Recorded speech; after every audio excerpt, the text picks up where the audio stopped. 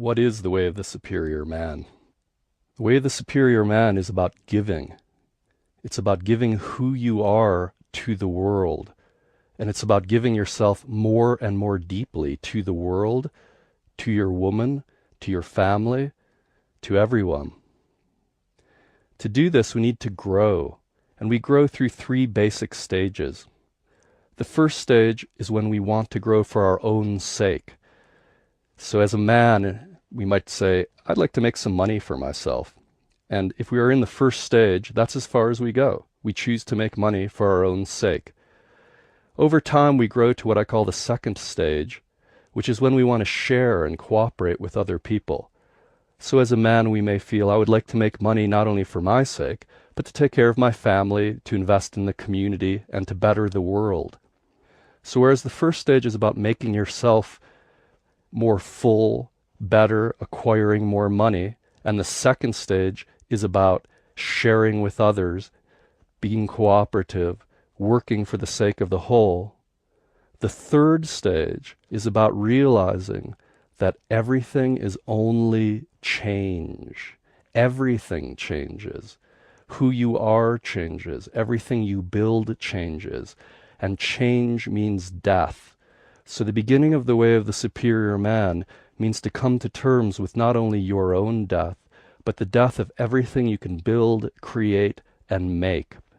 In the third stage of our life, when we're here to give, we are coming from the depths of our heart, feeling our deepest purpose, offering our love outward, and we realize nobody may accept what we have to give.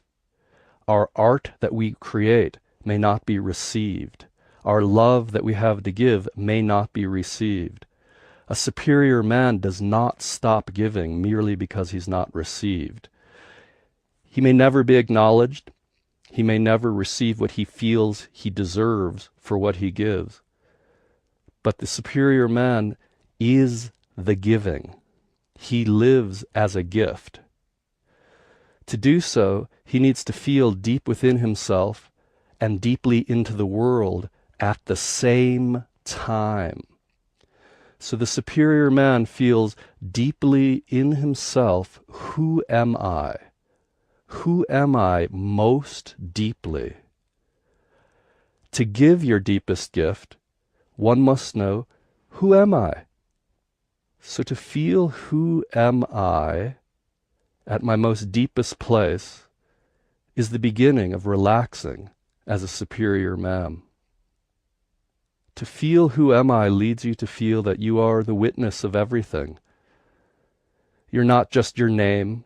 You're clearly not your body, the cells of which change all the time. When you were 10 years old, every cell of your body was probably pretty much different than it is today. So you're not your body. Likewise, your mind has changed since you were a child, and yet you still feel like you are the same person. So there is a continuity of a sense of self, even though everything changes.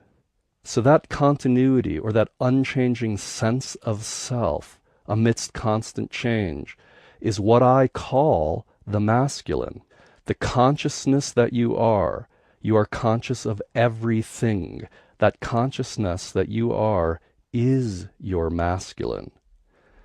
The more you are identified with your deep consciousness, that which never changes, that which has no specific form, that which is eternal, the more you are identified with that, the more you are identified with what I call your masculine. The more you are identified with everything that changes, your thoughts, your body, your relationships, the world, then the more you are identified with the feminine, in the way I use the term. So the feminine is everything that moves, everything you could see, everything you could smell, everything you could hear, everything you could taste, everything you think. Your mind's motion is a feminine dance. Your heart beating, the stars circling through the cosmos is the feminine. So your relationship to the world and to your body is your relationship to her, to the feminine. And your identity as unchanging consciousness is your identity as a masculine player in the world. All men and women, obviously, are both conscious and are conscious of everything that's changing. So all men and women have both masculine and feminine aspects. So every man and woman, in a moment when they're identifying with their unchanging consciousness, they're identifying with their masculine. Every man and woman, the moment they're identifying with everything that changes, their bank account, their thoughts, the world's political situation, the more somebody is identified with the flow of change, the more they are identified with the feminine. So all of us have both masculine and feminine. But to keep this simple, I'll talk about a man identified more with his masculine and a woman identified more with her feminine. As we grow in our lives through the stages, we approach the masculine and feminine differently. So in the first stage, when we're very selfish and self-centered, we tend to become rigid in our identity. A good way to feel into this first stage approach is to think of perhaps the 1950s in the United States, where men were men and women were women, where men were identified with only the masculine, that which doesn't change, no emotion, kind of stolid. And the women, again, this is the old style, first stage, 1950s, you can imagine. The women were identified with change, with the beauty of the house, with their children. And we've grown out of these roles, thankfully. So now both men and women can exercise their masculine and feminine freely. But what that has resulted in is a kind of neutralization.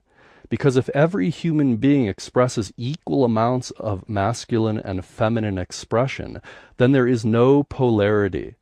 Sexual polarity is the arc of energy, either attractive energy or sometimes even repulsive energy. Sexual polarity is this arc of energy between masculine and feminine poles. Like all natural energies, you need two poles to create a force field. So for instance, for the electrical force to flow, you need a positive and negative pole. That's why your car battery has two poles. That's why the electrical socket has a positive and negative side for two prongs, because you need two poles to create the arc of electrical force. Likewise, the gravitational field of the Earth is created between the North Pole and South Pole of the Earth. Well, the two poles of sexual attraction are masculine and feminine. So even if two human beings are completely balanced human beings and they can equally access their masculine and feminine, in the moments that they want sexual attraction within their intimacy, it's important to understand that what creates that sexual passion is the arc, the distance between masculine and feminine. So the woman may choose to play the masculine while the man chooses to play the feminine, or the man can choose to play the masculine and the woman play the feminine, or in a gay or lesbian relationship, two same-sexed individuals can play it. One can play the masculine, the other the feminine. And as long as in any particular moment, one partner is playing more of the masculine, that is identification with unchanging consciousness, and one partner is identified with the feminine, identification with movement, life force, light itself, the dance of light, the cosmic motion. When one person is identified with the masculine and one is identified with the feminine, in that moment there will be sexual polarity.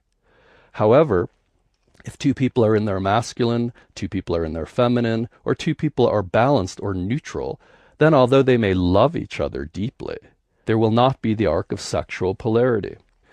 So what we're talking about here is a very specific situation. We're talking about men who have already grown beyond balance. So there are many men who are still trying to grow from the first to the second stage. They're trying to grow from being, let's call them, let's say, macho jerks, and their partners submissive housewives, if we want to caricature, to make it easy to remember the first stage style of being stuck in these rigid roles of masculine and feminine. They grow to the second stage. And to grow to the second stage, men cultivated their internal feminine, and women cultivated their internal masculine. So as men cultivated their internal feminine, they grew their hair longer and wore earrings perhaps, played music, maybe used marijuana or danced in the woods, played drums, sang together, expressed their feelings. All the things that women, of course, have been doing forever here in the United States, the men finally learned to do in the 1960s and 70s. And women, likewise, cultivated their internal masculine to grow into the second stage. They, so to speak, burnt their bras. They learned how to express themselves as men did, how to interject their opinions into conversations, how to intervene, how to put themselves in the world, make decisions, say no, draw strong boundaries. So women cultivated their masculine, men cultivated their feminine, and became balanced whole people in the second stage. And then, of course, the main complaint in intimacy, women often feel, why doesn't my man know his direction? Where has the passion gone? Men often feel, why doesn't my woman trust me? Why doesn't she invite me into her heart? And so what happens in the second stage is we become whole and independent rather than partial and dependent like in the first stage. But this isn't the end. Whole and independent people is not the meaning of life. It's a stage along the way. And the next stage is to surrender open and to give our deepest gifts however they come, masculine or feminine. So the third stage, man or woman, is completely free to give their masculine or feminine gifts in any way they would like. If a man wants to flow with energy and allow himself to feel the healing force of life through his body and heal other people with his energy, which is a feminine gift, he's certainly free to do so. And if a woman would like to cultivate her capacity to ignore her personal relationships and focus on, for instance, a financial bottom line, a corporate decision in the future, she's certainly free to become a corporate executive or a CEO and work hard all day to achieve a certain goal, as men have been doing for years. So she can use her masculine to make goals and achieve goals. Women can also use their feminine, and likewise, men can use their masculine or their feminine. The way of the superior man is for people who have already achieved masculine and feminine balance. Men and women, men and men, women and women, who could look into each other's eyes and see God. They could look into each other's eyes and see love. They can feel each other's hearts without any boxing, putting people in a box of masculine or feminine. So in the third stage, in the way of the superior man, there is no boxing of masculine and feminine. It's offered freely. But within that free offering, we understand that if we want sexual polarity in our intimacies, which not everybody does, but if we do, then we must understand how sexual polarity, passion, is created and destroyed, which are the dynamics between the masculine and feminine. And we also need to learn the difference between doing something for our own sake, the first stage, doing something for the sake of everybody, that is, for the good of everyone, which is the second stage, or doing something because we feel an impulse beyond our personal lives, but also beyond everyone else's personal lives. There's a depth of being, a depth of love, a depth of consciousness that is coming through all of us, that goes beyond all of our personal needs and also all of our collective needs. So the superior man, over time, more and more allows the force of this light or love or consciousness to come through their life into the world, into their relationships. And in doing that, they understand the yoga or the practices involved in the masculine and feminine dynamic. It is a true art. So the superior man understands the art of sexual polarity, as well as the art of living from his deepest depth, knowing his deepest purpose. And again, that purpose grows through three stages. What is my purpose because I need to know it for myself, first stage. How does my purpose integrate with everyone else's purpose so we could create heaven on earth, so we could make this world, this community of ours, this human community, a better place to live? So there's your purpose for making this place a better world to live in. And then the third stage purpose is grounded in something beyond your own sense of personal need, and it's also grounded in something beyond the collective need. It's grounded in something that actually transcends this lifetime. So for the superior man to find his true purpose and live it fully through his body, with his women, with his life, with his family, with the world, for him to live that deepest purpose, he must find a way of sourcing himself in that deep purpose. For most men, this requires a kind of meditative practice, or at least substantial time in solitude, so that the motions of life, the feminine aspects of life, everything that changes, the attention to those changes is relaxed, and so the man can simply feel and be awareness, feel and be love itself.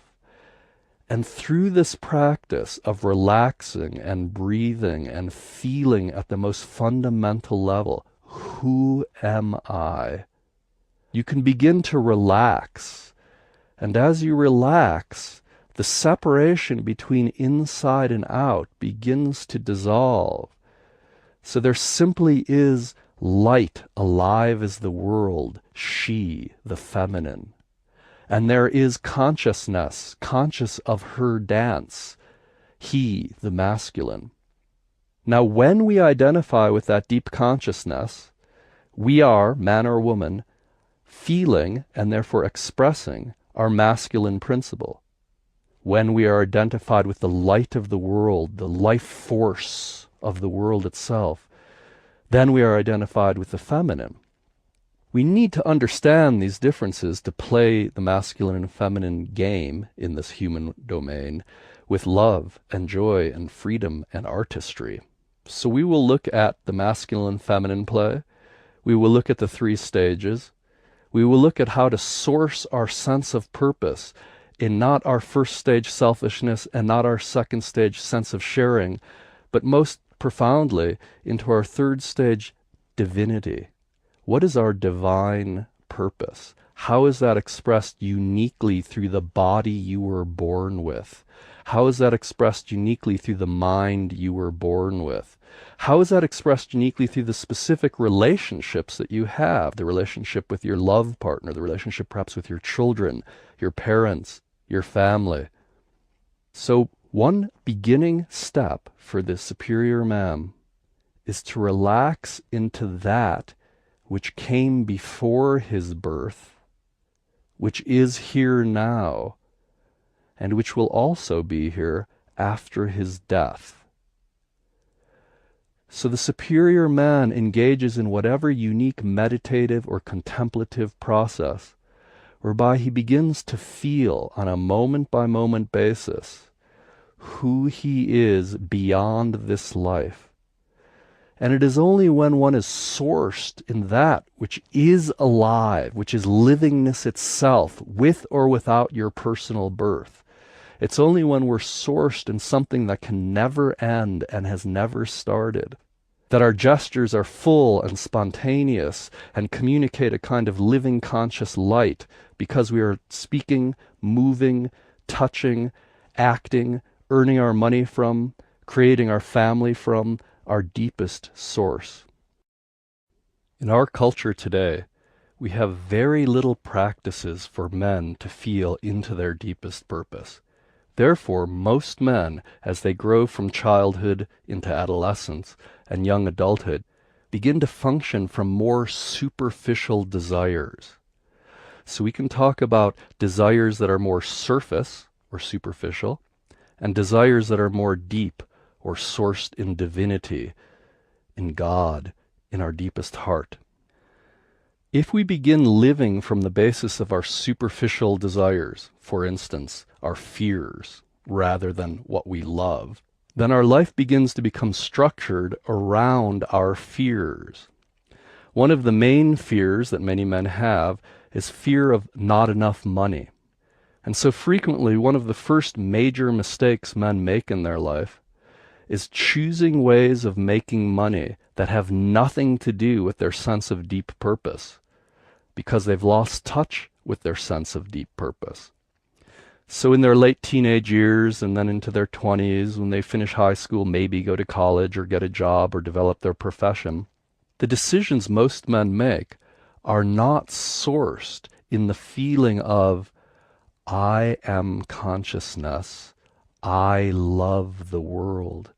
How can I give this love to the world so that the world becomes brighter rather than darker? How can I bring light into the world, into my relationships, into my own body? Instead of that, most men feel, I'm afraid I won't have enough money. Here's an opportunity, some random opportunity comes up, and they begin working. Years can go by. They can even have children on this basis without it being a deep aspect of an expression of their purpose. They might get married on the basis of their fears.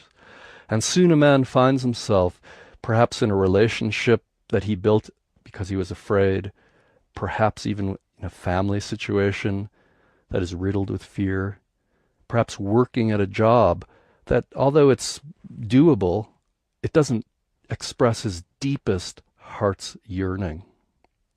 And so it's easy in the middle of your life to find yourself living a life that feels apart from who you are. You may not even have a sense of who you are anymore. You may have lost touch with how you would express that in the world. And here today, you might find yourself surrounded by all the artifacts, the acquisitions, the relationships that you've created or acquired based on your neediness or your fear, rather than based on your deepest love and what you would love to give, what you're here to give.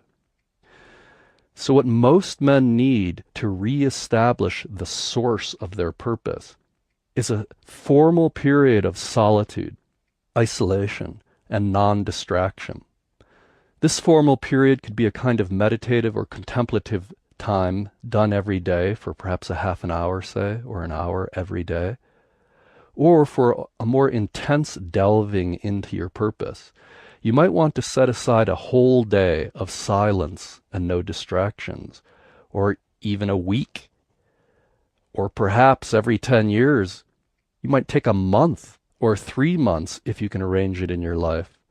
But whatever you are ready for, the best way to feel into your deepest purpose, the best way to regain contact with your true source, is to stop doing and start feeling now. So you could sit in silence, close your eyes, and relax. Don't pick up the newspaper, don't pick up a magazine, don't turn on the TV.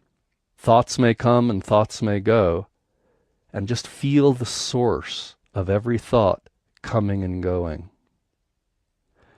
As you practice feeling the source of every thought coming and going, and as you deeply relax as that source, over time, hours, weeks, months, that source will begin to speak quietly.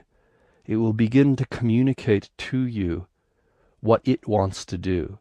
You will simply feel an impulse, like a bubble rising from the deepest place in the ocean to express itself on the surface. You will find that the bubble, your impulse of love, comes from your deep well of being and bubbles up to the surface to express itself in life when you stop distracting yourself from that process. So we all need periods of solitude and isolation in order to reconnect with our deepest motive, which is always continuous with something before and after this birth. Another way to ask this question to a man about his deepest purpose is, what would you need to do, or what would you need to become before you die so you can die complete? What would you need to accomplish in the next 3 days, or who would you need to become in the next 3 days if you knew you would be dead in 3 days and you wanted to die in bliss because you had used your life to give everything? You had given everything you could, given your own limits and the world's limits and time's limits. You have given everything you could. That is how we fall asleep in peace at night, because we have lived a full day and given everything. And that is how we die completely, because we have lived a full life and given everything. So, in addition to the periods of solitude and isolation, there's also the ongoing question: what do I need to do or become so I can die complete. I can die full. Now those practices of contemplation and meditative solitude, as well as constantly asking and error correcting, what do I need to give so I can die complete? What do I need to be so I can die complete? What do I need to do so I could die complete? In addition to those practices, we do need to earn a living. We do need to take care of our families. We do need to take care of our earth. Part of our born responsibility is simply as a human. And so what masculine integrity means is setting up your life in whatever way you need to today so you can earn a living, take care of those you're responsible for, take care of the world both locally and as wide as you can reach. But in the meantime, you're always feeling all of this passes. No matter what art I create, no matter how much money I make, no matter how good I am to my children or my wife, everyone dies. All efforts dissolve. Nothing lasts. And so the superior man is always giving and letting go, giving and letting go, giving and letting go. The results of your giving are easy to predict. Whatever you build will fall apart. Whatever relationships you acquire, you will lose. Whatever you create in the world will be perhaps appreciated, perhaps rejected, and over time, certainly forgotten. Everything you give is only light dissolving into its own source as consciousness. And to feel this while you are earning a living, while you are practicing your moments, days, or weeks of solitude to discover and ground yourself in your deepest purpose, while you are also offering your gift, what do I need to give so I could die complete? We are always feeling everything passes, everything. So our hearts become incredibly vulnerable, incredibly sensitive. Our hearts become feeling organs. We begin to feel the space around us from our heart. The space around us becomes living. Over time, we no longer feel as if we are a separate body, separate from other people, separate from the space around us. Of course, at one level, we are a separate body. But as our feeling becomes deeper, we realize that all of this is happening together. It's a huge mystery. We have no idea why we ended up the way we are. We have no idea what's going to happen the next moment to us or to anyone else. We live in an unknowable, magical display of love. And the superior man sources himself in the deepest consciousness to give his gift over time, while taking care of the practical events necessary in life. So the first thing to remember is do not postpone the giving of your deepest gift because you don't know what your deepest gift is yet, or because you have to earn money doing something else in the meantime. Whatever you have to do to earn money, at least set aside some period of time every day, perhaps a half an hour a day, where today you are giving your deepest gift, the gift you feel you were born to give. Over time, that may change. Tomorrow you may find a deeper way to give that gift. But for now, what is the deepest way to offer yourself? And can you do it as a discipline for half an hour today, even though you have to make a living? Even though the house may need taking care of, even though you may have responsibilities for most of the day, do not postpone one more day living your deepest gift. So the superior man always makes time now, today, to live how they need to live, to give what you need to give, so you could die complete if today was your last day. How do you know your deepest purpose when your mind is constantly changing? Yesterday you might have felt one thing, but today when you wake up you feel something else. How do you stay on track? Your relationship to your own changing mind and your relationship to your own changing body is your relationship to the feminine. Your changing mind, that is the flow of your thoughts and the flow of your body, those are the feminine. They are change, they are motion, they are life expressing itself. So for you to discover your deepest masculine purpose requires that you develop the capacity basically to simply love your mind and body as they change without believing what your mind and body are telling you too much. To do this, you must understand that everything in your mind is sourced in consciousness. Your mind is just a display of conditioning of your past, of thoughts, of things people have told you, things you have read, your own ideas, things you've watched on TV, all of which changes. Think back 10 years and you'll probably think, well, I thought I knew what was going on then, but now I'm 10 years older and now I really know what's going on. But of course, in another 10 years, you'll feel like what you knew now was very immature. We are constantly growing. Therefore, to trust your own mind is a mistake. To trust your own body is a mistake. Of course, to grow from the first to the second stage, to grow from dependence to independence, we learn to trust our own mind and body so we could make our own decisions and we're not dependent on others. Again, as always, I'm speaking of moving from the second to the third stage. And to do that, we realize that our mind and body are worthy of love. They are not something to be listened to as if they're telling us what to do. We are much deeper and much bigger than our minds and bodies. Our sense of purpose is not discovered in anything we can think. So however long it takes a man to realize that as thoughts come and go, his sense of purpose stays the same. However long it takes him to realize that, that's how long it will take for him to flail in life, to try one thing, then the next day his mind says something else, so he tries something else.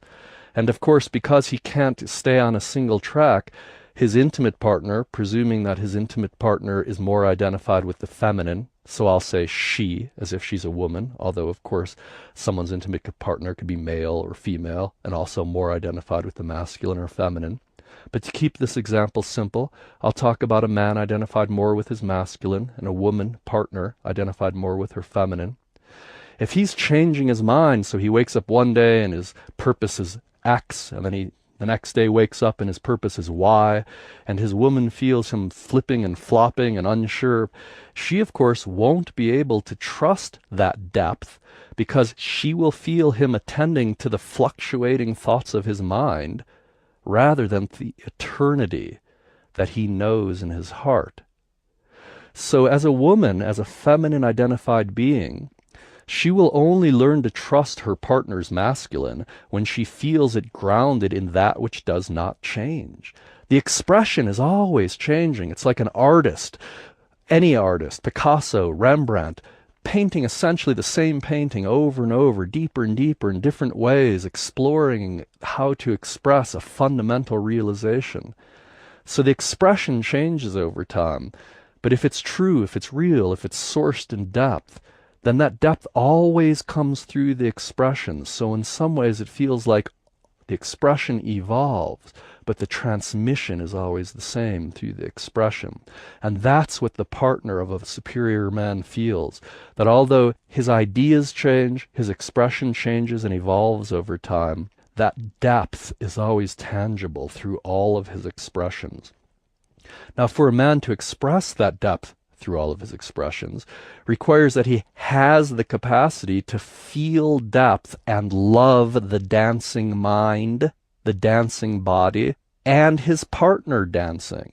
Therefore, a man can cultivate the capacity to feel his lover as she is without trying to change her and without necessarily believing what she says any more than he believes his own mind. He feels the thoughts arising from her source and his source and expressing themselves and changing over time. But he listens to them more like he would listen to a song, a symphony, or he would listen to wind blowing through the leaves in the woods, or the ocean crashing on the beach. It's beautiful to listen to, and sometimes great insights can come from listening but it doesn't tell you what to do. Rather, it's an expression of your deepest heart that's coming forth. Instead of tending to your expression, tend to the source in order for your expression to stay continuous with your source. How do we do that? A lot of it is emotional. A lot of it is simply our emotional relationship to the feminine.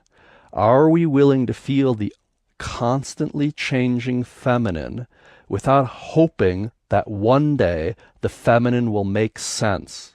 One of the masculine mistakes is to attempt to resolve the ever-changing feminine into a singular resolution. So in an argument between a masculine partner and a feminine partner, the masculine partner is always saying, well, make up your mind, or what's the point? What are you trying to say? Because he's trying to resolve the discussion to a point, to an understanding that can end the discussion. But the feminine doesn't want to bring anything to the end. The feminine is constant change, constant motion, constant life, always changing. So if a man thinks that his mind will ever resolve itself into a single purpose, he simply has got the wrong assumption. The mind always dances. She is always dancing. The feminine, the divine feminine, as well as the feminine form in the shape of your woman, is motion itself. She has a masculine aspect. She can certainly source her expression in the masculine just like you.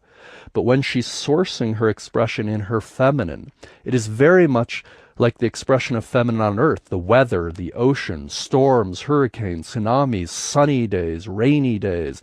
That's the feminine. That is your mind. Some days your mind feels like a storm. Sometimes your mind feels like sun. Sometimes your mind feels clear. Sometimes it's cloudy. And the same thing with your woman. Sometimes she feels happy, sometimes sad. Sometimes she sounds like she hates you. Sometimes she sounds like she loves you. All of that is her dance. If you are practicing the way of the superior man, it means to embrace that dance in love.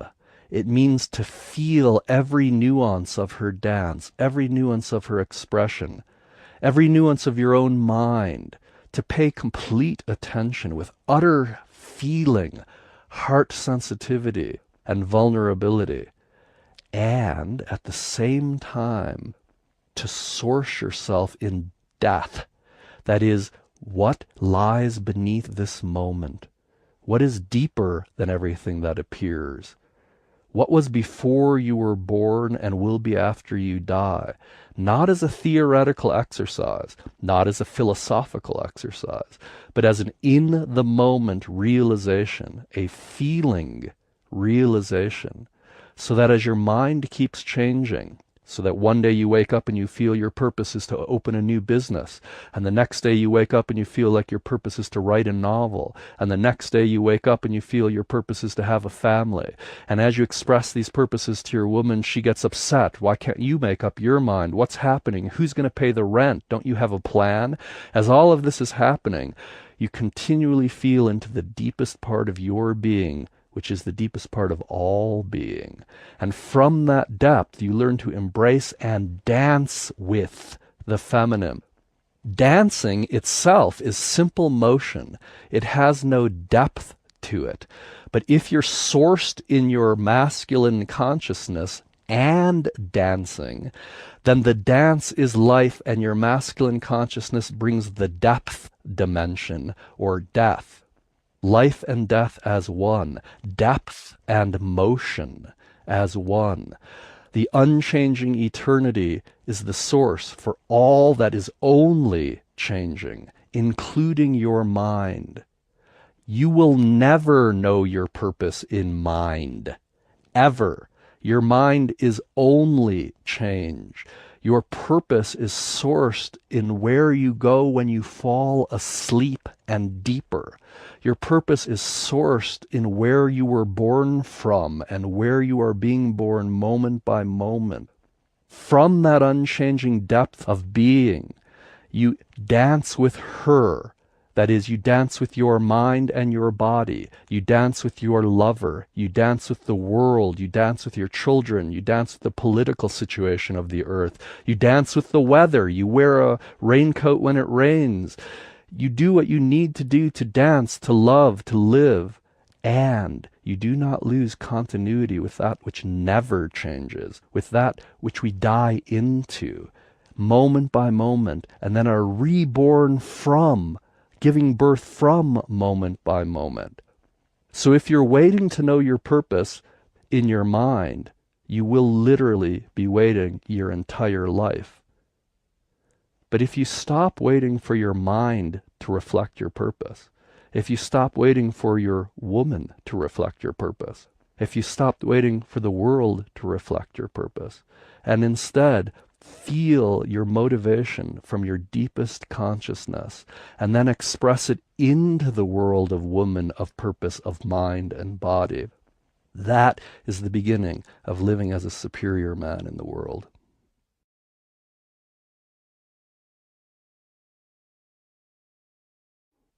As a man, your relationship to your own mind and body is your relationship to the feminine, to women.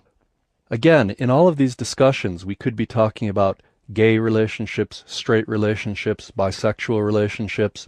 We could be talking about women more identified with their masculine or men more identified with their feminine. But to keep it simple, I'll just speak about men identified with their masculine, women identified with their feminine, just to make it easy to talk about. Again, a man's relationship to his own body and mind is his relationship to women, and to his woman in specific. So for instance, do you believe what your mind says? Well, hopefully you listen to your mind. There is some wisdom inherent in your mental fluctuations, but also there's just movement. You probably have been in bad moods and thought about all kinds of dark things, only next day to be in a good mood and think all kinds of good things. The mind is like that. The feminine is like that. The weather is like that. The world is like that, and women are like that. So how, as a masculine identified man, do you deal with the feminine aspect of women? Women, of course, could be in their masculine depth just like you can. Women can speak from their masculine depth just like you can. But especially in intimacy, when you are polarizing your partner, especially in love intimacy, where your partner may lovingly, deliciously relax into her feminine in polarized, passionate play with you and your masculine. In those moments, she is speaking from her feminine. It is like the weather speaking. And so often men, especially who haven't had much experience in this area, feel, wow, my woman says this, and then she changes her mind. Is she lying? Is she lying on purpose? Sometimes she changes her mind every 5 minutes. Well, if you feel your own mind, you will see that sometimes your mind changes too. In fact, it is only change. And so what your woman is saying could be felt as the poetry of her heart in the moment. When your woman is in her feminine, her words are expressing the poetry of her heart in the moment. When she says, I don't want to go to the movies tonight, she may actually be saying something's off in our relationship and we need to talk about it. But instead, when you say, would you like to go to the movies? Instead of saying, something's off in our relationship, we need to talk about it, she might say, no, I don't want to go to the movies. Well, if you just listened to her, then you wouldn't go to the movies. But what would happen if, when she said, no, I don't want to go to the movies, you felt her, you looked into her eyes, perhaps embraced her, sat down with her, maybe talked about what you needed to, opened her heart in love, stood up with her, put on some beautiful music, danced for a few moments, looked into her eyes and said, do you want to go to the movies now? She may very well say, yes, because what she was talking about had nothing to do with her desire to go to the movies. What she was saying had everything to do with her desire to dance with you. And so women are not liars. The feminine is not lying. Weather does not lie. It simply doesn't represent anything other than its own expression. And so as a man, you need to simply learn to feel the feminine's expression. Take it to heart. There's often much wisdom, much intuitive depth, a deeper connection than you may ever have to the nuances of life that can be very informative to you. And everything she says could also be an expression of her depth of feeling in the moment, simply an expression of the weather, of her mind, of her heart, of her body, of the community. So women are not liars. The feminine does not lie. The feminine simply expresses the flow that is true in this moment. The same is true of your own mind.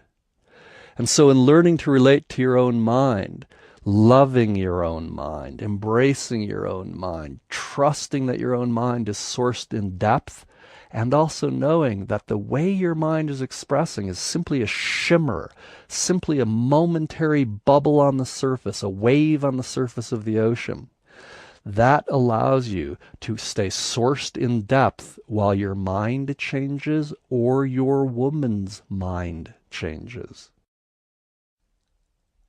So trying to ask your partner, trying to ask your woman, how do you feel, often makes the situation worse. Why?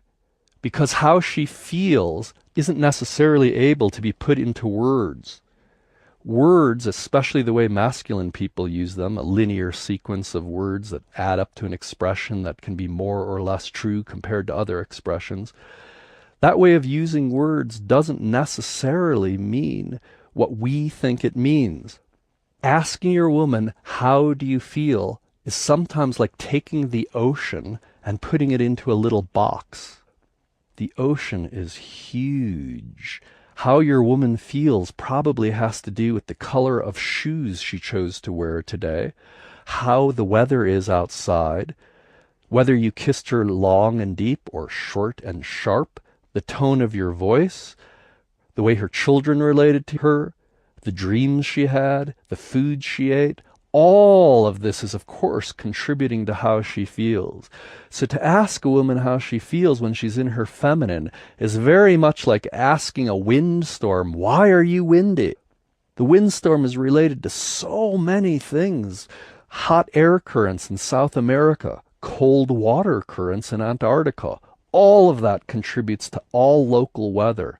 Similarly, the reasons your woman feels what she feels are huge, immense, and unknowable. Sometimes, of course, there's a practical reason just to ask, why are you feeling what you're feeling? But more often, the actual answer is so complex, so related to so much, that just to ask that question changes how she's feeling.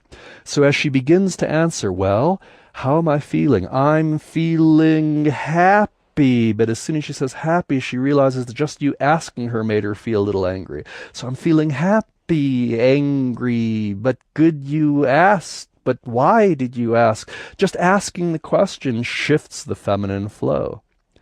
So instead of analyzing her feelings, embrace them.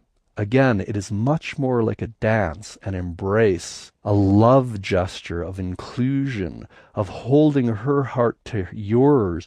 So heart to heart, you can actually feel what she's feeling. By cultivating your capacity to feel into her heart, you don't need to ask her how she feels. You can feel how she feels. In a third stage relationship, in fact, you realize that quite often you can feel your lover's heart much more deeply than she can. And she can feel your heart more deeply than you can. And so it is through the eyes and hearts of our lover that we come to know ourselves even more fully than we could on our own. And this is the way of the superior man, to realize that what she shows you is often deeper than you can feel and see. And what you can show her is often deeper than what she can feel or see about herself. So in a third stage relationship, we come to trust the heart and vision of our chosen partner, and perhaps as well our chosen friends and teachers, more than our own ever-dancing mind and image of ourself. So it is this depth of growing trust and vulnerability that allows you to stay in heart continuity with your lover, even as she says one thing and does something else. Even when your mind says one thing and does something else, you could sustain that heart continuity with your lover. And it's the sustaining of that heart continuity with your lover, breathing with her, feeling her heart, that allows her to come to trust you. She'll know then when your changing expressions are just neurotic and all over the place, or when your changing expressions are deeply sourced in your heart and are truly evolving over time, not randomly, but because the deeper and deeper sourcing is occurring. She will learn when to trust you because you are really coming from your heart, from your depth, and when not to trust you because you're coming from a more superficial motive.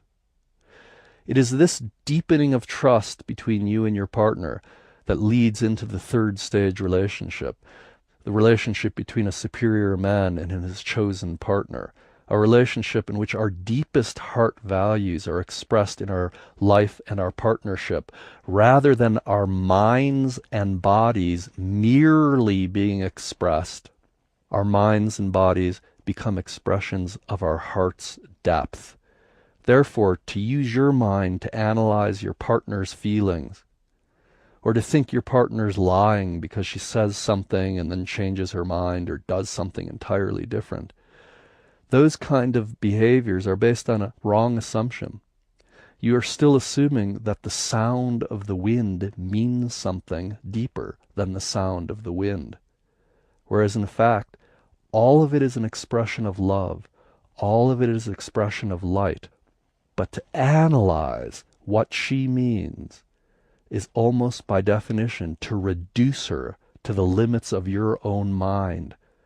And she is much deeper, much more complex, much more mysterious, much more full than your own verbal mind will ever be able to grasp. And so are you. Because the masculine is identified with unchanging consciousness, discussions between a masculine character and a more feminine identified character always go something like this. Da-da-da-da-da, da-da-da-da-da, da-da-da-da-da, da-da-da-da-da. And then the masculine character is trying to bring it to da-da-da-da-da, da, a final resolution. And he hopes that his partner likewise da-da-da-da-da, and the agreement is reached, end of conversation. Because the masculine is always trying to reduce everything to the simplest possible rules, and always trying to bring the fullness of life to the emptiness of consciousness. So the masculine motive is always to bring things to an end, to allow the mind to become silent, to have sex which is filled with desires and then ejaculate and I'm free of desire, the blissful peace of nothingness. When masculine people drink alcohol, they like to drink alcohol and feel the nothingness of numbness, even drinking to the point of obliteration.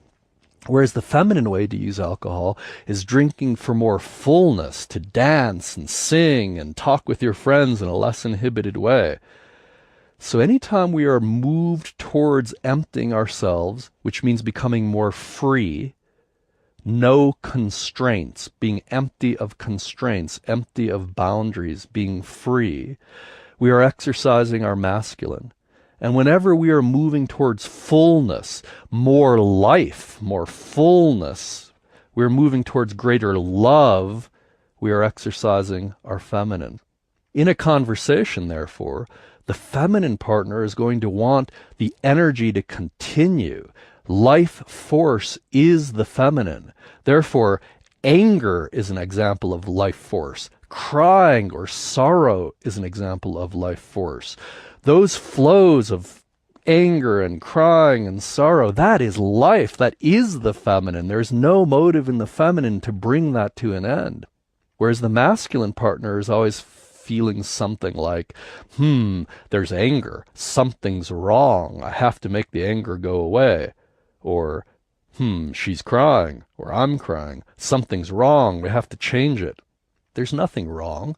The feminine is motion and emotion. The feminine is the fluctuation of love, the waves on the ocean. That dance, that beauty, the sunlight glistening on those waves is the feminine. So when you are with your feminine partner, you will find that she does not want the intensity of a conversation, discussion, or argument to come to an end. In fact, if you're not giving her your deepest presence, which is what she wants from you, your deep heart presence, unwavering, feeling her, not running away, not trying to fix her, but really with her, feeling her. If you are not giving her that presence, then she will evoke that presence in any way she can. And to her, anything is better than nothing. Fullness is better than emptiness. Putting anything on an empty shelf is better than having an empty shelf in a feminine household. So if you walk into a feminine person's household, every shelf has objects on it, shells, feathers, photos, friends, all kinds of things. If you walk into a masculine person's household, it's all about space. You open the refrigerator and there's 2 batteries and a mustard. If you look at their CD collection, it's arranged alphabetically. Whereas the feminine, everything is filled. If there's a corner in the room that's empty, nothing delights her more than to go shopping, to fill that corner with something beautiful, to fill with beauty, to bring life, to bring love. That is the feminine motive. Therefore, in a conversation, the masculine partner, who is more identified with the unchangingness of consciousness, is always trying to get the conversation to, got it? Do you have it? Do I got it? Are we done now? Can we agree? Can we just rest this conversation and get on with our life? Whereas to the feminine, the conversation is life. The conversation, the argument, the energy, whether it's angry or sorrowful or happy, is the meaning. She wants to feel that flow between the two of you. If it takes breaking your record collection so you get angry and yell at her, sometimes your angry yelling at her feels more full than your distant presence. If what she's used to is you sitting in front of the TV and not paying any attention to her, not giving her any of your presence, then even your angry presence is better than no presence at all. So she will continually attempt to bring your presence forward by triggering all of your emotions, and probably nobody knows your weak links more than your woman. She knows just where to poke you so it hurts. She knows just what you doubt in yourself, so when she questions it, you collapse. She knows just what to say to tick you off, to make you angry. And sometimes, especially if you're not giving her your deepest presence, she'd rather have the presence of your anger, let's say, than no presence at all. Understanding this, you realize your masculine tendency is always to bring a conversation to an end, to resolve a conversation with an answer. She, however, if she is moving from her feminine, has no desire to bring the conversation to an end. In fact, her desire is perhaps to intensify the exchange, to make the dance more passionate, more furious, more loving, more rich, more full. And so when talking to your woman partner, it's always important for your heart to embrace her values as much as yours. She is bringing you life. She is bringing you motion and emotion. She is the miracle of light and life and change and nature and every motion and emotion. You are that which is unaffected by motion and emotion. In some Hindu iconography from India, there are ancient paintings, hundreds and thousands of years old, that depict the feminine goddess Shakti, or Kali, standing above a blue corpse, which is Shiva, or the masculine divine. So there's a blue corpse, a man laying naked on his back on the ground. He is dead, although his face has a look of bliss, and he's often depicted as having an erection. And standing above him, often holding a sword or sometimes holding men's heads that she's just chopped off, is this wild, dancing, feminine divine, Shakti, or perhaps a Kali image. And that depicts the kind of conversation, if you will, between the superior man and his chosen woman. She will chop off his head if he is less than conscious. She will also make love with him to the end of time. But he must stay erect. He must stay alive in his feeling without reacting to what she says, without trying to box her in, without trying to analyze her. So to be already dead, yet filled with passion, you still have an erection, as in this Hindu iconography. That is, you are lying in bliss. She can dance, she can scream, she can cry, she can make love to you, she can chop off your head. You are resting in the depth of your death. You are resting in the bliss of being emptiness itself, and you allow her to be the fullness of every motion and emotion. And more than allow her, you have no fear because you are already dead. You are already relaxed in the source of consciousness, and yet feeling her entirely, feeling every motion she makes, feeling how her eyes blink, feeling how her tongue moves, feeling the angle of her head, feeling the texture of her breath, feeling everything about her, and still free of her while feeling her and ready to enter her. This is the way of the superior man, to be already dead and yet embracing life completely, feeling her, able to enter her. But the common mistake is to feel that through conversation or even through spiritual practices, you can bring things to an end. She has no intention of bringing things to an end. She is motion. One of the most common misunderstandings of this kind of work is that men should do something and women should do something. Although sometimes I may say things like that in a shorthand kind of way. There is no universal answer. This is an art. It's the art of polarity. It's how do we use our depth of consciousness, which never changes, in relationship to that which is only changing and dancing and alive. How is that play lived out in human life? It's an art. And of course I can give you some principles based on things that I've discovered myself, based on things my teachers have taught me, based on what my intimate partners have taught me. But in the end, this is your art. So you need to find a way to live your art of passion, your art of masculine and feminine polarity, and your art of living your gift in the world. Part of that in intimacy is to understand that the feminine enjoys testing the masculine's capacity to stay on track.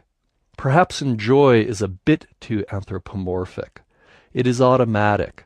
She is feeling, does he stay in his deepest source, no matter how the world perturbs him, and no matter how I perturb him? Sometimes, in fact, if you ask women, they'll tell you that in the midst of a conversation with their man, they'll say things they don't even know why they're saying. They may even say something like, I hate you and I never want to see you, and then leave the room. Of course, not really meaning, I hate you and I never want to see you, although it's true enough to say in the moment, perhaps. So when, as a man, do you draw the line? Is she testing you? Is she giving you something to work with? How much time do you devote to listening to her? How much time do you devote to the relationship if you feel that all she's doing is testing you? Again, every relationship is different, so there's nothing I or anyone else can tell you that will apply in all situations.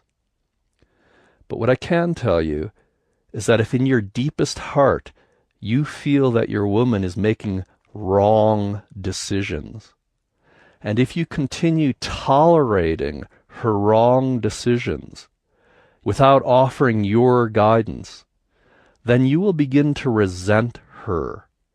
You will begin to feel that she is doing something in relationship to you that's not helping the relationship, it's not helping her as an individual, it's not helping you as an individual, it's not helping your family or your community or the world. So at a very realistic level, how do you deal with this? When do you draw the line? Because you don't want to end up resenting your woman because you've tolerated her, you've let her go on and on and on, and you're going crazy inside, or you're just becoming numb. When do you draw the line? And how do you know if you're drawing the line for your selfish first stage purposes, your socially, politically correct second stage purposes, or if you're drawing the line because your deepest heart so loves your woman that you simply cannot let her continue for her own sake and the sake of everyone? Well, one way to feel into this is in the company of others, to sit down with a group of men friends and women friends, with you and your partner, and have them feel the two of you in a discussion, and feel when is that line, where can that line be drawn, when is enough enough? So one way to feel when is enough enough is to ask your closest friends and her closest friends. But another way to feel it is simply to feel the tension in both of your bodies. If as your woman is speaking with you, or being emotional with you, and you feel that it's an excessive loop disconnected from her heart, so that her emotions are merely motions, not emerging from her love depth. If that's what you feel, then it is your heart's obligation and your woman's deepest desire for your heart to draw the line. I love you, and I cannot let you continue doing this because I love you so much. On the other hand, if you pull away from your woman when she is being intense with you, and from that place of being pulled away, you draw the line and say, this is enough, it is no longer your heart, your deepest heart, your third stage depth, drawing the line. Instead, it is your first stage neediness. Oh, this is difficult for me. This is too intense. I don't want to deal with this. Enough. That is your first stage line drawn. It's your selfishness. Some men have moved into the second stage, so instead of being macho jerks and just drawing a line and saying, hey, shut up, bitch, this is my way, you do what I say, the old style first stage masculine, he's grown into the second stage masculine, which is a balanced masculine, balanced by his own internal feminine. So he might say, well, I hear what you're saying, and I want to give you space and tell you that I do appreciate that you've expressed yourself to me. I don't agree with you, and you can do what you do. I can't control your life, and I'll do what I need to do. So you're a whole independent person who I appreciate and am giving space to. And I'm a whole and independent person that I want you to give space to. And you do what you need to do, and I'll do what I need to do. And if we could come together in that, then it's beautiful. So that's the second stage. So a second stage man may say, hey, wait a second, you're being too intense. Go pound on a pillow and get out your anger, and then come back to me, because you sound pretty crazy right now, and I just don't want you in my space. I need my own space, and you need to work this out yourself. That's the second stage. In the third stage, though, even though your woman might be being emotionally intense or seemingly testing you, perhaps, again, in your reality, unnecessarily or excessively, in those moments you feel into her deepest heart. So let's say she's lost touch with her deepest heart and she's just blabbing on about something. This happened today. Mary said this. Joe did this. I'm feeling this. And you're realizing she's just tense and it's her tension speaking. Well, you may intervene in her tension and maybe embrace her so her body relaxes, or you may be humorous with her for a few moments so she relaxes and has a larger perspective on the situation. You can breathe with her, because breath is often an excellent way to communicate depth from body to body. But at some point, if you continue tolerating what she's giving you, and she is not deepening. Her heart is not coming into play. It is not her love being expressed, but merely her tension. At some point, it is abusive. And it is self-abusive for you to subject yourself to that, just as it would be self-abusive for her to subject herself to your physical violence. It is equally self-abusive for you to subject yourself to her emotional violence, so to speak. So we must learn to draw the line for our own needs in the first stage, for social needs in the second stage. Hey, I need my own space. You need your own space. Take care of it. But in the third stage, we feel our partner's heart, and we only draw the lines that serve our heart, her heart, and everyone's heart. Again, this is a subtle matter, and it's an art. It's impossible to describe exactly what to say when, any more than somebody would say, how do I paint a masterpiece? And it's impossible to tell somebody how to paint a masterpiece. You could tell them how to combine colors, how to follow the numbers, connect the dots, how to draw outlines, shadings, perspective, but in the end, it's their masterpiece. Well, your relationship is your masterpiece, and you're co-creating it with your woman. If you don't draw the line, if you simply tolerate her as she goes on, you will be building resentment inside. Your painting will be covered in darkness and tension. But there are ways of saying enough is enough, and your heart remains connected to her. So the key in saying and showing this is enough, and drawing the line, the key is, does your heart remain connected to hers? Are you breathing with her? Are your muscles soft instead of rigid? Is your heart vulnerable instead of sheltered and shielded from your partner? Are you looking into her eyes instead of looking away? Are you feeling the motion of her body as if you were about to dance with her? Or are you pulling away so you don't feel her? If you're pulling away, if your eyes are closed or looking away, if your breath is not full, if your stomach is tense, if you feel upset and disgusted, that is not the time to draw the line. That is the time for you to learn to relax. Feel her. Deepen your heart. Feel more deeply into her heart. Breathe with her. Feel her agitation. Embrace her. Feel her deepest heart's desires. Connect your deepest heart's desires to her. And in that moment of your two hearts deeply connected, in that moment, if it's clear that a boundary needs to be established, I cannot tolerate this anymore, then you are drawing that line as an act of love. However, if you draw that line from tension and pulling away from her, then you are drawing that line from your own selfish need. You're not even feeling her. It has nothing to do with her. So tolerating her leads to resenting her. And when to draw the line is an art based on the depth of your heart connection with her. As we've said before, all men and all women have both masculine and feminine forces moving through them. The masculine in all of us grows through critical assessment and error correction.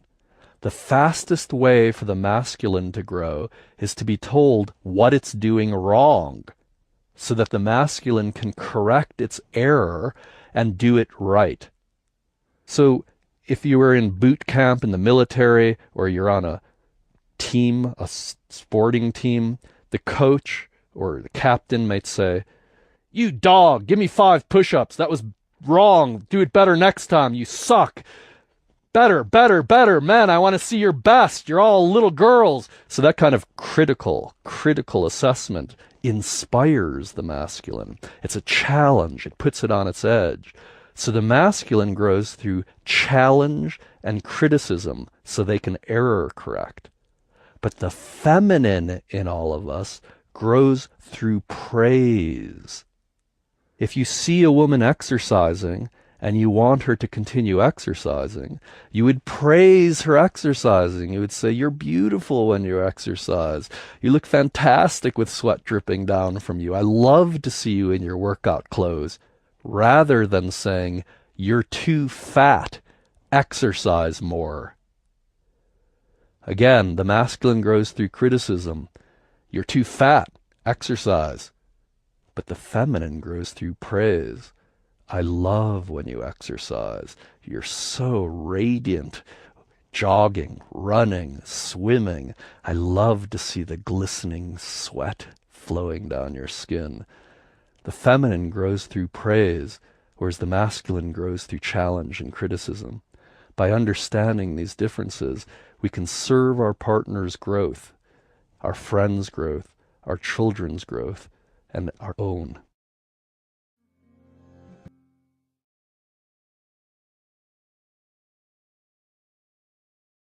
All of us, every man and every woman, has both masculine and feminine within them.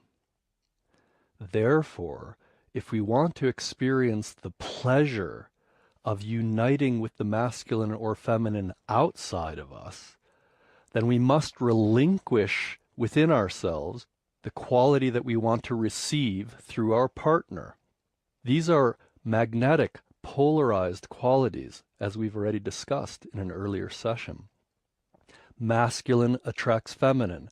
Feminine attracts masculine, just like the north and south poles of the globe create a magnetic field, or positive and negative sides of an electrical plug creates an arc of electrical energy. Masculine and feminine create the arc of sexual attraction.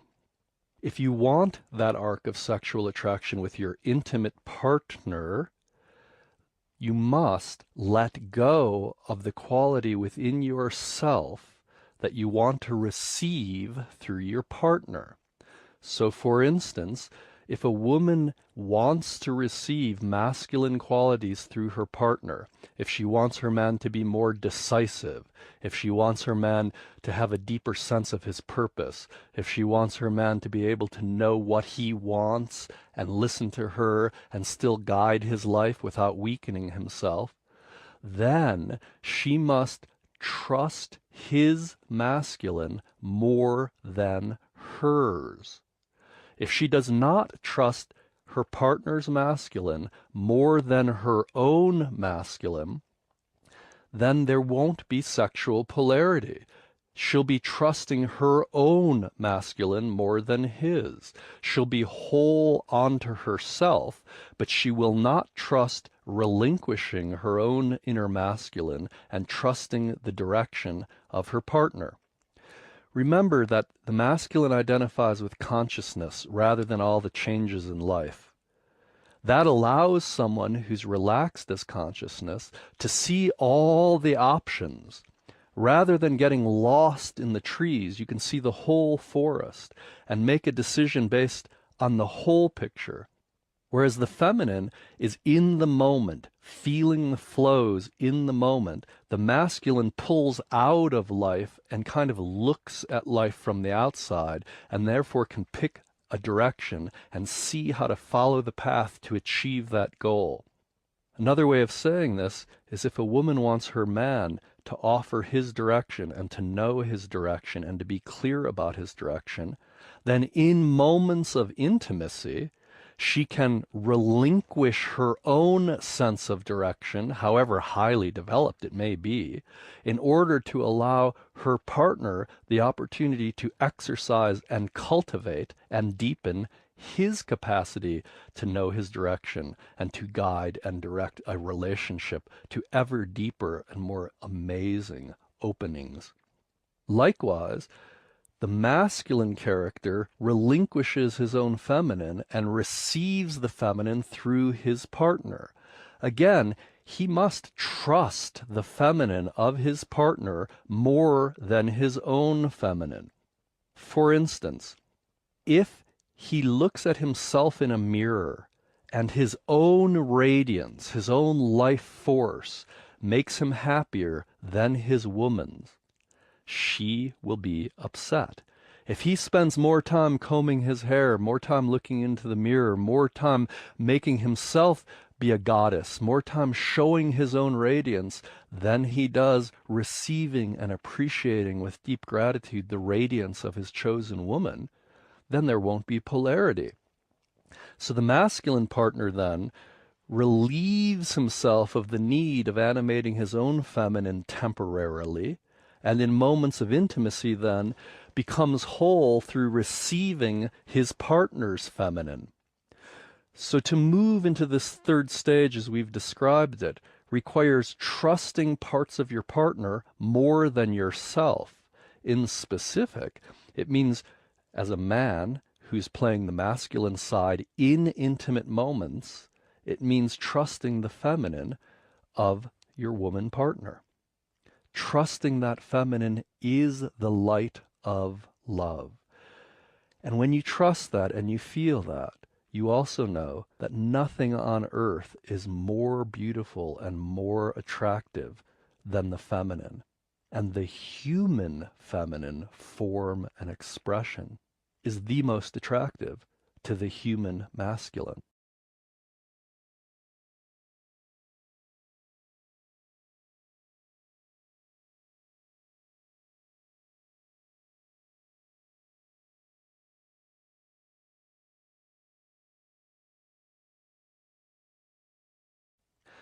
You will always be attracted to feminine energy. You will want to dive into the ocean. You will want to climb the mountain. You will want to enjoy nature. When you see women throughout the day, depending on the exact quality of their feminine expression, you will feel as if you are seeing pieces of art walking around your life, sunsets every day through every woman's eyes, the glory of the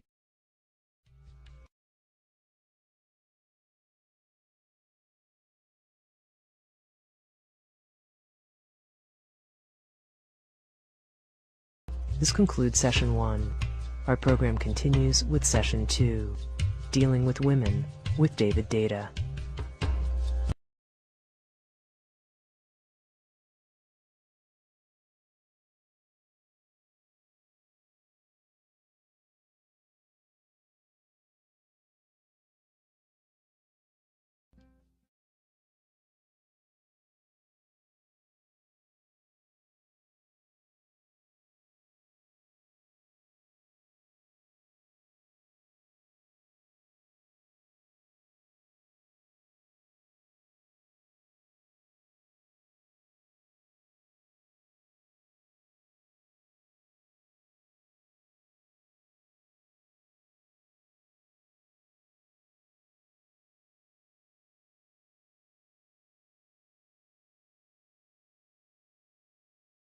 and south poles of magnetic flow.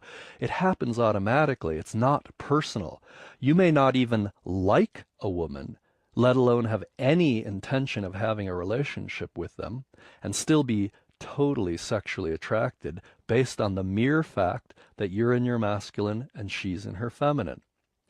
So you will always be sexually attracted to the flavors of sexual energy that you are not receiving in the rest of your life. If you are not receiving certain parts of the spectrum of feminine energy, the rainbow of feminine energy, if you are not receiving certain colors in that rainbow, you will begin to hunger for them like nutrients. It's very similar. If you don't have salt in your diet, you begin craving salt. Sometimes if you don't eat enough sweets, you begin craving sweets. If you only eat sweets, you begin craving something spicy, something peppery. If you only eat peppery things, you begin to crave something cooling. Well, remember, the feminine is life force. So that means that every feminine being brings you a different quality in this rainbow of feminine possibilities. Whereas the masculine is unchanging consciousness, there is only one masculine depth. The feminine is the complete spectrum of energy and life force. There's infinite expressions of the feminine, which is why both men and women want multiplicity when it comes to the feminine. Women, when buying shoes or shopping for clothing or going out to eat, have the same relationship to the food, the shoes, or the clothing that men have to women. That is, when a woman goes shopping, she's going shopping to feel the energy, the fullness of the feminine. She's selecting fabrics that feel beautiful, that look beautiful, or perhaps she's selecting scents, perfumes that smell a certain way. She has very specific qualities she's looking for, and wearing the same shoes day after day after day, or wearing the exact same outfit, the exact same colors, day after day after day, eating the same exact meal, even if you love it, eating the same ice cream sundae for breakfast, lunch, and dinner day after day after day results in ill health. Variety is the nature of the feminine. When women are looking for shoes, it's the variety of shoes that are possible. So one day she wants a high heel, one day she wants a lower heel, one day she might want a brown leather, one day a black leather. And each of those qualities make her feel full or not. They heal her. Well, in the same way, when men are looking at women, some days a man feels a spicy hot woman gives him the quality of energy that opens him. Sometimes a cooling, icy woman. Sometimes a super sexually charged woman turns him on and fills him with life. Sometimes a demure and shy woman turns him on. Sometimes a woman expressing tiger-like energy. Sometimes a woman expressing hurricane-like energy. So the feminine comes in a variety, a spectrum of beauty, of forms, of nutrients, of colors, of energy. And both men and women want to experience that full feminine spectrum through the variety of food they eat, which is energy, through the variety of clothing and colors, which are forms of energy, and, for men, through the variety of women they interact with through the day. Therefore, most men spend most days desiring a variety of women sexually to combine and merge with them, just as a woman might choose to merge with an ice cream sundae one day, and then a piece of chocolate cake another day, and then some coffee and a croissant another day. In the same way, men choose different flavors or energies of feminine energy in order to touch their needs, in order to heal their wounds, in order to be nutrients to their soul. And so as a man walks through the day and walks down the street, he's feeling this woman who's more like a tiger, or this woman who's more like a cool lake of water. And depending on his energy needs, he responds sexually. These sexual responses to various forms of feminine energy is natural, it's universal, it's innocent, it happens to everyone. It's very much like a woman walking by a restaurant and smelling some delicious meal as she walks by and going, mmm. Well, that quality of mmm doesn't end her relationship with her man any more than the man's quality of towards different qualities of feminine energy ends his relationship with his chosen woman. That is, your commitment in relationship is very different than your sexual attraction. You will feel sexual attraction to any woman who is your reciprocal. You will also feel sexual attraction to places that are your reciprocal energies. If you have a lot of masculine energy flowing through you, then going to a place like Hawaii feels almost sexually alive because of the polar dynamic between the masculine in your body and the feminine life force of the island. So you will be sexually attracted to all kinds of things, places, objects, and women. There is a yogic art of breathing and feeling and allowing all of the feminine energy around you to be part of your healing, part of your inspiration, and therefore part of serving you so you can offer your deepest gifts. So as a masculine man, how do you interact with all the feminine energy you feel all day in all of its different forms so that your gifts are liberated, so that you give from your soul, from your heart, ever more deeply, rather than getting distracted by the feminine energy? The secret or the key to this is to realize that you can merge with feminine energy completely without any physical merging. You don't even need to look at a woman in order to feel her energy, receive her, be inspired, and gift the world from your inspiration that she has provided to you.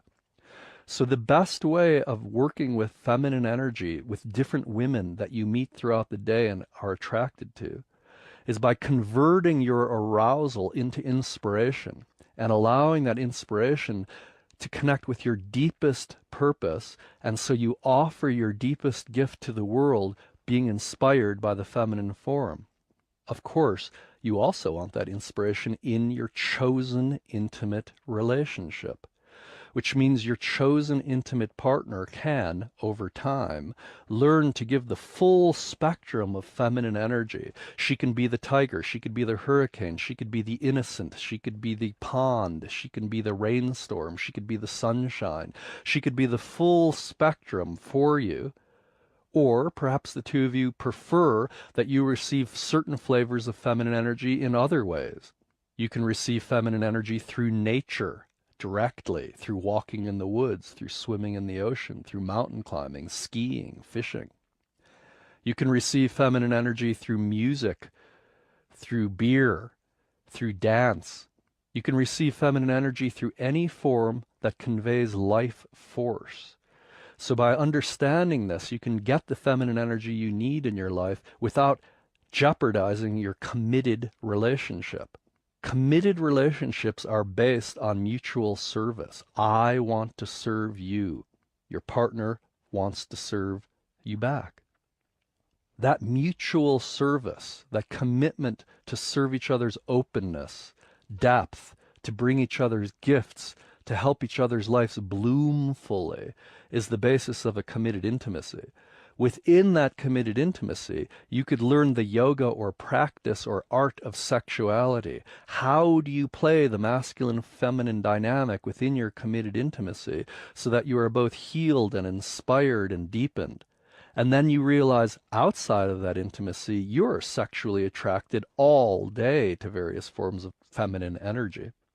By learning how to combine yourself with various forms of feminine energy without doing anything that jeopardizes your relationship, without doing anything that nullifies your commitment, enables you to both heal and grow and remain in a committed relationship.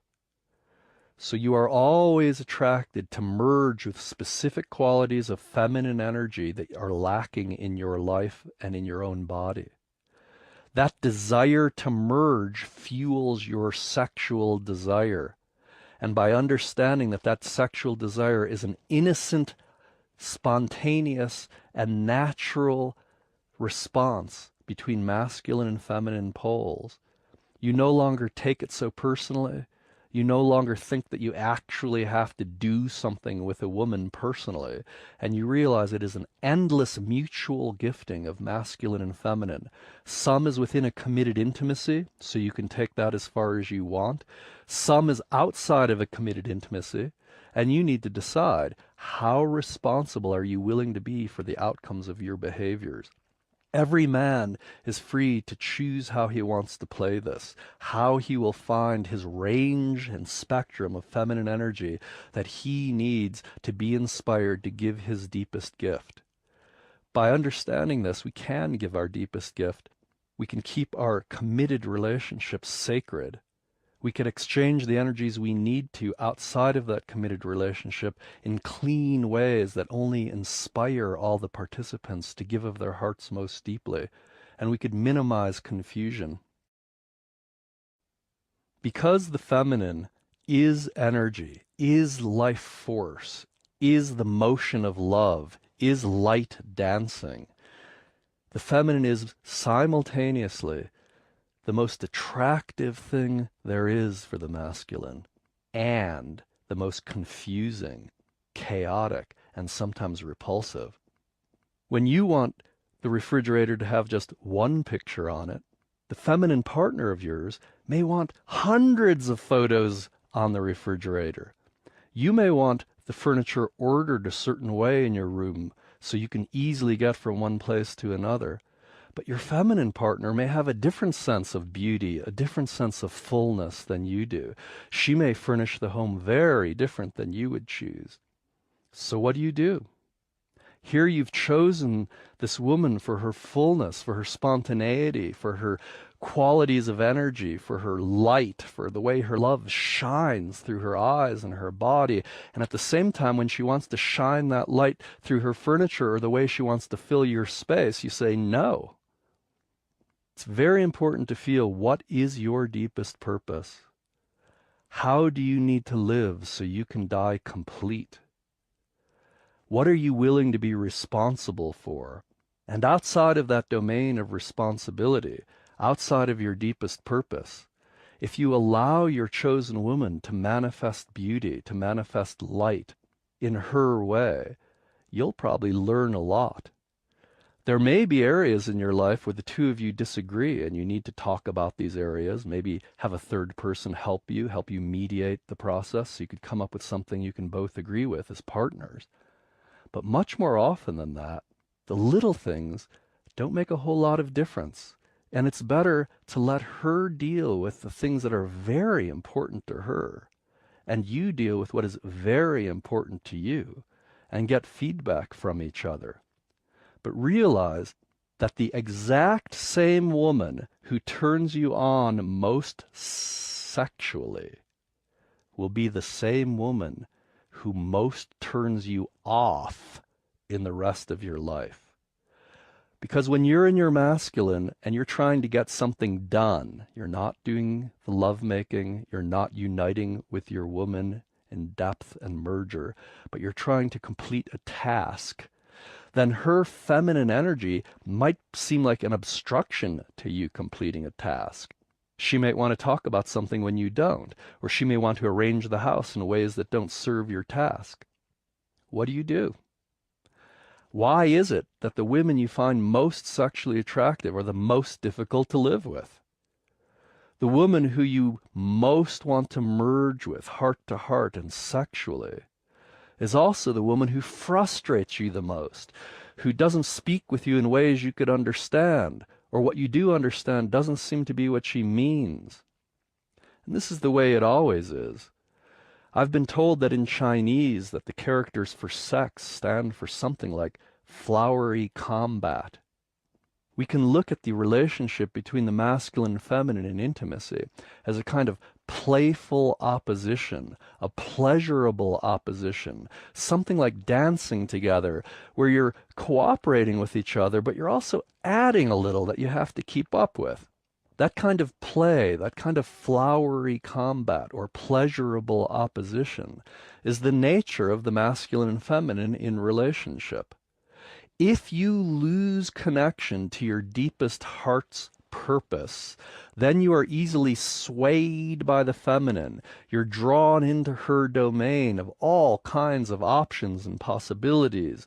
But if you stay connected to your heart, everything your partner says and does is felt from the place of your deepest source. If she's talking about something that happened to her during the day, and that doesn't deepen you or deepen her or allow your love to be given to the world more fully or bring more light into your intimacy, into your household and into the world, then why would you want to listen to her talk about what she's talking about? There are times to say, this is what we need to do right now because my deepest heart feels this, and I need you to trust my deepest heart. That's why we're together. There are also times when it's good to put aside your own feelings and feel what she's saying, what she's indicating.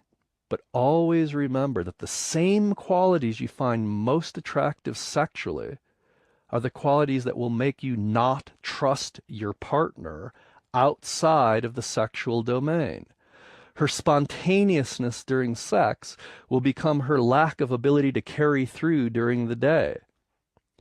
The way that she just surprises you with ever-fresh expressions of love and devotion during sex will be the way she surprises you during the day by not showing up an appointment that she committed to, or by doing something she expressly told you she wouldn't. The flow of the feminine that is most attractive to merge with in sexual moments becomes, for many men, a real pain in the ass outside of the sexual domain. Now, some men simply separate the two. They no longer are sexually attracted to their intimate partner. They treat their intimate partner as more of a life partner. They take care of the kids together, they take care of the house together, they might earn a living and combine themselves financially. But if in addition to that they want a sexual polarity between them, then they need to understand the laws of polarity. And in specific, you as a man need to understand that the qualities that turn you on sexually are not necessarily the same qualities that lead to trust in your daily life together. So you need to decide, why are you together with your woman? There are, of course, many reasons, because we're multidimensional beings. You may have chosen your woman to be with her sexually. You may have chosen your woman in order to raise children. You may have chosen your woman to combine your finances together. But unless you decide on what your priority is, the relationship becomes mushy. All of these various reasons to be together become blended together and neutralized and made bland and homogeneous. So the sexual domain is never fully expressed, and the creative domain is never fully expressed. What your children need is often not what the two of you need sexually, which is often not what the two of you need financially. So it's very important to decide on your single most important reason for being together with your partner. For instance, you may choose your children, that you're together for the sake of your children. In that case, you subordinate your sexual desires to the needs of your children. You subordinate your financial plans to the needs of your children. You do whatever you need to because your priority is your children. So it's very important to choose your priority in intimacy and then organize all your other aspects of intimacy, and there are of course many, around that priority. Now once you do that, how do you deal with your sexual desire? How do you deal with the fact that to be sexually attracted to your woman, you want her to be one way, and then outside of the bed, in order to trust that she could balance the checkbook, you need her to be another way? Well, to sort all of that out, you need to decide, one, what is your deepest purpose in life that includes your relationship? Two, what is the purpose of the relationship itself? Again, there are many different reasons for being together, but what's the most single important reason for being together? So you can prioritize that and organize and align the rest of the relationship around that. And then finally understand that you will always be in playful opposition with the qualities you are attracted to sexually. You will fight with the very same qualities that you want to dive into sexually. You will fight with those qualities through the day. So the way it is, the state of affairs is, the woman who most turns you on sexually is often the woman that most frustrates you for the rest of the day. And if you do find a woman who you work with well as a partner all through the day, you may find that you're not as sexually attracted to them in the moments of intimacy. So it's very important to decide on, how do you want to live your sexuality, and where does your sexual expression rank in your hierarchy of priorities? Is it what is most important in your intimacy, or are other things more important in your intimacy? Most men will sacrifice their job, their family, and, as we've seen in a recent presidential scandal, they will sacrifice their country for the sake of the sexual transmission of energy. The desire, the need to merge with the feminine is so intense for most men that they'll risk all kinds of things that are very important in their life for even a brief moment of complete sexual merger.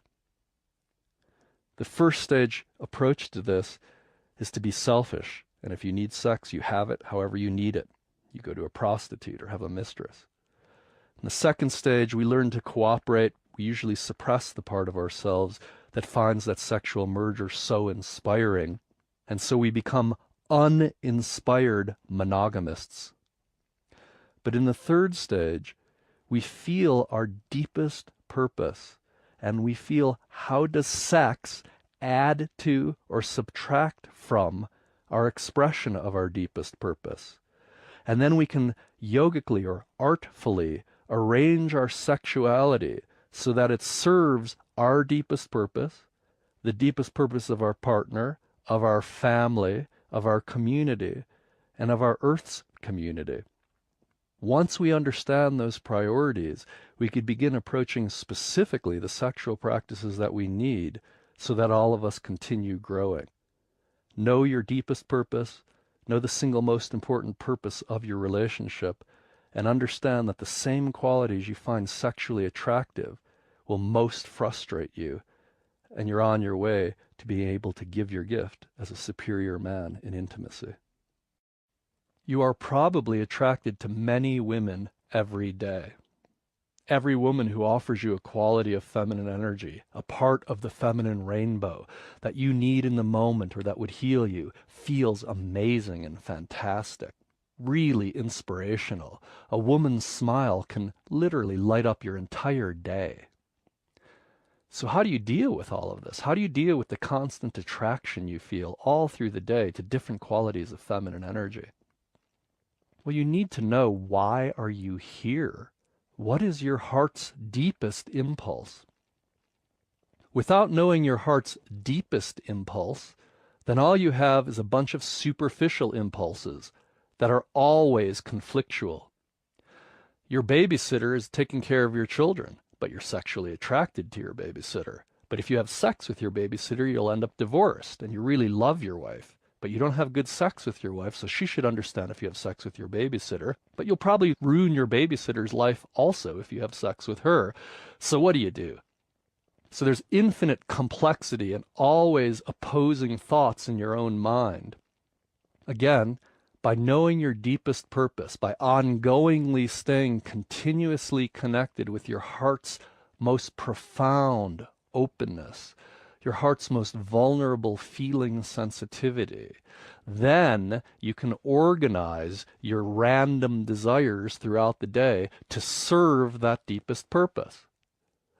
In other words, if you're walking down the street and there are beautiful women all around you, as there always are, if you know your deepest purpose, then the energy, the arousal that you feel by being blessed by witnessing this beauty can be used to give your gift. Your inspiration can be offered through the giving of your gift. So every woman you see through the day, every woman who makes you happy to be alive, contributes to the giving of your gift to the world. But if you do not know your deepest purpose, if you're just moving through the day for lesser reasons based on your fears and tensions and your need to release stress, then when you partake of beauty, then when you breathe in and feel the feminine divine in all of these women, then when you become aroused and happy to be alive by the force of the feminine, you'll want to get rid of it. You'll be stimulated and want to release it. You'll be stimulated all day and you'll have masturbatory fantasies of these women. You'll be stimulated and you'll want to go home and just release it and go to bed. You'll want to combine with all of those women. There's no reason not to. What do you do with all that energy? You'll schmooze. You'll find yourself flirting. You'll be standing in line at a grocery store next to an attractive woman and she turns to you and you lose your breath. She's so breathtakingly beautiful. And then your mind will be reeling with that energy and you'll wonder, should I ask her out, or am I in a relationship, or maybe I'm not in a committed relationship. All the conflicts in your own mind will come to the fore. But if you feel, what is my deepest purpose? What is my gift in this moment? You can feel, how does this woman's blessing of my life, how does this woman's depth of wisdom and radiance that she's shining through her eyes, or the way she moves, or the way she smiles, how can I allow that to inspire my deepest gift so that I can offer it more fully to her, to the world, to my chosen intimate partner, to my family? So it's essential to understand your deepest desire so that you could subordinate your lesser desires to your most profound desire. True discipline does not involve suppression. True discipline does not involve resisting your desire to merge with all the feminine forms you feel and see all day. True discipline means to act on your deepest impulse rather than your more superficial motivations. Discipline is the capacity to act from your deepest motive as opposed to your lesser motives. And so in every sexual moment, the question is, how can this sexual exchange between masculine and feminine, this polarization, be used to serve all beings, be used to serve the world, be used to offer the gift I am here to give? How can that inspiration be used to deepen my family life, my intimate life with my chosen partner? And then the blessing, the radiance, the awesome awakening power of the feminine that is all around you all the time in nature, but most especially in other human women. That constant blessing force becomes converted into the fuel of inspiration for your deepest love gift to all of those in your life, as opposed to merely being a pebble in a pond with no organizing principle. So as every pebble gets thrown in, the waves that are formed just start making a mess on the surface of the pond. Instead of that, if you know your purpose, all of those waves are navigated like a ship on the ocean, and you reach your destination being moved by the currents of the ocean and the wind, because you know where you're going and you know how to harness that energy. Whereas if you don't, that energy, that desire is just motion, and you will begin to leak your energy to these women in subtle flirting ways. And by doing that, you are training your body to exchange sexual energy, but not all the way. Well, my coworker is very attractive at the office, but I'm not going to have sex with her, but I'll flirt with her a little bit. So you spend all day kind of having sex with her, flirting, energetic exchange of masculine and feminine energy, but you're not going to go all the way. You're not in a committed relationship. You're not even going to kiss. So you're training your body to shut down even while you exchange sexual energies. And frequently in our workplace, especially where there are second stage men and women, they're constantly shutting down their body's sexual response in order to work with their coworkers they're highly attracted to. And over time, over months and years of doing that, we learn to both shut down and partially exchange sexual energy rather than fully appreciate and exchange sexual energy, always for the sake of bringing light and consciousness to the world, never violating our commitments, and always giving our deepest heart through the inspiration that the feminine gives us.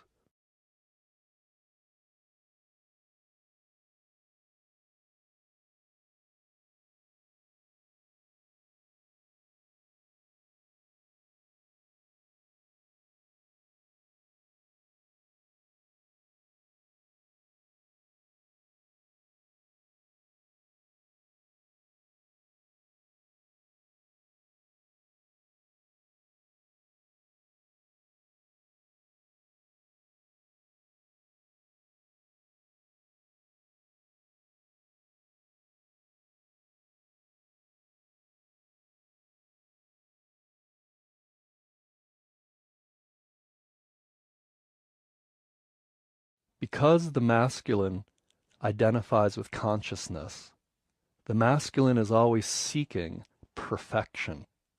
Consciousness is perfection. It is as it is, always. Nothing needs to be done. Nothing needs to be changed. Consciousness is. Because of that, anyone identified with their masculine is always attempting in some subtle way to make perfect the feminine, to make perfect the world, the relationship, sex, money, career. Perfection is never reached, because the only thing that is perfect, in the sense of unchanging and unneeding to be changed, is consciousness itself. So it's a misplaced identification with consciousness onto the forms of consciousness, the dancing light of consciousness, which is always changing and never perfect. Never perfect. because of this, the masculine is always wondering, is there a better relationship for me around the corner? Am I better off with a different woman? Am I better off with no committed relationship, but instead playing the field, having different girlfriends? Should I have a wife and a mistress? Or should I keep all of my sexual desires within a committed intimacy? Do I even love her? Am I willing to not have sex with anyone else ever, even though I love her? So men ask themselves these kinds of questions.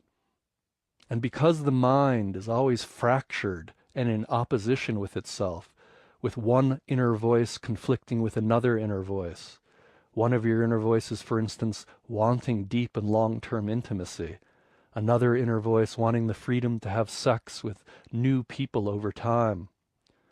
Because we have these conflicting inner voices, the only way to resolve our inner conflicts is to find our most singular, deepest desire. That is, once again, our deepest purpose, our most profound heart motive. Through our meditative process or our contemplative process, through our discussions with our friends and our partners, we could become more and more attuned to that deep purpose, the expression of which changes over time, but the source of which never changes. If and when, in the present moment, we can rest in our deepest heart source, our deepest motive, it becomes quite easy to make decisions about commitment and sex. Would a committed intimacy serve your capacity to bring light to the world? Or would a committed intimacy detract and distract you from bringing light into the world? Would having sex with a number of partners more serve your capacity to offer your deepest purpose to the world? Or would having sex with only one person most serve your capacity to offer your deepest gift to the world? So in any moment where you are continuous with your depth, in any moment that you can feel your heart's deepest yearning to give your love to the world through your loving, your art, your relationships, through everything you create, in those moments of continuousness with your heart depth, you can always decide, should I have sex now or not? Should I have sex with her or not with her? Should I choose to be in a committed intimacy that is monogamous? Should I choose to be in a different kind of intimacy? Those questions can now be answered because the test is easy. Does being promiscuous serve the offering of my gift? Does being monogamous serve the offering of my gift? What serves your deepest offering? And that is the answer to the question of who and how many you should choose as sexual partners or as partners in committed intimacy. It is not true that everything works for everybody. For some people, committed intimacy is the only way to get into their deep heart so that their deepest gifts can spring forward. For other people, they need several intimacies simultaneously in order to create a kind of dynamic in their life from which their gifts spring. And of course, feeling into your partner's lives also informs your choices, because you only want to serve your partner's heart. So you can also ask, does being with multiple partners serve their hearts? Or does being with one partner serve her heart more? So in order to make a decision, as always, you pick your priority, what is most fundamental, most important to you, and make your choices organized around that. Who to be with, how to be with them, how many to be with.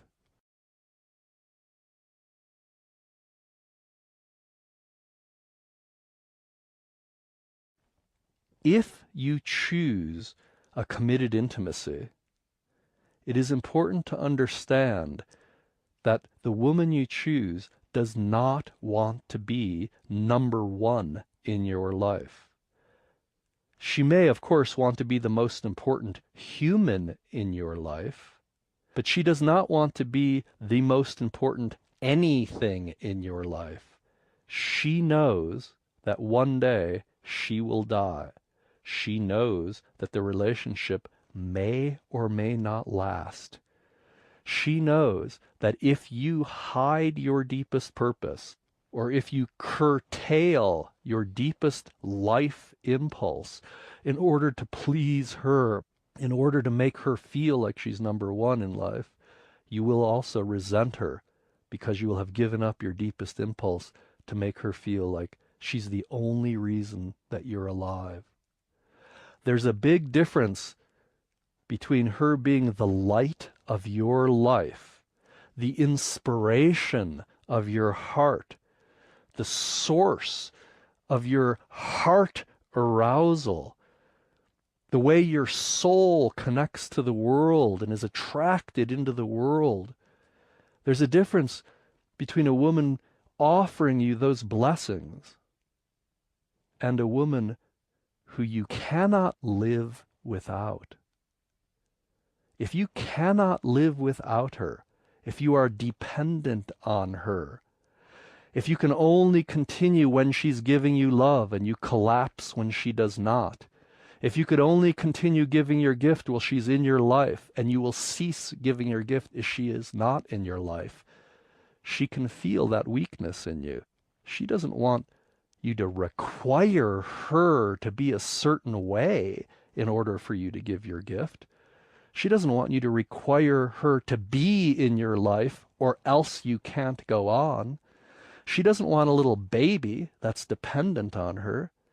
She wants a man who is fully giving his gift to the world and to her, and embraces her in his giving, embraces her completely in his chosen purpose. She is part of his purpose, but she is not all of it. She doesn't want to be smothered by his need for her to be there and for her to be a certain way. In fact, she doesn't want him to depend on her at all. She wants to feel a free man, a man who loves her, a man who chooses her above all other feminine sources, a man who chooses her as the treasure of his life that brings light to his entire life, but who would continue giving his gift completely, even if she disappeared tomorrow. A man who is happy with her and happy without her, but chooses her forcefully, passionately, but equally forcefully and passionately can continue giving their gift to the world with or without her. Such a man she can trust. She can trust his heart isn't bending to her needs, but rather offering his love without curtail. He is not holding back in ordering to keep her with him. He's not holding back in order not to scare her away. He's a living gift, embracing her, feeling her, loving her, knowing her deepest heart. And yet, if she leaves, he can continue fully. If she dies, his heart will grieve. His heart will ache. For days or months or years, his heart may feel intense pain and suffering and hurt. But in the midst of that intense pain and suffering and hurt, he still has full access to the source of his being, to the love that moves his life, with her or without her, and she can trust that in him. So don't make her the only thing in your life, or the most important thing in your life. Embrace her as the human you choose to live with most intimately. Embrace her as the treasure, the gold in your life that shines and gives you the value of life itself. The attractive force that when you wake up in the morning makes you happy to be alive as you see her sleeping next to you. At the dinner table when she smiles and your heart expands. When she looks into your eyes and through all your busyness and your goals and tensions, in her eyes you feel a depth of devotion that awes you, that brings you to your knees so that you too can worship the divine, because you can feel the devotion she has to love in her eyes. Ultimately, when a woman feels your heart, she wants to feel the heart of God. At your depth, she wants to feel the depth of God. She wants to feel divinity itself motivating your life and motivating your desire to be with her. She wants to feel loved and taken by God when she is loved and taken by you. Therefore, God, or the divine, or the deepest impulse of your heart, is what is most important to both you and her. She doesn't want to be the only thing in your life.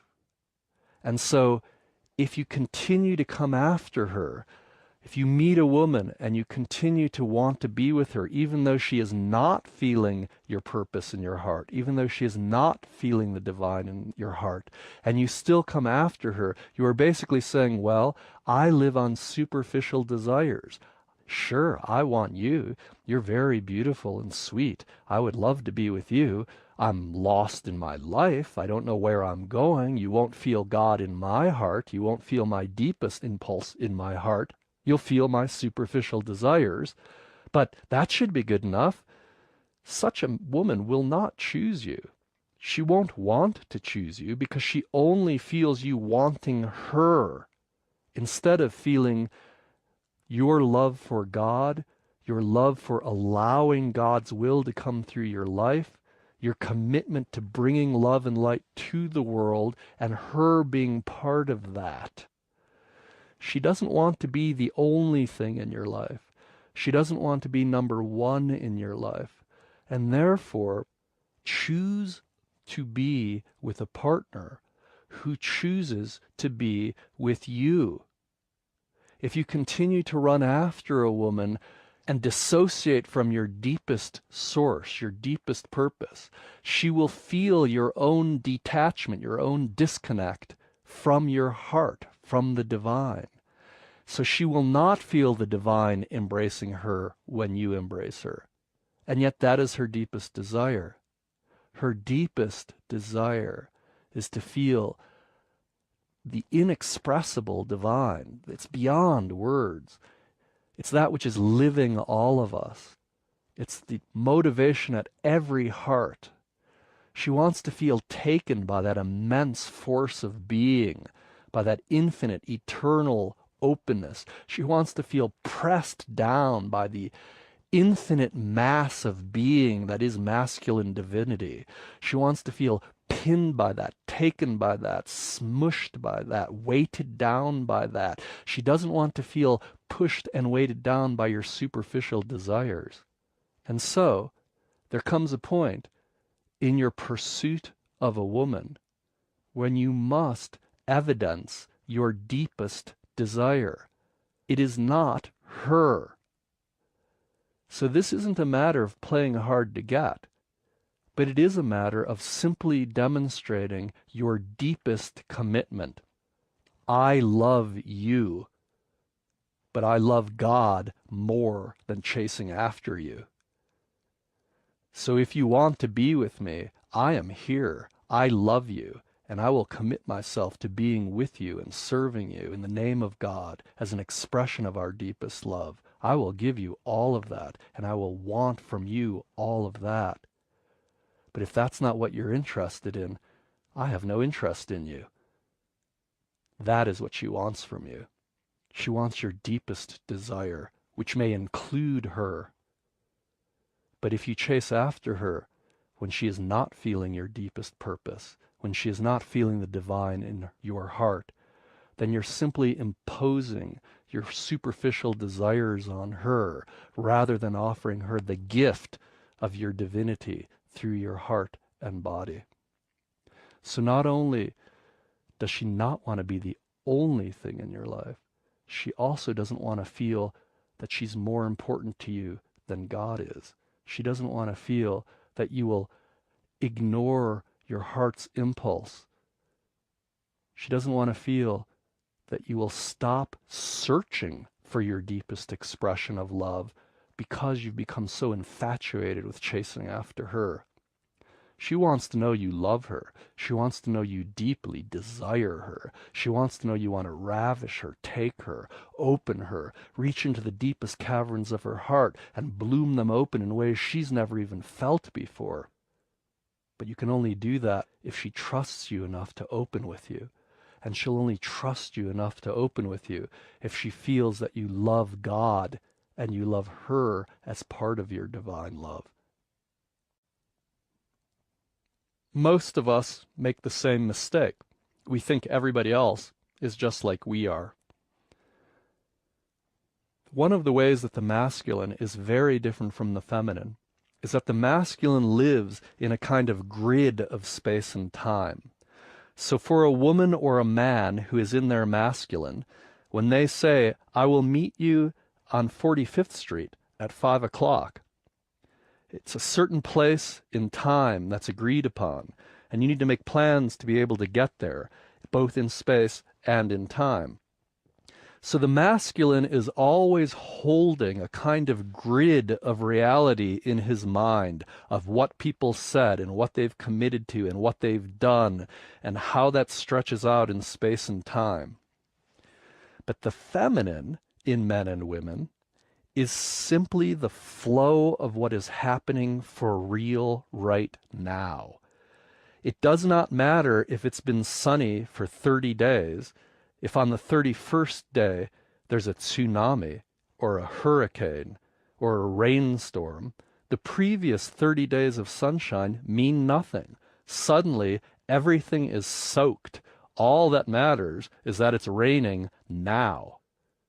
Now, to the masculine, outside of life, observing life, witnessing all of that which changes, the masculine can feel, it was sunny for 30 days, then it rained for 1 day. My guess is it will be sunny for another 30 days. So the masculine can abstract itself out and make generalizations, and therefore the masculine can forgive mistakes. The masculine can say, that person has been on time for 20 years. They have never missed a meeting. And they just missed a meeting. Must have been an accident, because that's a trustable person. They've never missed a meeting until now. That, however, is not how the feminine works. The feminine is that 31st day when it's raining. If you, as a man in a committed intimacy, have made a promise to your woman, and you break that promise, she is not trusting you now. She feels in her body now that you said one thing and did another, and right now in her body she cannot find trust for you. It does not matter that if in the previous year or 10 years you had always done what you said you would do. Your track record is meaningless to her if she is in her feminine. Now, if you are asking your intimate partner to move into her masculine, then she can, of course, like you, reside back in consciousness and feel out there in life and say, like you, well, I am hurt and in the moment I can't trust you, but thinking about this rationally, you've always been on time. You've always said you would do what you did and followed through with it. So I should trust you, even though my body doesn't trust you right now and I don't want you having sex with me right now. I know that will pass because I know that for most of our years together, you've done everything you said you'd do. Of course, that's what most men wish their women partners would say. But to do that, she has to move into her masculine. So now you're in your masculine, she's in her masculine. The feeling is like two masculine friends together. Of course, you could share deep love, but there's no polarity there. There's no sexually passionate attraction there. If she remains in her feminine, which means you can enjoy sexual passion, sexual polarity with her. So you can rest in your masculine, she can rest in her feminine. By definition, that means your track record is meaningless to her. The fact that for 30 years you've kept your word doesn't mean anything if in this moment you have not. If she is in her feminine, and if in this moment you have not kept your word, her heart is crushed, her body is turned off. She looks at you and cannot trust your guidance because you just lied to her. Never mind that you've never mistaken before. You've always done what you said you've done before. So one of the sources of frustration in intimacy is when the more masculine identified partner expects the more feminine identified partner to be like him. Again, we all do this. We all assume everyone is like us.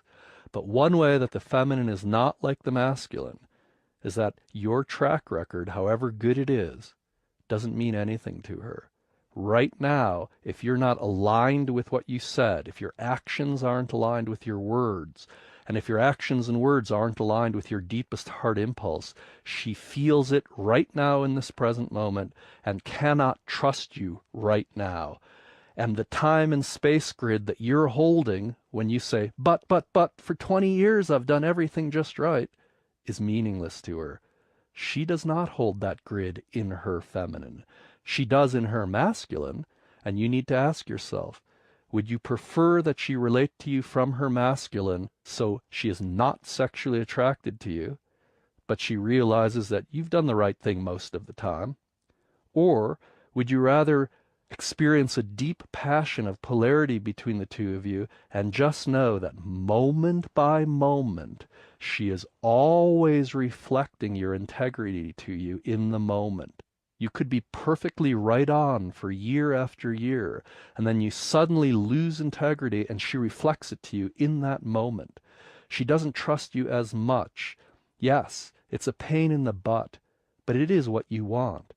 In the way of the superior man, you want a woman who instantaneously reflects to you your depth of integrity so that you can then error correct. You can feel deeper into your heart when it looks like she's not trusting you. And then she can respond to that depth in your being expressed through your life. And when she shows you she trusts you, you know you're more aligned.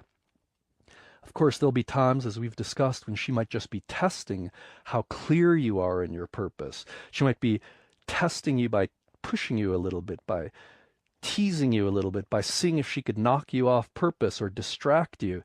And then she finds pleasure in the fact that she cannot distract you from your depth. But your track record, your history, the grid in space and time that you as a masculine person hold, is not held by the feminine. So if you want to embrace the feminine, it means embracing a being who is in the moment reflecting to you not just what you're doing, but everything in her experience, everything, not including the grid of space and time that you are holding. You have a track record in your mind, but to the feminine, there is no track record. There is simply the flow of integrity that you're expressing now or not.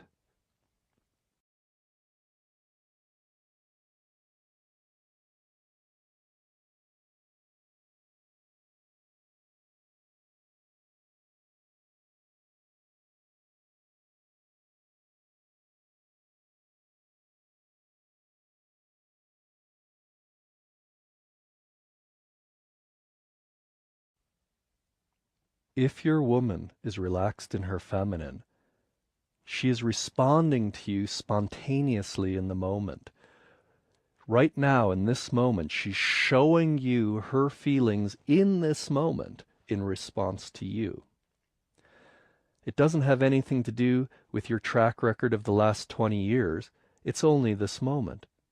So if you make a mistake, and of course, everyone makes mistakes, perhaps we could look at life as a man as one long mistake that we're constantly learning from.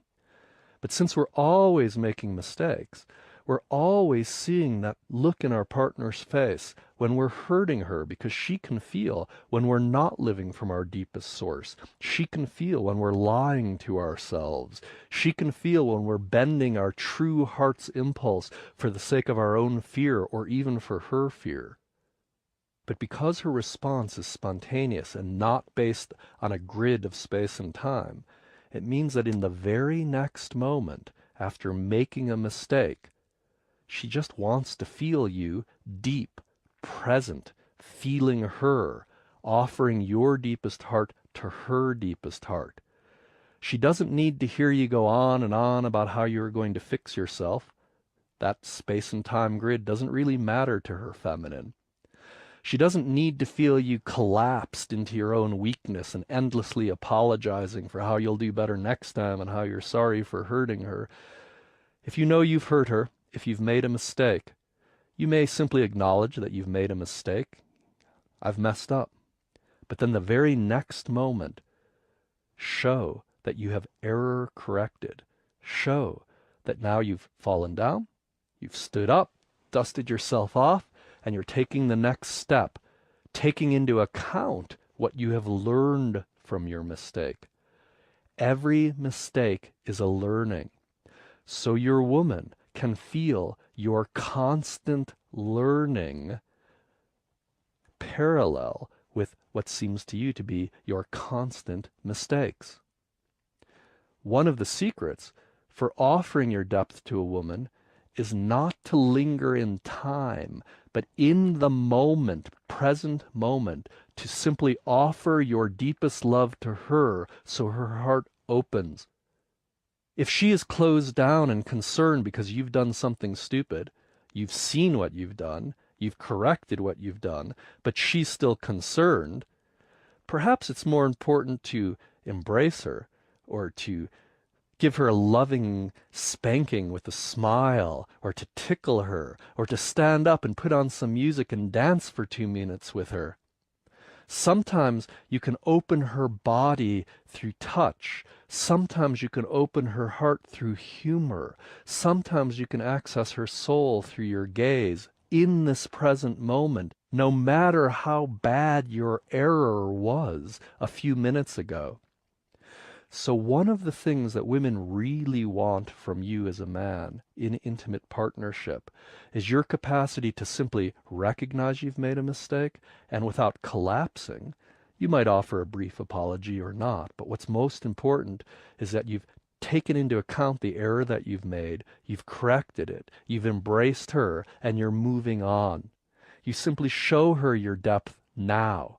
You embrace her in love now. You don't take your own psychological process and make her deal with it. She is not your therapist.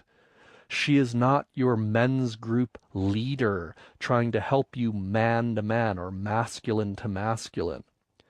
She is the water, and you have touched the water, and the water ripples. She is responding with intense sensitivity and deep wisdom to your subtle errors that you may not even notice. But she responds just as deeply to your sudden offerings of depth and love. In every present moment, you have an opportunity to open your woman's heart or to close it. In a first stage moment, you need to take care of your own needs first. In a second stage moment, you're trying to be nice and create a kind of sharing mutual respect and cooperation. But in a third stage moment, you are feeling her heart and doing what you can to serve her heart's bloom, for her heart to open, to receive your presence deeply into her heart and body. What would you need to do right now to help your woman feel the divinity in her heart, her deepest devotion to God, her deepest devotion, her commitment to love? How can you help your woman feel that so she too, like you, can give love and her life from her deepest heart? It is not very often that talking about your problems helps her heart deepen and offer her gift.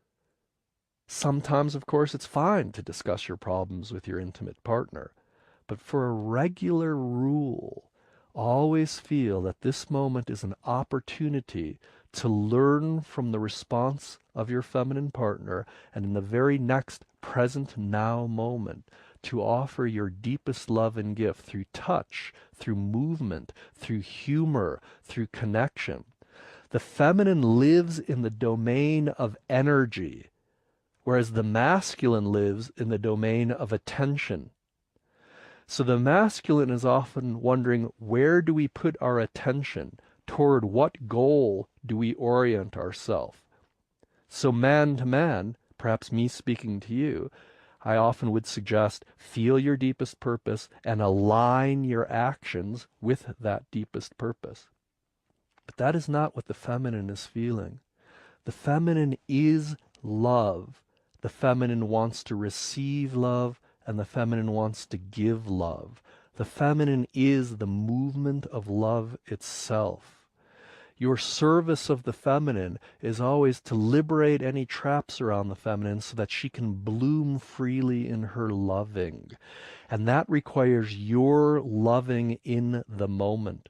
One of the masculine's weaknesses is to dissociate from relationship in the pursuit of a goal. And one of the feminine's strengths is to only be in the flow of relationship and to reflect that love or its lack rather than being lost in future goals.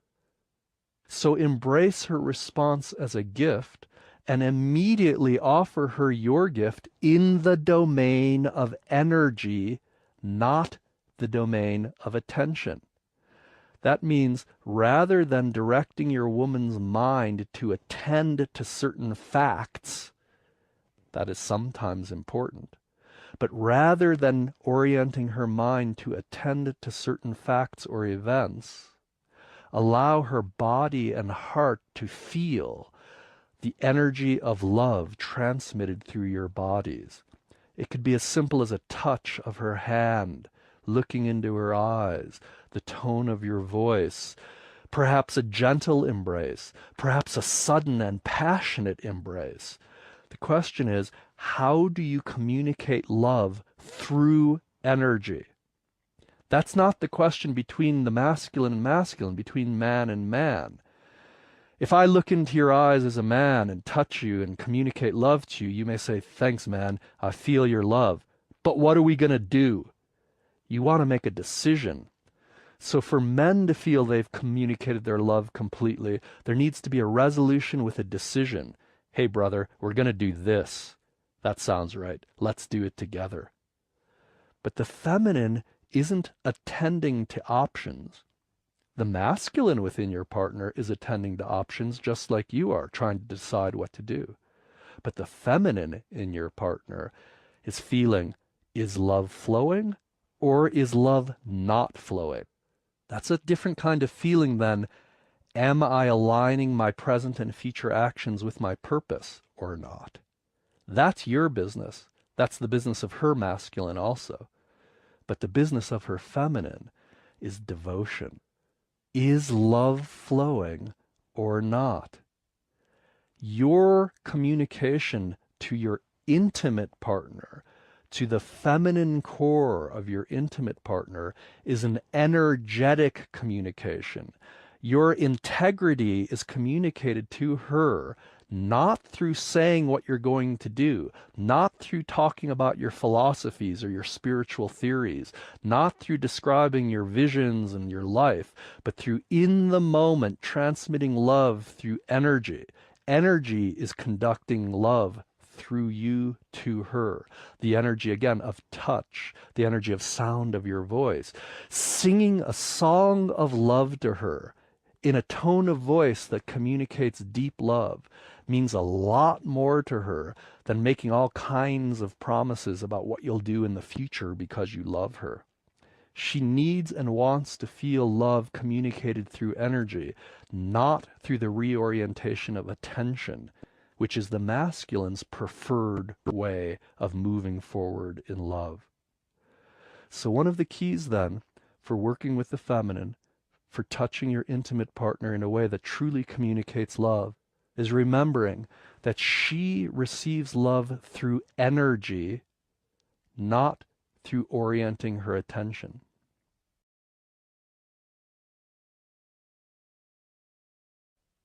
Once you have developed a capacity for the present moment, feeling connection to your deep heart, then you can error correct. Then you can feel, my deepest purpose is served in this moment by spending time with my chosen woman. Or you can feel, no, my deepest purpose is not served. It's inhibited. I'm distracted. So in this moment, I need to discipline myself, tell my partner I need another hour by myself to finish my project, and focus on that. So once you know your deepest purpose and can stay continuous to that, which is an always in the present moment rediscovery, fresh every moment, freshly sourced in every moment in your deepest heart. So you're guiding your life fresh every moment. Once you're doing that, you can error correct in your relationship. But what do you do if you really don't know what serves your deepest purpose? For instance, you may know that in this moment your deepest purpose is to finish writing a business plan, for instance. Well, how do you know if taking a break in this moment will serve you completing the business plan, or if continuing working will serve the business plan being completed? How do you know if making love with your woman for an hour tonight will enable you to give your deepest gifts, or if being celibate for a week will enable you to give your deepest gifts? Sometimes, even though you know your deepest purpose, you really don't know how the outcome of various actions will affect your purpose. That's why we have to be willing to make mistakes and learn from them. In some ways, the life of the superior man really does feel like one ongoing mistake and then one ongoing error correction. And what women want to feel, what your intimate partner wants to feel, is she wants to be able to trust that you have the courage to make mistakes, know you've made a mistake, and instantly correct your error. Of course, making a new mistake the next moment, correcting again, making a new mistake the next moment. So if we're afraid to make mistakes, our partners feel that fear and don't trust us. It's important that we're willing to risk making mistakes, because it's that way where we find our true purpose lived in the world. There is no way to know in advance how certain things will affect your capacity to give your gift to the world. Sometimes you just have to risk it and try it. But if you're sensitive, you can usually feel quite soon if your decision is good. Is my purpose being served or not being served by this action? Should I be with two women or one woman or celibate? Sometimes you have to try it to know the real answer, but you don't have to try it for long. The discovery is always in the present moment. So as soon as you realize you've made a mistake in the present moment, you simply change the decision with clarity, take care of any mistakes you've made, mend any hurts you've created, and continue giving your gift, living and loving. So your woman can now feel you're willing to take the risk, live as one long mistake, and therefore create art out of every moment of mistakes. Art is the spontaneous making of beauty out of an ongoing mistake. That is your life, and that is the way of the superior man.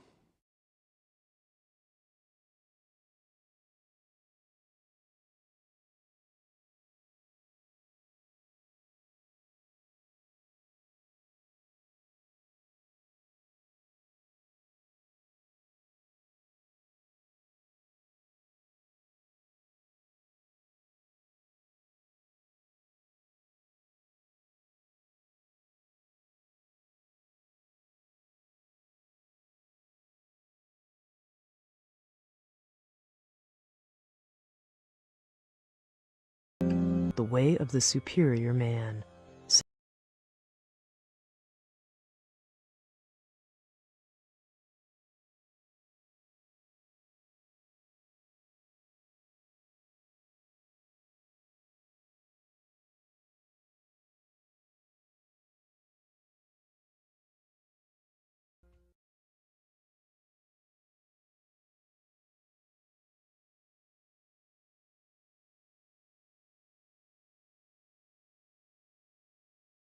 Now, in the darker sides, in the way we all seek freedom, they become more violent, more aggressive. That's why I call them darker. They're certainly not worse. They're simply where a real root of energy lies.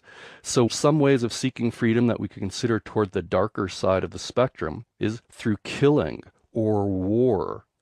Again, most wars are fought in the name of freedom, and they're fought by literally making a killing.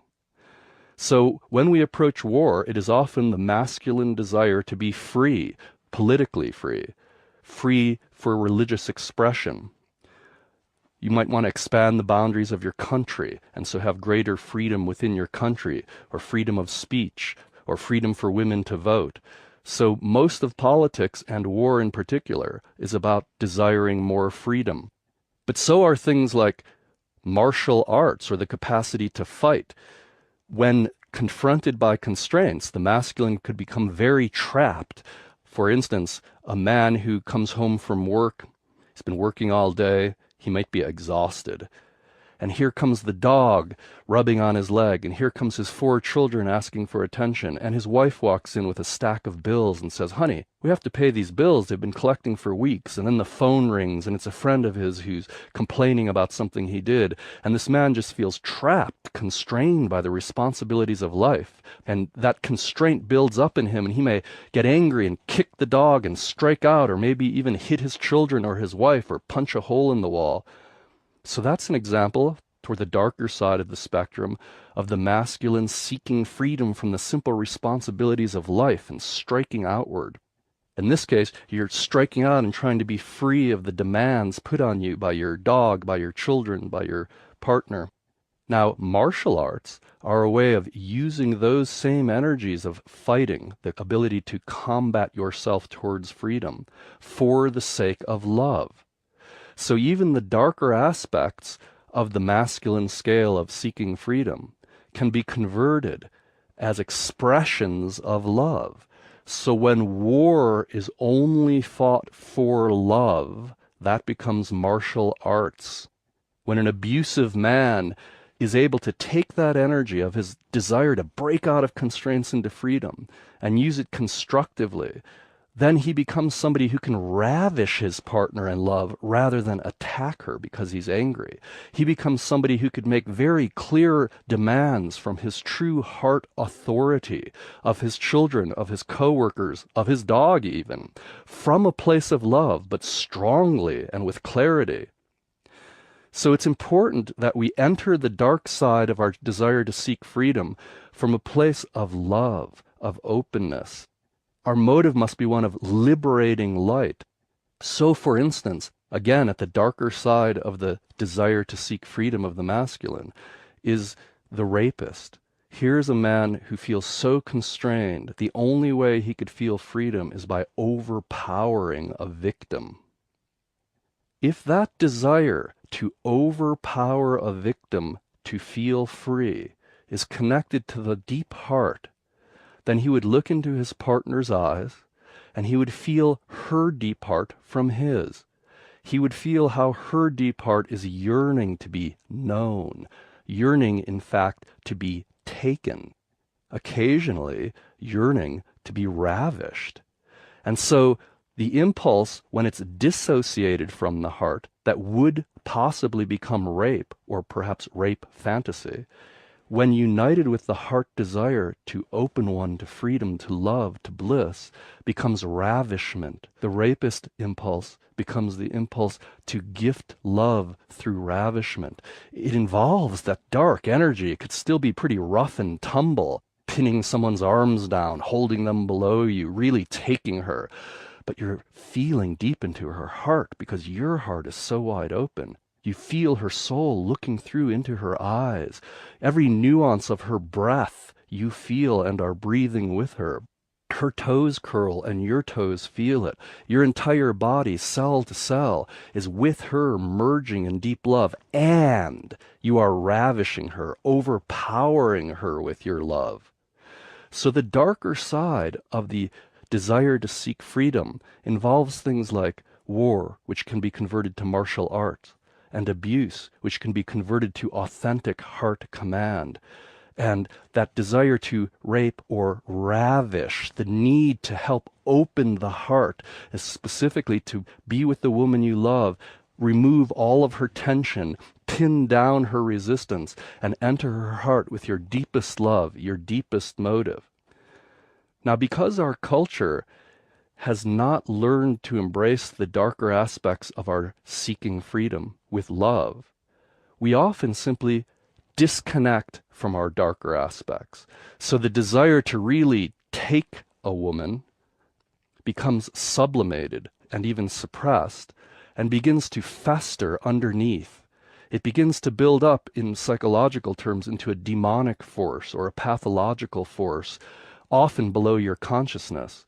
So when you're watching TV, and you see somebody being abused on TV, or you're listening to the news about a serial murderer or a serial rapist or somebody who's been severely tortured, there's a kind of fascination because the pathological or demonic energies within us that have not been connected to love are winding around, wanting to take a woman in this case. And so you see that on TV, you see it in movies, violence towards women, you see it in the news. And what happens is because we're unable to unite our love with our darker desires internally, we must face them externally. So we externalize our desire to ravish and we watch it on TV or in movies or in our gossip of one another. So we tend to externalize and necessitate our entertainment to give us the uniting with our own dark side that would be much better united in our own body and heart. Once we learn to connect with that dark energy within us, our darker desires to give freedom, these are really, truly desires to be free and give freedom. War, as misplaced as that desire is, it is often genuinely an expression to bring freedom to people or to give freedom through killing people. Ravishment is a way of giving freedom to the heart of your lover by pinning her down and taking her. These impulses are alive in us. They are a part of our heritage. They are part of the spectrum of freedom. To sit by while others are oppressed and not to fight for them. To allow your woman to be tense and closed down without taking her, opening her, and ravishing her heart hurts. And so we begin to feel our own weakness. We are unable to enter the world with strength. We are unable to enter our woman with strength because we've disconnected from our darker, authentic heart desires to bring freedom to ourselves and others. So it takes quite a bit of time for most men to reclaim their so-called dark side. That is, their darker desires to give love and freedom through their body, whether through their work, whether through martial arts, whether through their ravishment of their ladies, whether through their command and a heart authority. In addition, of course, to the way they earn a living, to the way they watch TV, to the way they have sex, to the way they meditate. All of these ways of seeking freedom, of enjoying freedom, are in the lighter side of the scale of the masculine search. What happens eventually, through practice, as we've talked about before, is we grow through 3 stages. So in the first stage, we attempt to gain freedom through all of these means. We feel, if I make enough money, then I will be free. If I have sex enough, or the right way, or with the right partner, then I'll be free. If I meditate enough, or the right way, or if I get transmission from a teacher, then I'll be free. If I learn how to offer authentic heart command and authority, then I'll be free. So that is the first stage. In the second stage, we learn to cooperate with others. So we learn to diminish or withhold our real desires so we can fit into a kind of cooperative harmony with others. Somebody says, wow, I don't want you doing martial arts around here. And you say, okay, I hear you. I'll give you your space. And years of this kind of compromise often disconnects us from our darker desires. Now we're walking around, we're certainly not rapists, but we're also not ravishers. We're certainly not abusive, but we're also unable to offer our clear and strong heart command. So we've lost touch with the full strength of the search for freedom that is in our bodies, minds, and hearts. In the third stage, We re-own the entire spectrum of our search for freedom. And instead of seeking for freedom, we realize now that the entire spectrum, from meditation to watching TV, having sex, earning a living, ravishing our partner, martial arts, that entire spectrum are ways of offering freedom, not gaining freedom for yourself. Meditation is a way of giving love to the world and others. Meditation is a way of being what is true, not seeking it. Sex is a way of giving that depth to your partner, not seeking it from the sexual occasion. Money is a way of offering your gift to the world. Money is a form of energy, and by working for money in a correct way, we increase the light of the world. War and martial arts could be ways of bringing love and light to the world, of increasing true freedom in the world, ravishing our love partner, offering authentic heart command and authority with our children and the people we love. All of those are ways of giving our gifts. So in the third stage, the entire spectrum of the masculine search for freedom, dark and light, becomes animated by the desire to give rather than seek. And when that happens, then it becomes incredibly important for men to re-own the darker aspects of their desire for freedom, to really allow them to feel, yeah, sometimes I really want to take my woman. I really want to open her. And she's resistant. And when she resists, I could feel that anger rise in me. Well, there's nothing wrong with that anger as long as that anger is completely connected to your heart. You are angry because you love her and she is self-imposing suffering on herself. She is tense. She is not breathing fully. She's unwilling to look you in your eyes or open with you. And so that makes you angry because you love her, because you can feel how deeply her heart yearns to flow with love. And there's a part of you that wants to give her that freedom to love, that wants to unlock her heart, unlock her body so she can relax and be with you. To allow yourself to live from that place, to offer your angry and even aggressive energy, but for the sake of love and from your deepest heart. And most importantly, not because you want anything from your woman, but simply because you love her exactly how she is. And love is motivating your impulse to open her, to serve her, to ravish her, to open the world, to open everyone, to open through money, to open through meditation. You offer your gifts through all of these means. Once you do connect with your darker aspects, and you realize those are ways of giving love, giving freedom, then you will discover that the entire spectrum becomes filled with energy. In other words, if you can't ravish a woman and the world, you probably can't meditate. If you plateau in your meditations, you've probably also plateaued in your ravishment. The capacity to embrace everyone and everything is the same as your capacity to embrace yourself and your own limits. So in the meditative process, when you're feeling your own boundaries, your own limits, your own fears, are you able to muster the darkness, energy necessary to simply ravish your boundaries wide open, to jump, to leap, to wrestle, to fight, to relax, whatever one needs to do, to express love and freedom through meditation, not seek it. And so even your meditation, even the way you earn a living, watch TV or have sex, all of those activities are constrained by your constraints in your dark side. If you close down your ravishment capacities, if you inhibit your martial art desires, if you hold back your desire to really create freedom in your woman and your world, then you'll hold back throughout the whole spectrum. You will find that you're not able to earn a living in creative ways because you're unable to meet the almost constant, of course, demands and obstructions that the world and people put up in front of you.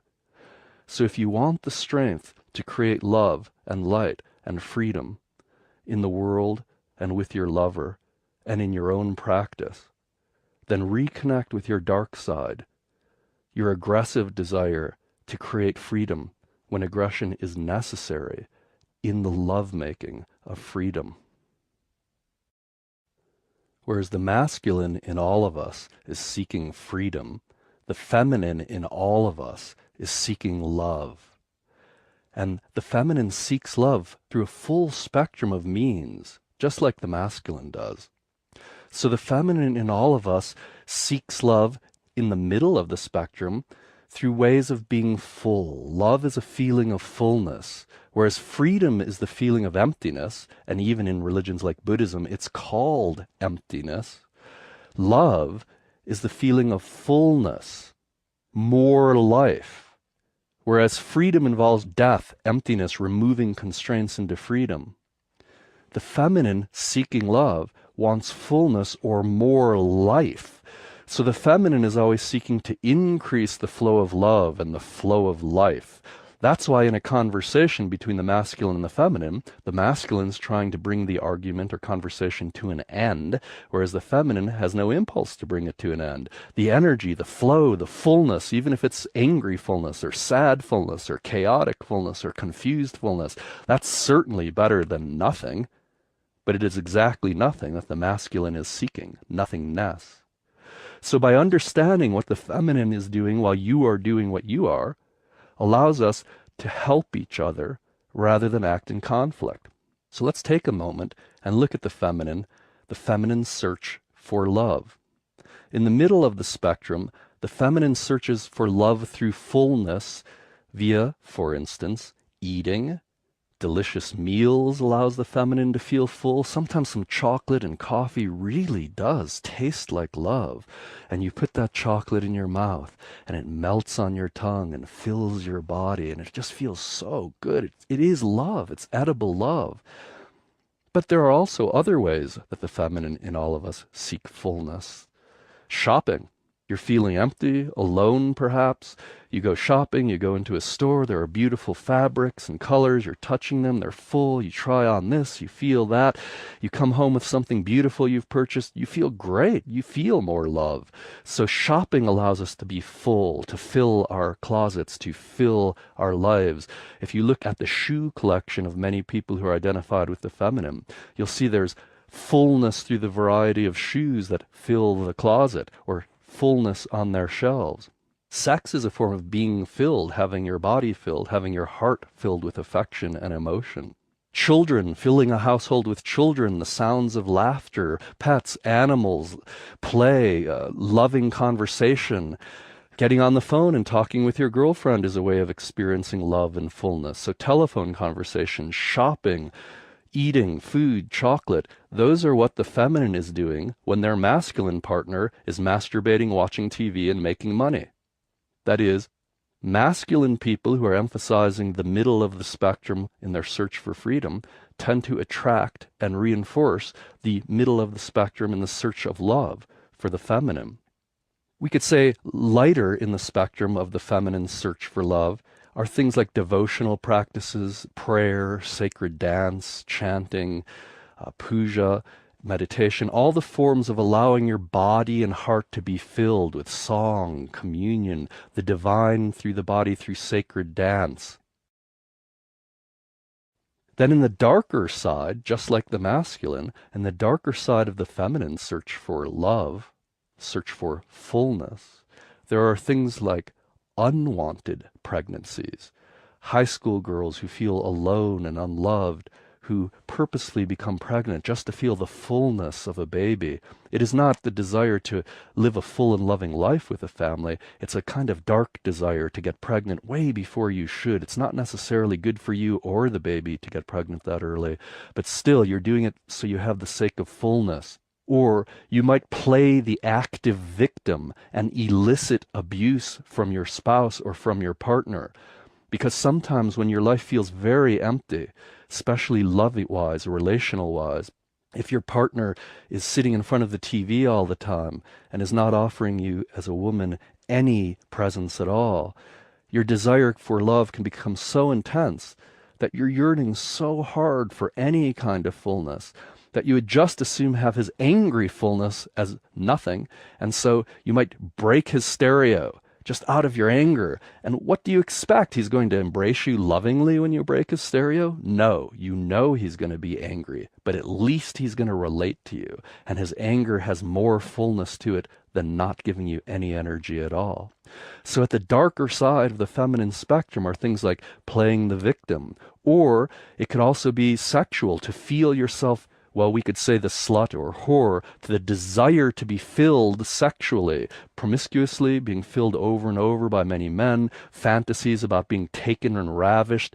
The most common feminine sexual fantasy is to be forced to experience pleasure, to be controlled by the outside, again, to be ravished, taken by the masculine. But lovingly, however, when a woman hasn't been able to experience that lovingly, those desires to be ravished also become psychologically demonic or pathological, and she begins to crave even more violent ways of being taken, things she would never actually want to live out. But she finds herself fantasizing, and if not fantasizing, she's attracted to them again on TV or in movies or entertainment. Just like the masculine, the feminine grows through 3 stages.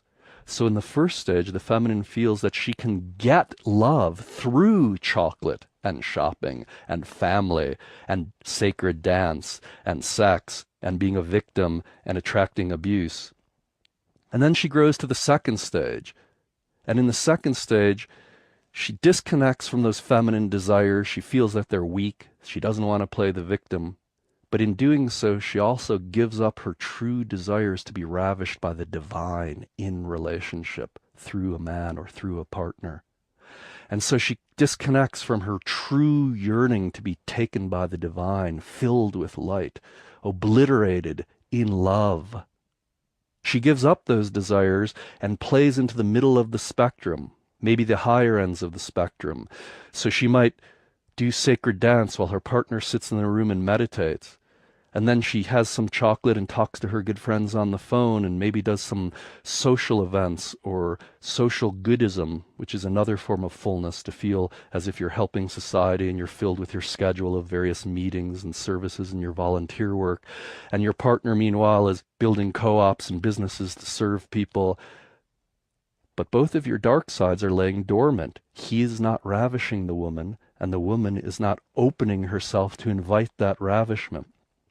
But in the third stage, again, she realizes that sacred dance or prayer and devotion, conversation, family, eating, shopping, sex, playing the seductress, playing the victim, are not ways to get love. They are ways to give love. They are art forms, vehicles for creating love, not only in your body and life, but in the body and life of others. How do you prepare food? How do you eat so that everyone becomes more full of love?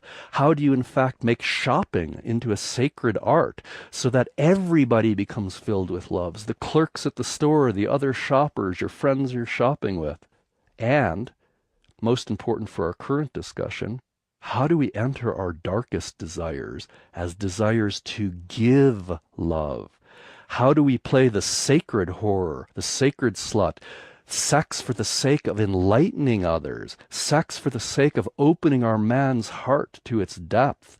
How do we play the victim? That is, how do we draw from our man his desire to ravish us for the sake of him and us?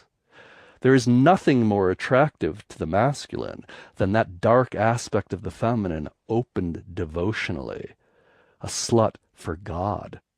Nothing more attractive than mutual worship, the masculine worshiping the full spectrum of the feminine divine, the feminine worshiping the full spectrum of the masculine divine. So the killer in the man, now united with love, can face the killer in the woman. In Hindu mythology, they talk about Kali, a goddess who's chopped off men's heads and is holding them because they're not open. That desire in you as a woman, your feminine desire for your partner to access their dark side lovingly, arouses your inner Kali, your inner demoness. Sometimes you're looking at your man, you know he's not living his fullest, and you feel like chopping his head off. Well, how do you express that? Are you a second stage woman who makes her voice polite and says something like, well, right now I'm feeling some rage and I need to communicate that to you because my perception is that you're not living your life to its fullest and that makes me angry, but I'm responsible for my own anger and you're responsible for you living your life. All of that is true enough in the second stage. Or are you a first stage woman who you feel your man being weak and distant and unable to touch you, and so you just get angry and start yelling and screaming, breaking things. So from your first stage need, you just strike. Or maybe you hurt yourself. The first stage feminine often strikes inward, even though it's your man who's not being present with you. But the third stage woman feels her man not being present, perhaps hiding behind his fears. She feels her wrathful energy arise. She feels her desire to chop his head off because she loves him. And from that love, I love you. I want your best. I will not settle for anything less than your best because I love you so much. That Kali-like energy of anger because I love you can become completely expressed in intimacy.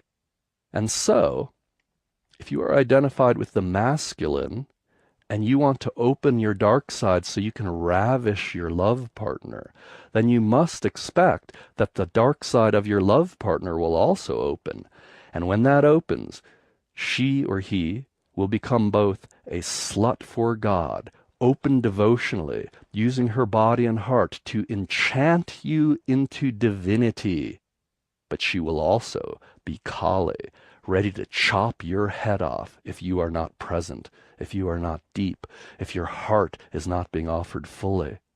And so if you want to move into your dark side as a man, be ready for your woman to move into hers so that she more and more lovingly chops your head off when you're not being full with her, and more lovingly enchants your body, minds, and emotion to feel into her and through her to bow in your worship of the Lord, of God, of love, of consciousness, to feel all of it through the awe you feel when she offers you uninhibited, complete surrender.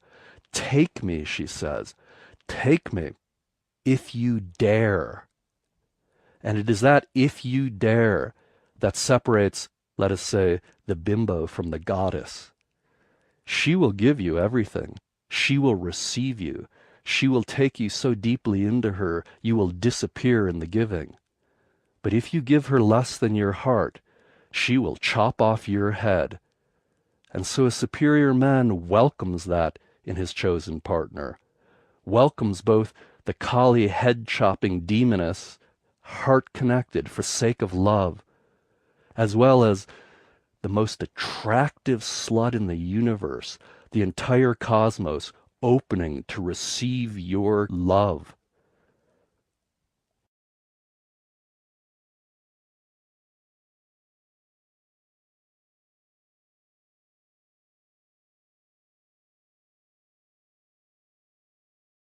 Conclude Session 5. Our program continues with Session 6, Feminine Attractiveness with David Deida.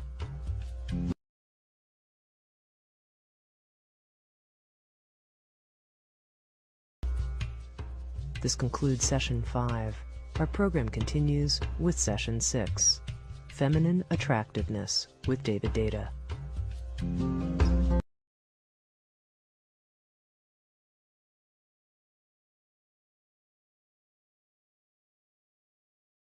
If you are identified with the masculine, then when you totally relax, you rest as consciousness, pure awareness, the reflecting mirror to all that is happening.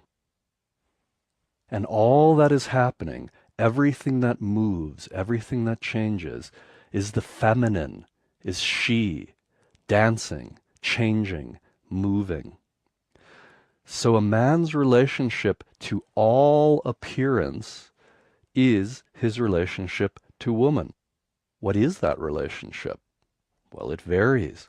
In some moments, Men are obsessed with whatever appears. They want it. They want her. They want money. They want world peace. They want to get something. And they begin to try to grab it. However, there is no separation between consciousness and appearance. In that deep relaxation, you already are that which appears. There is no need to get it. And so over time, that motive to gain a woman or to gain something in the world begins to relax. And then it moves into the second stage of wanting to work things out with the world, to make peace with the world, to make the world and to make your woman workable. How can we have a workable relationship? How can we cooperate together? How can we create harmony in the world and harmony in the relationship? Sometimes that desire for harmony gets to the point of weakening somebody. The desire for peace is a completely masculine desire. The feminine, volcanoes, hurricanes, all emotions, life and death, birth and destruction. The feminine is not motivated towards peace at all. And so sometimes in the second stage, seeking peace, the masculine feels distracted by the feminine rather than obsessed. The masculine feels, oh, I need to spend more time alone meditating. Oh, I need to create a safe haven, go out in the woods, wear monk's clothes, eat in silence, create a kind of specialized peace with less aggression, less chaos, so we're not so distracted, and we could focus on what's important. And of course, what's important to the masculine is always some form of greater freedom. So again, as we relax, we realize that intense and chaotic emotions, weather, storms, are not other than the deepest consciousness. They are forms dancing in and as consciousness. They are the light of consciousness itself. There is no need to change aggressive actions. There's no need to change the weather pattern, to diminish the weather outside or the weather in your love partner. There's no need to have that new age kind of smile and hugginess and softness, because you're not anymore afraid of embracing and being everything. And so in the third stage, the superior man does not rest as consciousness separate from the feminine, but rests as consciousness appearing as the feminine, dancing as the world and woman. You already are feeling her from the inside out in the third stage. The feminine then becomes a revelation. In general then, the first stage man becomes obsessed with the feminine, wanting more and more. The second stage man feels somewhat distracted by the feminine, wants time alone to do their work and project and meditation. The third stage man, although certainly they may want the feminine in moments and also want aloneness, non-distraction in moments, at root, the third stage man is practicing the moment-by-moment relaxation and recognition that all of light, every form, is you, is consciousness. There is no separation. It is a revelation of consciousness. All forms, and specifically woman, is a revelation of love, of light, of consciousness. So in the first stage, men desire women who attract their obsessiveness. So feminine attractiveness is in the first stage, makes you want her. So a first stage woman puts on makeup and clothing and jewelry in order for you to want her. The second stage woman diminishes her attractiveness so there can be more peace, more harmony, more cooperation. A woman who's dressed a little too sexy kind of stands out in the second stage New Age scene. It looks like, is she trying to steal my husband? Is she trying to cause trouble? So sometimes second stage women play down the way they dress or adorn their body in order to help create more harmony.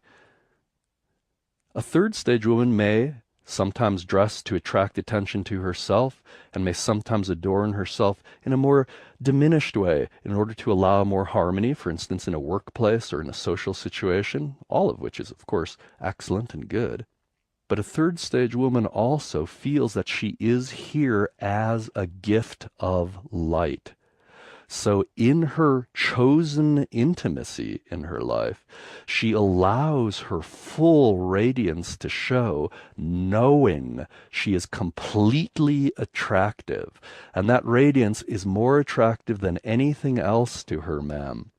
Third stage feminine attractiveness is therefore used to open the man to deeper love. It's not used to attract the man to her. It's not used to create harmony. It's used to open the man. It's used to create inspiration, devotion, and even worship. So feminine attractiveness, all men must acknowledge, rules their life in many ways. Not just the feminine attractiveness of women, but the feminine attractiveness of the world, of more money, of peace. Men become motivated to interact with the feminine for a specific result. Again, we move through being obsessed and then feeling distracted by the feminine, and then finally feeling the feminine as a celebration. So, the feminine is all around you. The feminine is what's around you.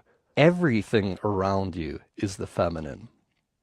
How you respond to everything around you is your responsibility. For instance, if you're with your woman and you've had sex and you've ejaculated, sometimes after that you have very little sexual desire for a period of time.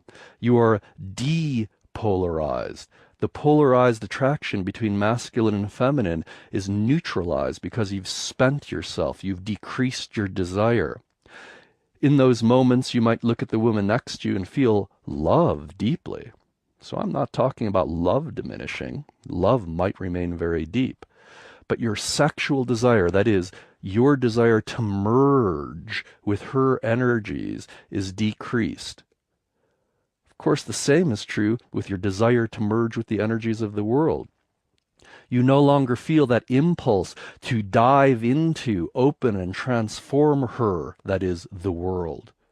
So over time, as men, as masculine identified characters, we realize we are responsible for what we do with our desire.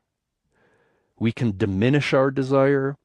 We can act on our desire to spend ourselves so we no longer desire. Or, in the way of the superior man, we cultivate our desire. So we walk around in a kind of polarized unity with all form, a pleasurable unity of feeling into her at all moments, of merging with her, her meaning not only your chosen intimate partner, but the entire world. How do we keep it up then? How do we remain aroused in our desire to enter and serve the world? Especially when we feel battered down, especially when we feel criticized by women or the world, especially when we feel that what we've done has not been received or taken in or used or acknowledged. Again, a first stage man must get something back for what he does, some kind of acknowledgement or pay. A second stage man is willing to offer his gift as long as it doesn't rock the boat too much and he gets back what he needs. I'll scratch your back if you scratch mine. But a third stage man continues consciously cultivating the love desire for woman, for world, so that his consciousness is most deeply merged in her and the world. He's not struggling with her as if she's a distraction to his purpose. Instead, he realizes that her arousal allows him to give his gift more fully, the way she inspires him with her light. He doesn't just go after her and grab her to consume her and then be done with her like an obsessed first stage man, but instead he combines with her just long enough for their hearts to open and then walks away from her while desire remains. He never exploits desire to the point of depleting it, leaving himself flaccid, unable to love and enter the world and the world of women. So, what are some of the outcomes of either allowing your desire to become too diminished or acting on your desire in ways that don't bring light and fullness to the world? So let's first look at what happens if we allow our desire to diminish. So whether it is after an ejaculation, or whether it is simply because you're too exhausted, whether it is because of familiarity with your intimate partner, that you simply lose desire for your intimate partner, what happens? Well, first of all, remember what's important for the masculine in men and women is what we are attending to, whereas what is important to the feminine in men and women is how the energy is flowing. So if your energy is not flowing in love desire with your partner, she feels it. And if she is more identified with the feminine than you, she feels that lack of energy deeply. She feels, in fact, rejected by you. Your lack of desire feels like rejection to her, which of course, because the feminine is always seeking love, makes her feel she is not getting what she really wants. So depending on her capacity to practice, she may collapse or withdraw or feel hurt, and then you're less attracted to her. And then, of course, she's more hurt and less likely to open, which makes you feel it's even more work to be with her, and so you're less likely to even want to be. So allowing yourself to become unattracted to your partner through familiarity, through repetition, through excess ejaculation, all results in a continuing distancing of your two hearts, farther and farther apart. However, the same thing can happen with intense desire. As your desire grows, you'll begin to look at all women with intense desire. You'll feel desire all day. What do you do with this desire? Is it best to act on it? Can you have sex with all the women you're attracted to, for instance, and still bring light to the world? Probably not. Most men, certainly myself and most men that I've met, it's enough to be with one woman and live impeccably, to give love, to open each other's hearts. To be able to do that with more than one woman is incredibly difficult. And are you willing to be responsible for the outcome of that? Therefore, it's very important to turn your lust into a gift, to receive women's attractiveness as a form of inspiration, heart inspiration, inspiration of your soul. So you may be walking down the street, you see a woman who turns you on. Her radiance, her smile, the way she moves feels like the cosmos smiling at you. You inhale and you feel the fullness of energy in your body. Well, most men either go to head or tail with that. They go to one end of their body or the other. They either begin to fantasize in their head or they become genitally aroused. Therefore, it is important to breathe fully, circulating the energy of desire all through your body, from the top of your head down to your genitals, and then from your genitals up to the top of your head, feeling that your breath is filling and emptying your whole body with every inhalation and exhalation, allowing your energy to circulate. So the actual feeling of desire, rather than it becoming targeted in head or tail, becomes coordinated by your heart.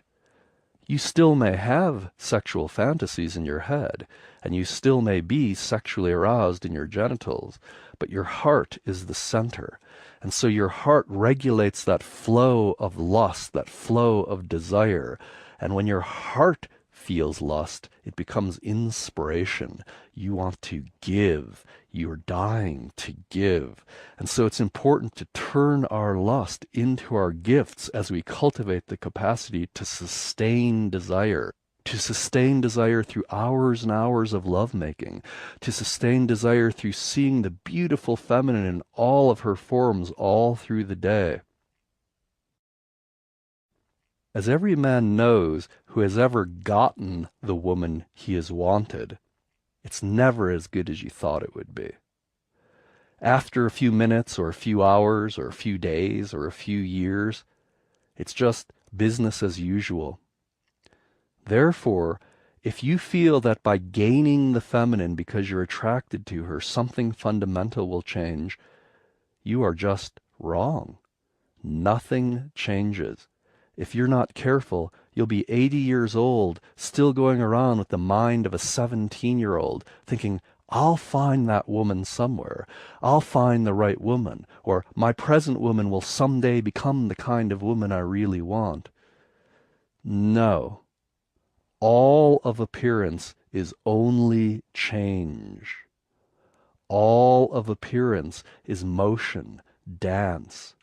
As the masculine, you are back as consciousness. You tend to identify as that which never changes.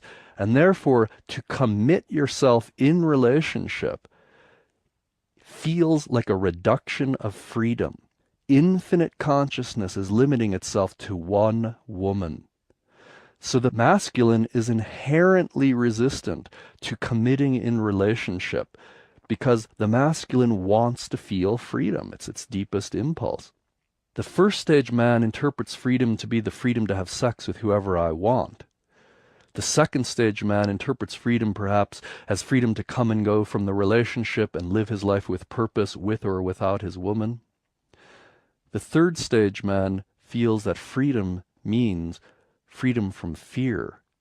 It means relaxing so deeply that consciousness and its appearance are felt as one.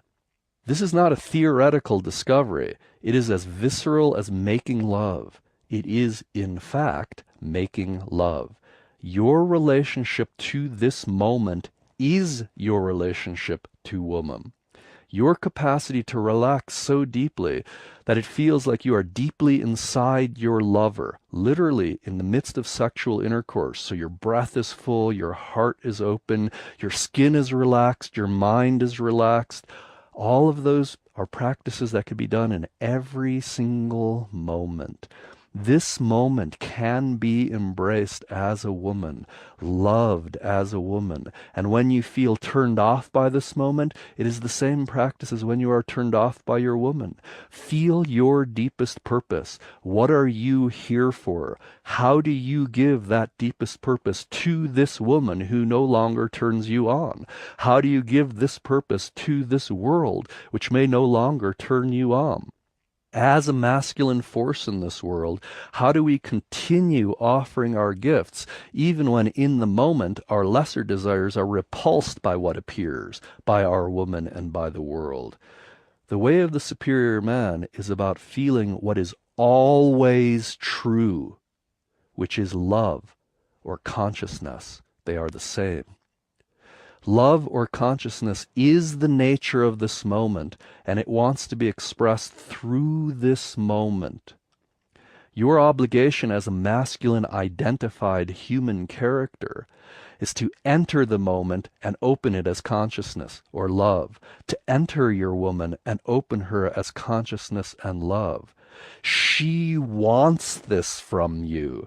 The reason she wants your dark side is not because she's attracted to murderers and killers. It's because sometimes the world needs a man willing to take a stand and open the world in love. And sometimes she needs her man to take a stand and open her in love. She needs your dark, strong energy to open her, so she knows that without that killer for love within you, there'll be many days where she's sitting alone and you're off doing your thing and you're afraid to step into her storm and open her. She'll know that without that killer within you, you'll be afraid to enter the world and do battle for the sake of love in those moments when necessary. If you allow your desire to become so small, if you deplete yourself continuously through building up stress and releasing it, through masturbation, through watching TV, through throwing off your energy, through work, talking, reading, all the things we do to occupy our time that aren't really bringing light into the world and also aren't really recreational, regenerating light, but instead are simply distractions. If we allow ourselves to be distracted, then we begin to feel depleted, and we go through life in a mediocre way. We do have a sense of what we're here for in the world, but we also know it's very difficult. The world is motion. To enter that motion is a ride, and it ends in death. No one has succeeded in bringing into life the love they wanted to. Jesus, Moses, Muhammad, whoever you want to look at as a character in history who has done their best to bring love, to bring consciousness into the world, has had very limited success. So will you. That is, if you are looking for a result in your giving, you will be disappointed. The only result you will have in your giving is death. You will die giving. Your choice is, do you want to die giving everything, giving your gifts, or do you want to die still holding back, flaccid, unable to give everything because you can't even get it up? That's your choice. And if you make the choice to die giving, then you make the choice to approach the feminine, to approach your woman, and approach the world as something to be embraced, something to be made love with, something that you in fact are. And when you relax enough to feel that you are her, that there is no separation, then all obsession and all distraction dissolve open in the revelation that she is your light, and you are her depth, and there is no difference. And together, you and your partner, together, consciousness and light are already merged. Nothing needs to be done except the dance itself continues. And as the superior man feels, it is our obligation to dance with as much artistry, relaxation, and humor as possible, because it all disappears, and our gift is in the giving. At our core is our heart. Our heart is a feeling organ. By feeling, I don't necessarily mean emotional feelings only. I mean the capacity to feel entirely, to feel nature, to feel the wind, to feel other people's sensations, to feel beauty, to feel space itself. The main practice of the superior man is the practice of feeling. For some men, they have difficulty grasping exactly what does feeling mean, if not simply emotions.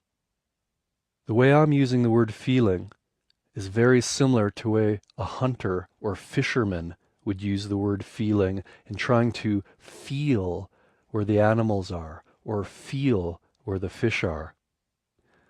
It's very difficult to describe, but the difference between, say, an excellent fisherman and a beginning fisherman has to do with an ability to feel where the fish are. You cannot see them on the surface of the water, but with practice over years of time, men can develop an uncanny ability to feel where the fish or animals that they seek are, even though they can't see them. Well, in the same way, we can cultivate the capacity to feel how energy is moving through our partners. We can cultivate our capacity to feel what other people are feeling emotionally and physically and even mentally. It does take years of practice, just like becoming a good fisherman or a good hunter would, but you can start right now. So if you're listening to this in a place where you can close your eyes, sit down, and relax, find a comfortable place, sit, allow your spine to remain elongated so your chest is not hunched over, and relax your whole body as much as you can, but not going limp. You're relaxing more like a cat is relaxed as it stalks its prey. like a dancer is relaxed in the middle of a leap. So you are relaxed, but not limp, alive and relaxed. Breath is the interface between consciousness and energy. Breath is the key for transmitting your consciousness both to other people and to your lover in sexual moments. So in this moment, with your eyes closed, sitting in a comfortable way, with your spine gently elongated so you're not hunched over, begin to feel your breath just as you would begin to feel where the animals are in the forest or where the fish are under the water. So there are unseen dimensions to your breath that over time you can cultivate awareness of, a feeling awareness of depth, hidden creatures, hidden motions, hidden currents of energy. So begin feeling the quality of your breath. And for a moment, concentrate on your inhalation. So as you inhale, as breath comes into your nose and down into your lungs, relax your belly. So without changing the pace of your breathing, you're breathing at a natural rhythm. As you inhale, allow your belly to gently expand. Many of us carry tension in the front of our body, in our belly, in our genitals, in our solar plexus, around our heart, around our throat. We carry tension in our jaw, in our eyes, in the temples, our head. That tension is a way of feeling separate, and it is a way that we reinforce the sense of being separate and alone, rather than already merged consciousness and energy, alive as conscious light. So as you inhale, soften the front of your body. Again, softening does not mean limpness or weakness. Soft like a tiger walking through the jungle. So as you inhale, allow your belly to soften so it expands with breath. And now exhale any way you choose right now. So with every inhalation, your belly is expanding. And then as you exhale, your belly comes in a little bit. And then with the next inhalation, your belly expands full and round. Your belly can become pregnant with breath force. So over time, minutes of practice, hours of practice, days and years of practice, your entire body can become filled with breath with every inhalation. You receive breath. You receive life force through the inhalation. And it is this life force that also fills your genitals as an erection.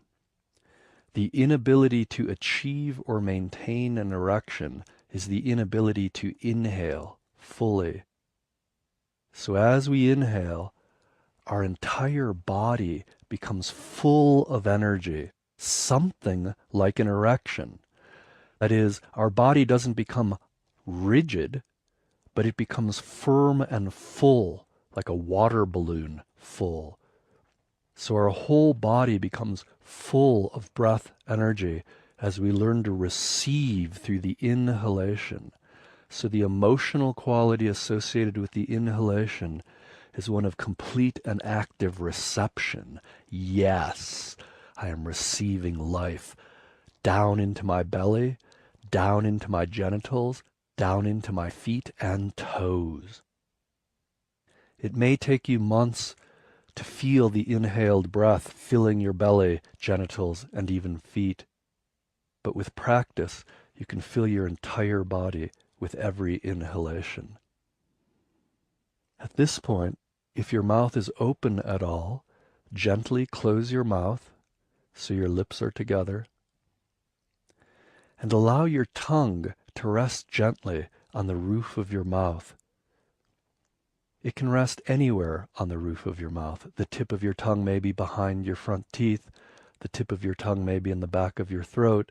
The flat middle part of your tongue may be gently resting on the roof of your mouth. With time you can experiment, but for now, simply rest part of your tongue on the roof of your mouth, whatever feels most relaxed and easy for you. Your tongue connects a circuit of energy from your head down through your throat into your belly. When your mouth is open and you are eating or speaking, you break that circuit of energy and you become more limp, more depleted of energy. So in general, throughout the day and throughout lovemaking, allow your tongue to rest gently on the roof of your mouth, the upper palate, so that a connection can be made, bringing the energy down from the head, through the throat, through the heart, down into the belly and genitals. If you open your mouth, use your mouth consciously. For instance, during lovemaking, you can use your tongue to finish circuits of energy with your partner. You can use your tongue to bring pleasure and openness to your partner. You can use your tongue to speak words of love and beauty. But if you choose not to use your tongue in those ways, simply allow your tongue to rest on your upper palate to complete the circuitry internal to your body. So now, with every inhalation, we are emotionally receiving energy down into our body and especially our genitals. Over time, with practice, you can inhale so deeply that it feels like you are caressing your genitals with the inhalation, a kind of solo yogic practice of self-stimulation through breath in order to enhance your energy flow.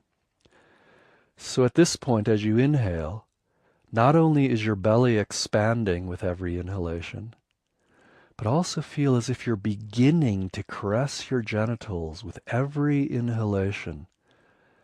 So you begin to caress your genitals with the breath itself. The quality of inhalation is one of bringing energy to the genitals. You may be feeling a little bit of arousal, some tingling, a little energy, or you may feel nothing at all. You may in fact feel numbness or constriction in the belly. You may need to spend time breathing in this way, months of practice until that opens up and you can truly bring energy to your genitals with breath.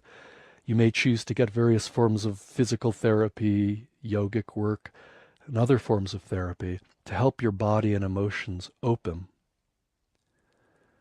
At this point, we're inhaling, caressing our own genitals with every inhalation. The inhalation is our first breath as a baby. We are born, and instead of breathing through our umbilical cord, our belly button, we take our first inhalation, and then we exhale. So the first breath that fills us with life is an inhalation, and the last breath of our life is an exhalation when we leave our body. There are many traditional practices for practicing exhaling and leaving the body. Often the feeling is one of relaxing upward, up the spine and out the top of the head. So now we are inhaling gently and fully, filling the belly and genitals, caressing, stimulating our own genitals with breath. And now we're also adding the feeling that with every exhalation, we surrender and release life. We willingly die. We let go entirely. And as we exhale, we just feel our letting go up our spine, up, out the top of our head. So as a practice now, as you inhale, fill the belly and genitals. And as you exhale, allow your attention to rise up to a few feet above your head. Allow your breath to rise up and out of your nose. You may even choose with your eyes closed to allow your eyes to turn up slightly as you exhale, so everything is going up as you exhale. Your attention is going upward to focus slightly above your head. Your energy is going upward, and you may feel that as a kind of tingling in your spine, or sensations, vibrations, current of energy, or simply like champagne bubbles rising up your spine, a kind of shiver up the spine. Our eyes can roll gently upwards as we exhale. So the two feelings and breath we are working with right now is the inhale through the nose, mouth closed, tongue on the upper palate, allowing our inhaled breath energy to fill our belly like charging a battery, because our belly contains and holds our life force. And then further, allowing arousal of our genitals through breath caress. And then once we have filled our body, maybe even down to our feet, once we can breathe into our genitals, when we have filled our body through inhaling and receiving the yes of life force, we surrender all hold on life. We surrender and let go of all hold on all relationships. And we even surrender our hold on our own body. And we exhale and surrender as if dying to this entire moment. We exhale and let go and allow ourselves to go up and out, up and out, up and out. And then we wait until the next inhalation comes, filling our body with life force, filling our genital with arousal, filling our feet even with living energy. So every life force inhalation is as if we are being born, filling our body. And every exhalation is a kind of surrender, an emotional release, our death. So every inhalation and exhalation, every cycle of breath replicates our complete life, being born, inhaling, incarnating, exhaling, and leaving the body with every breath. So we are breathing, inhaling, filling the body with breath, exhaling, releasing, letting the breath go up. And just continuing breathing in this way, well, we feel the core of our heart.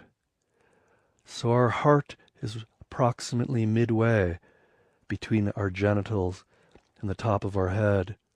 So the breath is circling around our heart, with the heart at the center.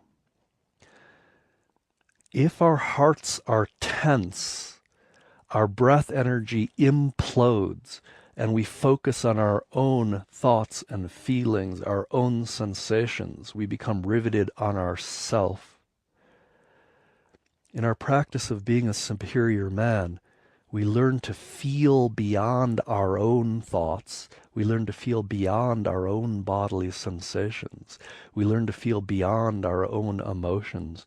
We do not ignore them. We include them in what we feel, but we feel far beyond them. So in this moment, doing your best to continue breathing as we just did, inhaling, softening the front of the body, filling the belly and genitals, exhaling, feeling upward, rolling the eyes upward, surrendering all hold on life, until our inhalation comes in again and we are breathed by something larger than us in the circle of breath around our heart.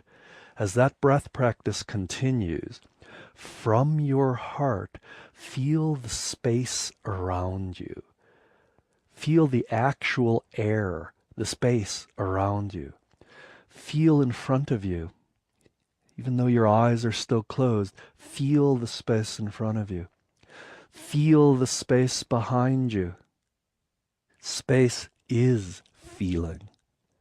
Space itself is alive as feeling. With practice, it feels as if you are in the water, underwater, in an ocean. Space becomes like liquid. So as people move through space, they ripple the liquid, and you feel those ripples moving through you. That's how you find the fish underwater. That's how you find the animals in the forest. That's how you feel where the people are on the basketball court or where your children are in the heart, in the house, by feeling space. So the practice of feeling the space around you as if it were water, alive, rippling with motion, is a practice that can be cultivated, as any basketball player or parent knows. So in this moment, you're feeling the space in front of you. Without opening your eyes, can you feel where the wall is in front of you? If you are indoors, is the wall 6 feet away from you? 20 feet away from you? Feel behind you. Are there objects in the space behind you? Are there chairs or tables? Are there people in the room? Feel to the left of you and the right of you. Feel upward toward the ceiling and into the sky. Feel downward into the earth. Again, at first, it may feel like nothing. You may go, well, I don't know what that means. Feel downward, there's nothing there. But again, with practice, just like a fisherman, a hunter, a parent, a basketball player, you can feel with nuance. It does take practice, and we are beginning now. So far, our breath practice is to receive the inhalation down into the belly and genitals, to release and surrender all hold on life, exhaling upward, feeling upward. And then from our heart, the core of our breath, we are feeling outward in all directions. This becomes the central practice of the body in the way of the superior man.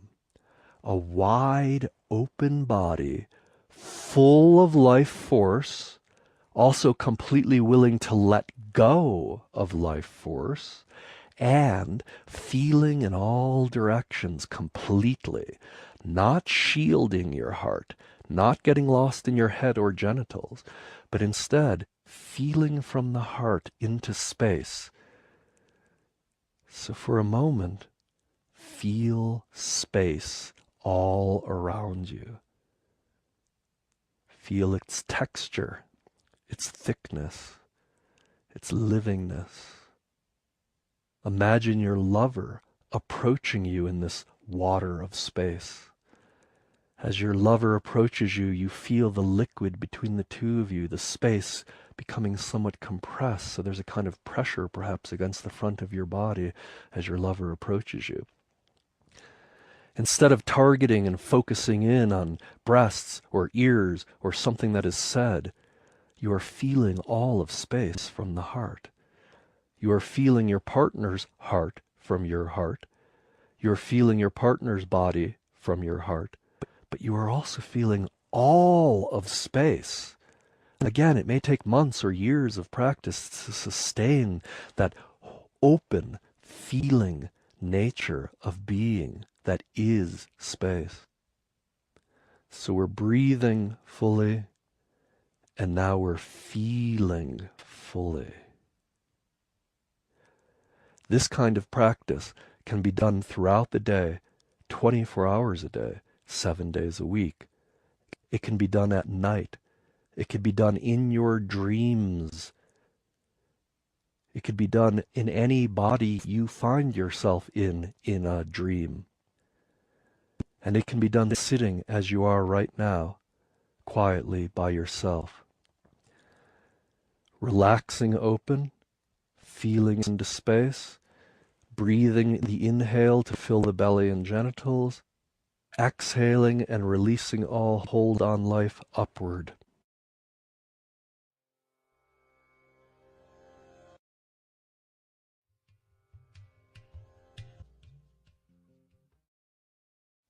As we grow in our practice, we always realize that we cannot see ourself.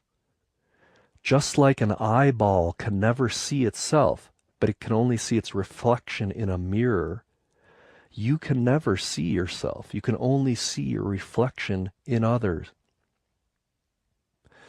So, at this point, if you have a partner to practice with, a simple practice partner, not an intimate partner, but just another man, You can be two women practicing this, two men, a man and a woman, two friends, lovers, it does not matter who. Sit down with a partner and close your eyes. So you are now sitting down, facing your partner, but with your eyes closed. As you're sitting down facing your partner with your eyes closed, remember the previous practice. Inhaling, filling the belly and genitals, exhaling up the spine, out the top of the head, feeling upward, and most importantly, allowing your heart to be a sense organ, feeling the living space all around you, feeling with the keenness and sensitivity of a professional basketball player, a master hunter or fisherman, or a devoted parent. And now when you are ready, open your eyes and gaze into the eyes of the practice partner sitting in front of you. So you're gazing now into the eyes of your partner. Notice if you lost the breath when you opened your eyes. Did you constrict your breath? Did you forget to receive the breath down into your belly and genitals because you became distracted by your partner? Have you forgotten to release upward? And have you forgotten to feel the space all around you, even behind you, above you, and below you, as you gaze into the eyes of your partner? You are welcome to blink at any time. It's not a staring contest. You're simply gazing into the eyes of your partner so that we can expand this practice to include another human. So you are now relaxing, gazing into the eyes of your partner. It helps to make the exercise more simple if we focus on one eye of our partner instead of moving our focus back and forth from eye to eye. So at this point, if you would point to your own left eye, so take your own hand and point to your own left eye, and that's the eye you're looking into in your partner, the one they're pointing to. So look into the left eye of your partner, and your partner is looking into your left eye. In general, the left side of our body has more feminine qualities than the right side, and so looking into your partner's left eye allows the two feminine parts of you to come together, whereas if you looked into each other's right eye, there's a slightly more masculine flavor to that, which is appropriate to certain exercises. But for this exercise, we're just simply going to look into our partner's left eye. On your own, you can practice however you would like and experiment. So you're looking into your partner's left eye, breathing fully, which means inhaling, filling the belly and genitals, exhaling up the spine, up above the head. And now, from your heart, feel threads of connection to your partner's heart. So you're looking into your partner's eyes, but you're feeling your partner heart to heart. You're feeling your partner heart to heart. And again, the word feeling is used to mean the same thing that a fisherman would say when he's saying, "Oh, I feel there are fish here." And somebody less experienced might say, "What are you talking about? We're in the middle of the ocean, or in the middle of a lake. How can you tell?" And the fisherman may say, "I don't know, but I know I can feel the fish here." And a good fisherman is usually right.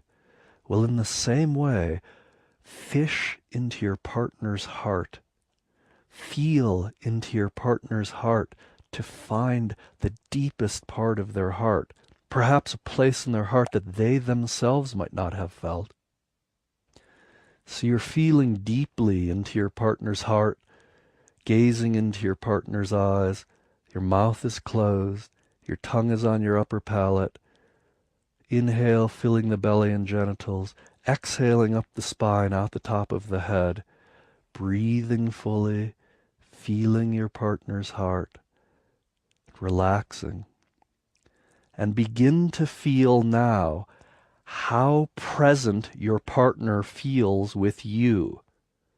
So now we are expanding our feeling. Now we're not simply feeling outside of ourself, but we're specifically feeling into somebody else. So at this moment, You are practicing feeling, how present is my partner with me now? That is, how much is my partner feeling me? So you're feeling, how much is my partner feeling me? And that quality comes and goes. Your partner's presence comes and goes. So in some moments you may feel your partner totally with you, feeling you, right with you, more intimate in feeling than you've ever been with anybody in your life perhaps. And a few moments later, your partner may be distracted by a car sound outside, or by the sound of a child asking for help outside the door, and their presence disappears. They're not feeling you at all.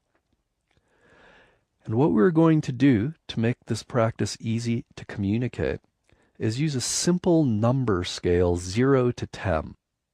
10 means that you feel your partner is completely present with you.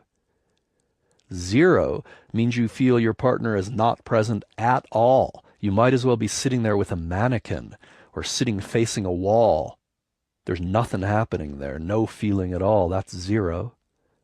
10 is your partner is completely feeling you. You feel your partner is more present than anyone has ever felt you. That's 10. 5 means, well, they're present with you in a kind of normal way, an average presence. They are feeling you, but not completely. 7 or 8 would be feeling you quite intimately, quite closely and fully. 2 or 3 would be less than average, less present than most people are with you.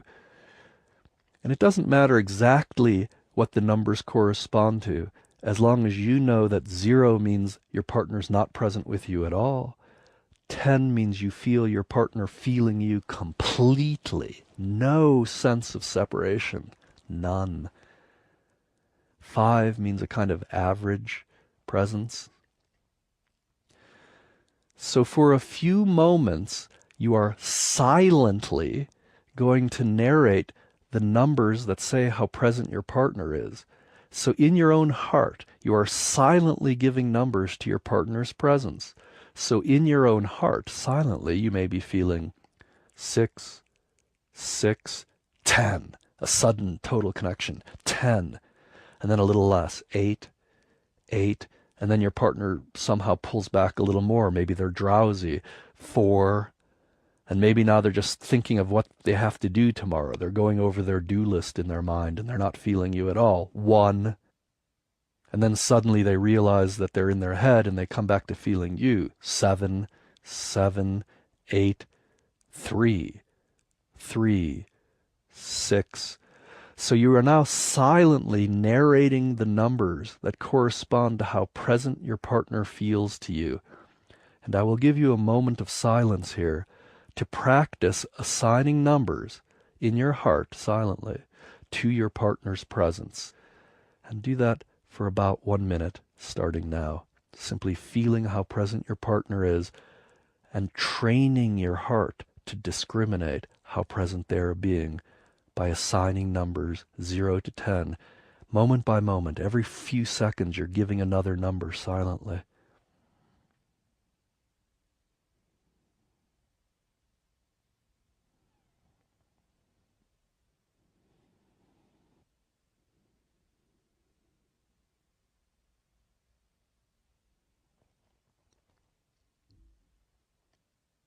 And now, it doesn't matter who begins. Perhaps you are the active partner first. If you are the active partner first, then now you will start saying your numbers out loud that correspond to your partner's presence. So we will say partner A, the first partner, begins speaking the numbers out loud.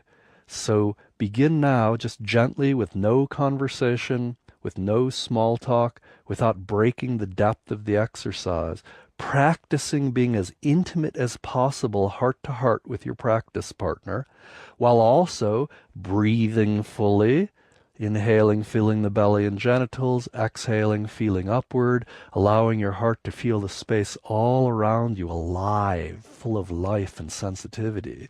You are now also out loud narrating to your partner the numbers that correspond to how present you feel your partner is. So you may sound something like 6, 6, 2, 8, 8, 10, 10, 8, 10, 4, 4. So the first partner, partner A, begin narrating the numbers out loud now to your partner. That is your label for how present you feel your partner with you now. And begin labeling those numbers, labeling your partner's presence, 0 to 10, starting now.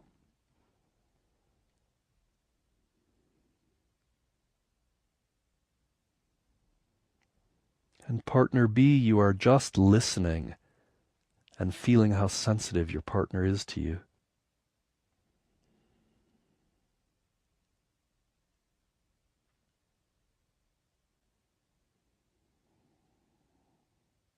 And relax saying the numbers out loud for a moment. And switch functions. So now partner B, the other partner, is beginning to narrate the numbers out loud that correspond to partner B's partner's presence. So partner B is looking into partner A's eyes, feeling partner A. How close is my partner to me? How deeply does my partner feel to me? 0 is my partner is not feeling me at all. 10 is my partner's feeling me entirely. So partner B, out loud, begin narrating your partner's numbers of presence now.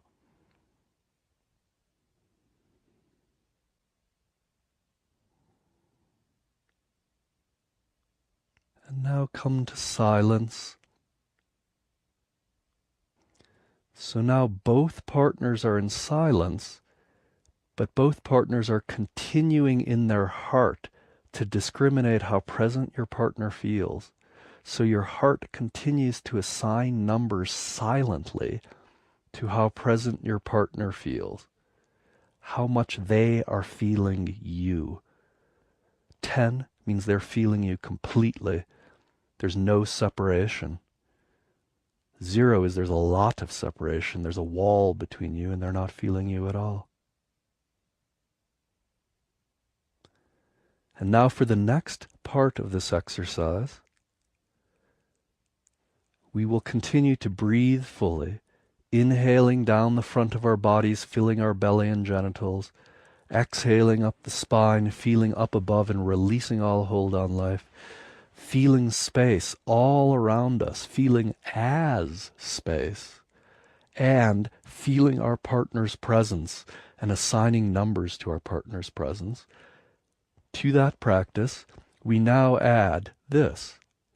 When our partner's presence falls below 7, that is, if we are giving our partner a 0, 1, 2, 3, 4, 5, or 6, we simply raise our hand. And our raised hand means, come back to me. I need to feel you. So if we're feeling our partner below 7, you continue gazing into your partner's eyes and just raise your hand. And as you raise your hand simply is a silent call back to presence. Please come back to me. I need to feel you. So both partners now are raising their hand whenever you feel your partner is below 7 to call your partner back. Please feel my heart. That's what your hand means. Come back to me. I need to feel you. If our partner is at 7 or above, if our partner is feeling us that fully, 7, 8, 9, or 10, then we simply rest our hands in our lap or on our knees. And whenever we feel that wavering, even in a moment, and this is how we truly train each other, whenever we feel our partner wavering, even in a moment, we raise our hands. If they drop below 7, we simply raise our hand and call our partner back with the raise of the hand. The raise of the hand means, I need to feel you more. Please feel my heart. You've drifted. I want to feel you more. And then you put down your hand when the connection is at 7 or above. So now we are going to continue practicing the full breath, inhaling into the belly and genitals, exhaling and releasing up the spine, out the top of the head, feeling the space all around us like a hunter or fisherman or parent, feeling our partner's heart, discriminating how full our partner's heart is feeling us, how present our partner's heart is with us, and indicating to our partner, we need to feel your heart more, by raising your hand when your partner's presence drops below 7. So for the next minute, you're feeling your partner's heart, allowing yourself to melt into unity, heart to heart. So even though there are two bodies, you are allowing yourself to melt open into your partner, so you feel one love, loving through two bodies. One love seeing itself in the eyes of another. Love, loving love. And raising your hand to call your partner back if you ever feel your partner disconnect below 7.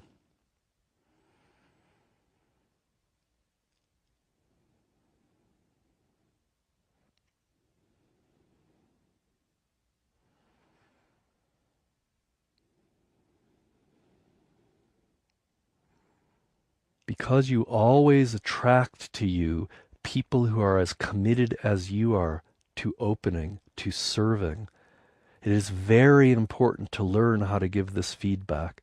And in this kind of formal exercise, do not be shy or hesitant to raise your hand when you feel your partner becoming less present than 7, less present than you can truly trust. So in the way of the superior man, not only do we practice solo exercises to cultivate our sense of purpose, our depth, our capacity to relax and access consciousness, but we also cultivate our capacity to share our depth with others. And instead of relying on our own sense of how much we are sharing our depth, because our eye cannot see itself, because we cannot see ourselves, we use our partner's feedback to help train ourselves to be more present, more full, more alive, more able to feel and open in unity with others. This kind of practice can be done every day for 5 or 10 minutes, and over a few weeks of time, you will quickly learn to connect heart to heart with anyone you choose to. And amongst those you practice with, you will learn how to easily call your partner's heart back to presence, so that you and your friends can practice fully as superior men and superior women, awaken to loving and giving the gift of love to each other. And when you are ready to bring this exercise to a close, relax the effort of breath, relax the numbers, relax your arms so you're no longer raising your hands, and in our final moment of gazing into our partner's eyes and heart, in our final moment of allowing ourselves to merge heart to heart with our partner so there is no separation, so there's one love, loving love, the divine seeing the divine in another body, recognizing itself in the eyes and heart of another. Feeling that oneness, you can offer a simple bow to your partner or any other simple gesture that to you is your body's way of saying, thank you, I am grateful for you practicing with me. So a simple bow of gratitude to your partner now to end the exercise. And then coming back to a neutral sitting position, you can close your eyes, and with your eyes closed, feel all the moments you have withheld this depth of presence from your friends and lovers in your life. Every moment you have withheld this depth of presence from your friends and lovers, you have been holding back your gift, Holding back your gift is suffering. The way to not suffer is to always give this gift of presence in every appropriate moment with your children, with your family, with your lover, and your close friends. So they would all give you a 10, because anything less than 10 hurts. And we are committed to offering our love and presence in the way of the superior man. So rewind the tape with your eyes closed. Rewind the tape of instances where you withheld your love, you withheld your heart from people you did love, but you held back because they had hurt you, because you were tired, because you just didn't know that it was possible to offer your presence so fully. And rewinding the tape, imagine yourself with the specific lovers in your life, or your present intimate partner, or your best friend. Rewind the tape, and how would those moments be different if you had felt into their heart this deeply? So by practicing, even in your imagination, even in your memory, practicing offering this gift of love presence deeply, in unity, you will be able to do it better in the future, in real life. So before you stand up and end the exercise, with your eyes closed, for a few moments, imagine yourself with your lover or past lover being this present, this connected by heart. Imagine yourself with your children or your parents or your best friend who you have withheld this presence from and therefore have probably hurt. Imagine living this present with them, giving them this gift. So if you died, you would die knowing you had given everything, moment by moment, and everything is the depth of your consciousness. In our previous exercises, we learned how to relax deeply, to feel deeply, to feel the space around us, to breathe fully, to feel our partner, to feel how present our partner was with us, and give that feedback to our partner. This next exercise builds on those skills we have just practiced. So with a suitable partner, and this partner could be another man, another woman, a friend, an intimate partner, anyone at all, sit down, find a comfortable place to sit, with your spine elongated, your breath open, and for a moment, simply close your eyes. And we are going to do a practice to help us discover our deepest purpose. I will describe this practice one-sided, so I will describe how one partner can do it with the other, and then simply replay this segment so the other partner can repeat the exercise.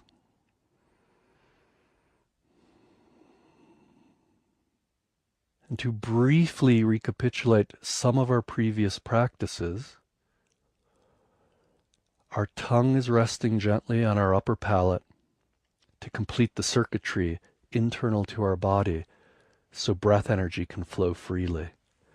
As we inhale, we receive life and breath force down into our belly and genitals, caressing our genitals, bringing arousal with every inhale.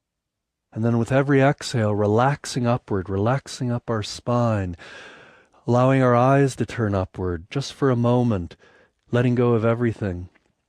And then inhaling, filling life into our body once again.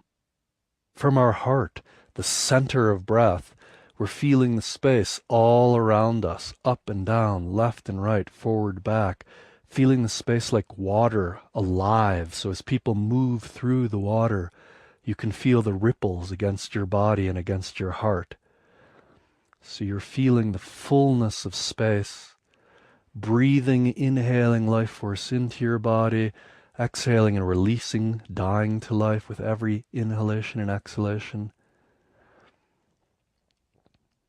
Now we open our eyes and we gaze into our partner's eyes. Again, we'll use our partner's left eye as a place to focus. So you can point to your own left eye to help your partner decide which is the left eye. That's sometimes difficult for people. So just simply point to your own left eye, and then you can gaze into your partner's left eye, the one they just pointed at. Take a moment and relax with your partner. Notice if your breath has stopped or become shallow. So even though you're gazing into your partner's eyes and feeling into your partner's heart, you continue to inhale and fill your belly and genitals, and exhale and release upward. And you continue to feel the space all around you, feeling all of space alive. And you are feeling your partner. And as we practiced in a previous exercise, in your heart, you are silently assigning numbers to your partner's presence.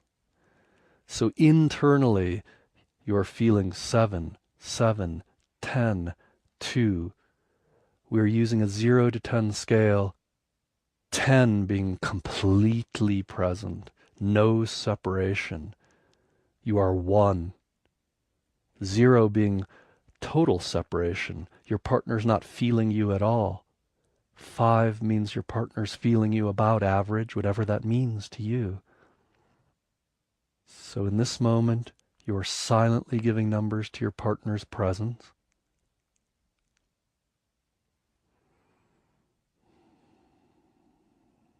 Narrating those numbers silently in your heart.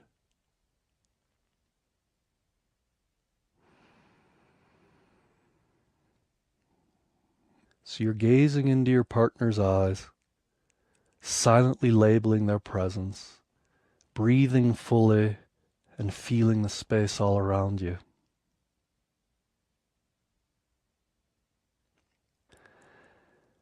In a moment, you are going to ask your partner out loud, what is your deepest purpose? You will simply ask in a moment, what is your deepest purpose? And your partner will respond. So your partner will feel into their deepest heart and do their best to put into words the feeling of their deepest purpose.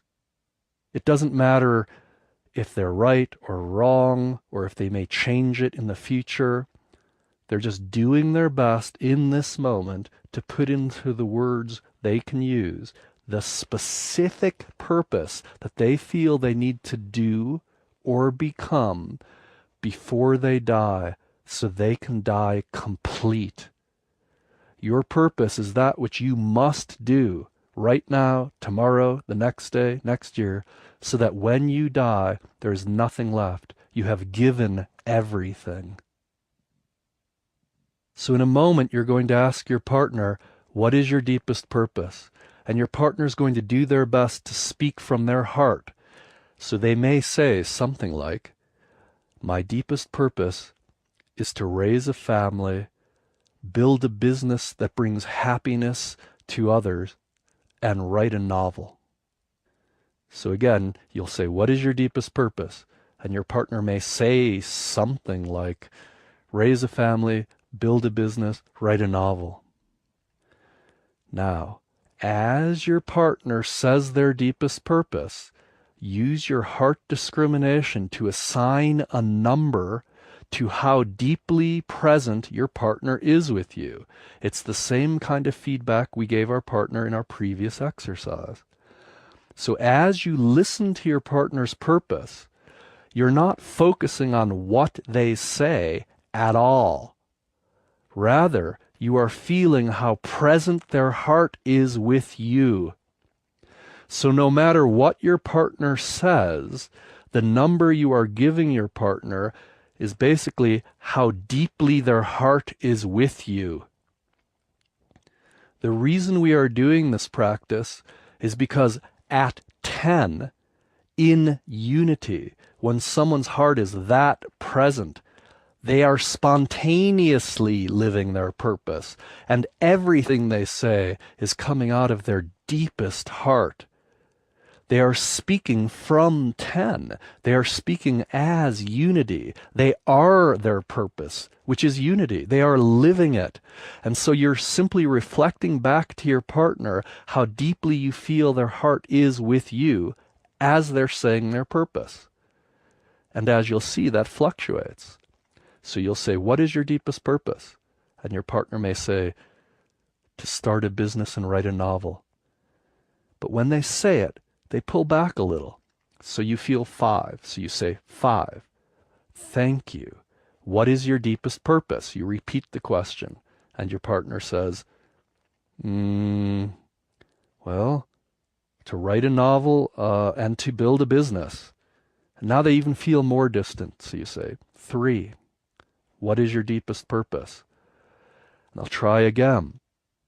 Your partner may say the same thing over and over as you give feedback on how deeply you feel their heart connected to you, or your partner may change what they're saying as they deepen.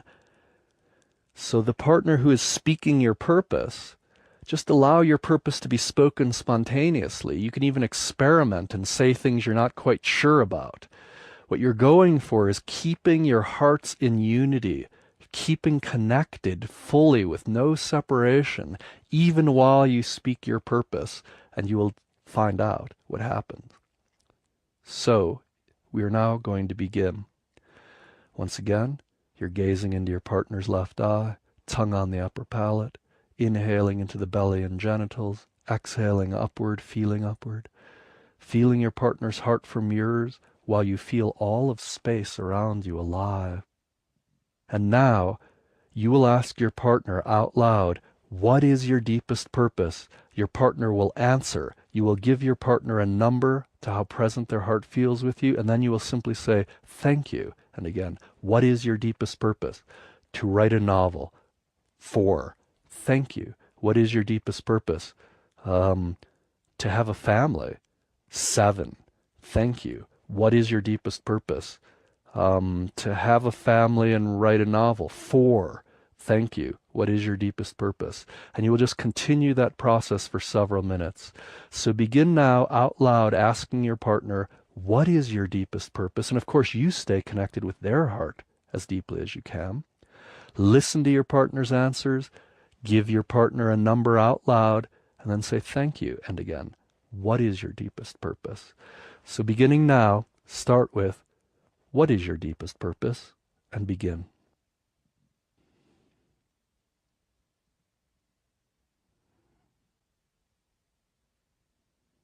Try to get to the place where you're asking and speaking the purpose from 10. Try to be as specific as you can in your purpose. Everyone's purpose is to be happy and enlightened and give love. But how? Through a family, through a business, through writing, through exercise. Be as specific as possible.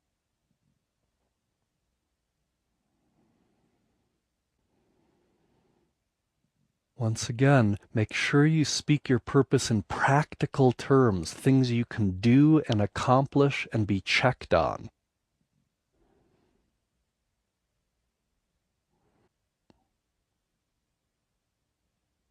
And coming to silence when you're ready.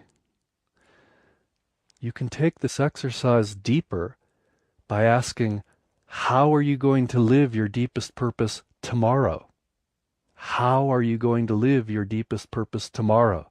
And again, your partner says specifically how. I'm going to wake up, I'm going to do half an hour of exercises, then I'm going to make myself breakfast, then I'm going to go to the office and have a talk with my boss and change things the way they are there. So you can ask for the next several minutes, how will you live your deepest purpose tomorrow? And your partner answers, and again, you simply give the number of how present their heart feels to you and say, thank you. How will you live your deepest purpose tomorrow? And continue just for a few minutes. So begin with the question, how will you live your deepest purpose tomorrow?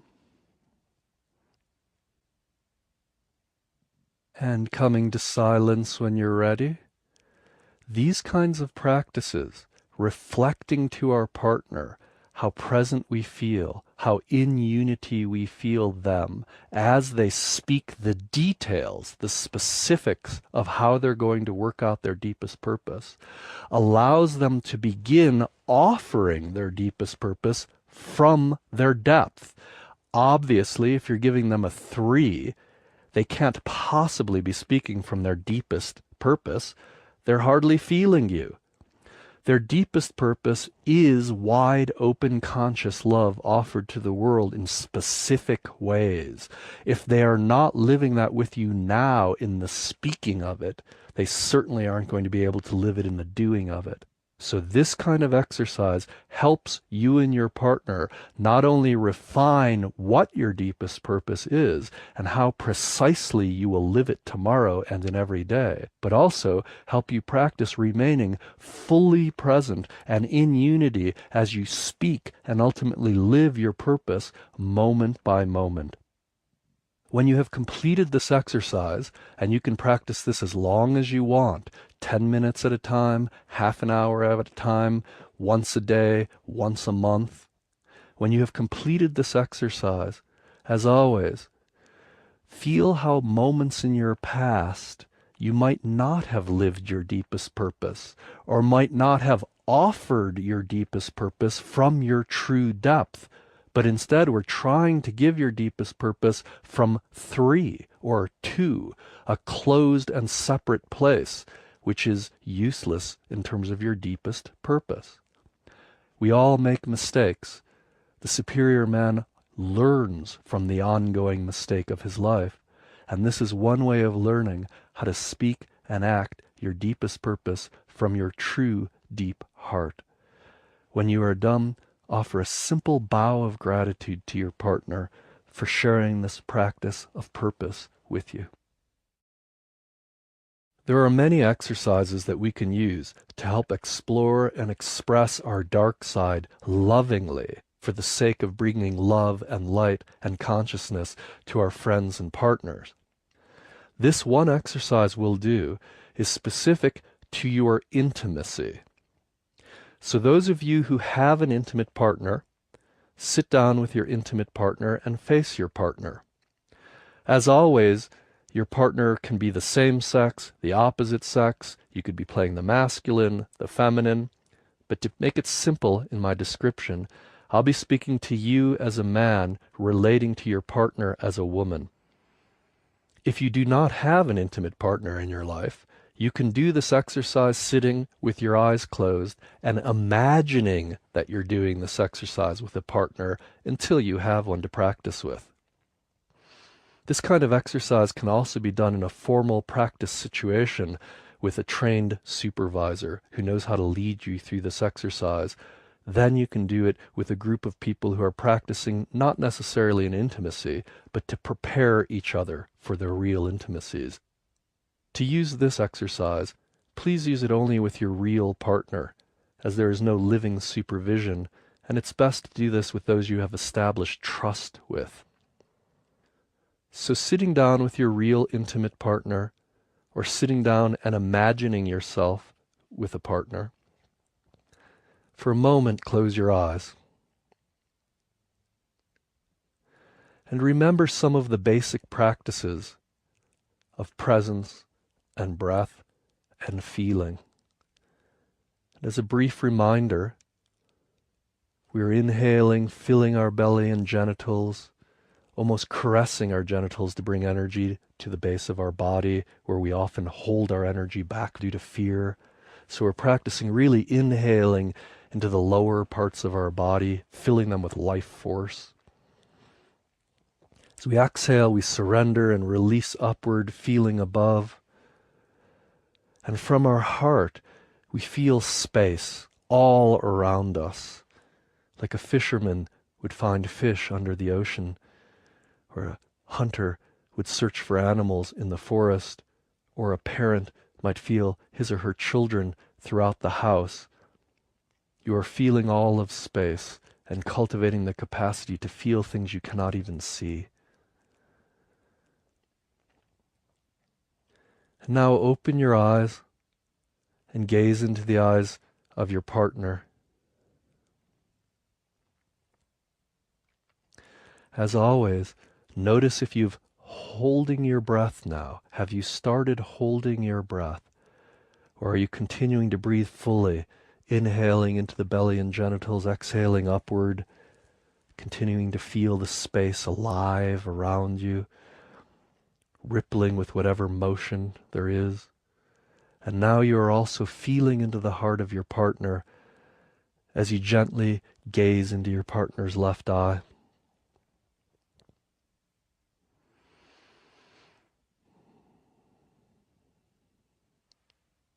Begin to feel into your partner's heart more deeply, so you can begin to feel that in her heart she is yearning to be known.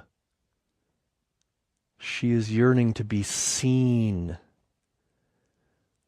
She is yearning to feel you willing to enter her and feel her exactly how she is, to feel her heart perhaps more deeply than she can.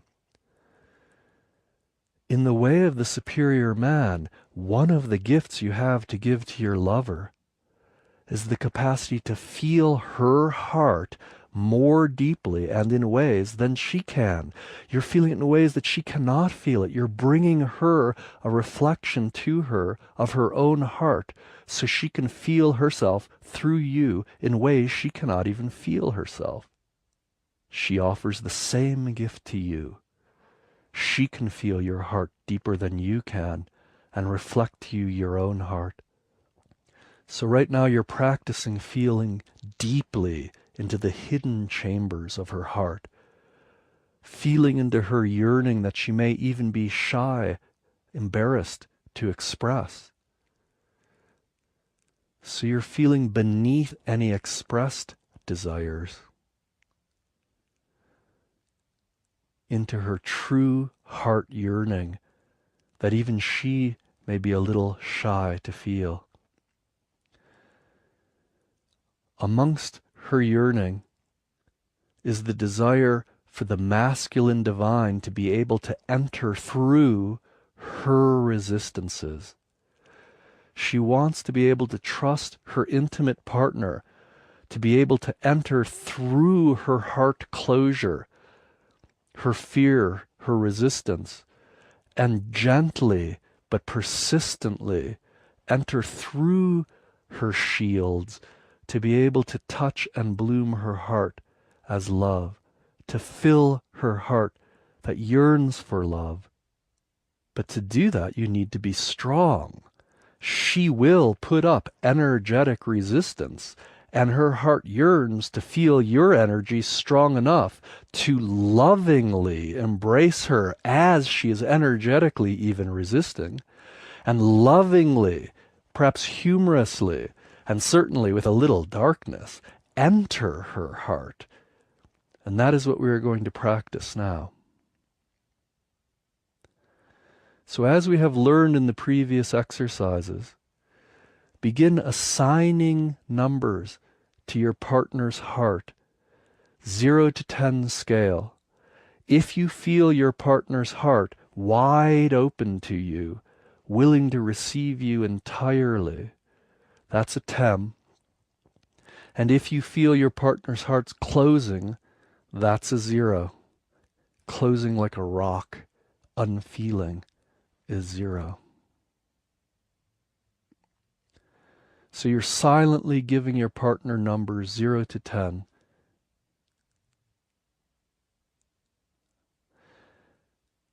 And now I'm speaking to your partner. So I'm speaking to the feminine playing partner. Now I'm speaking to you, the partner of a man practicing the way of the superior man. So feel into his heart right now and allow your heart to silently discriminate and silently give numbers to his heart's presence with you. So silently you are giving numbers to his heart. 10 meaning you feel his heart completely present with you, feeling you entirely. 0 is you don't feel his heart at all. He feels walled off and separate. 5 means he feels, averagely present with you, and so forth. So just to practice for about a minute, silently give numbers to his heart. How present is his heart with you? So you're training your own heart to feel, is he present? Completely present, 10. Partially present, 6. Hardly present, 2. And assign those numbers silently for the next few moments.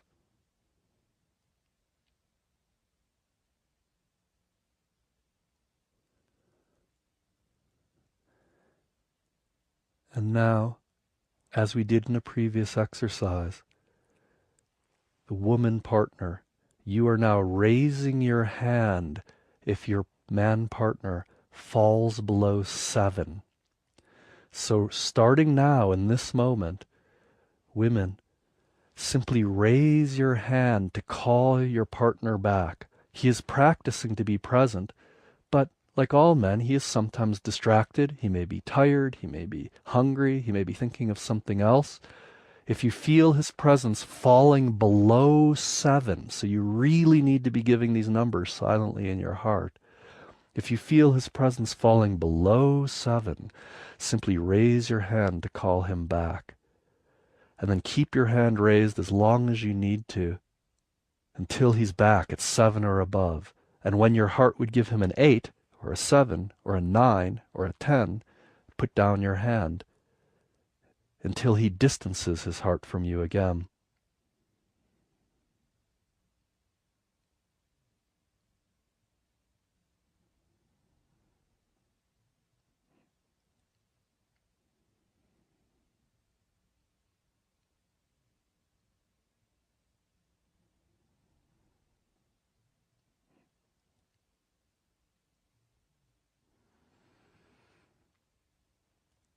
Now, men, you are going to begin to practice speaking from your dark side.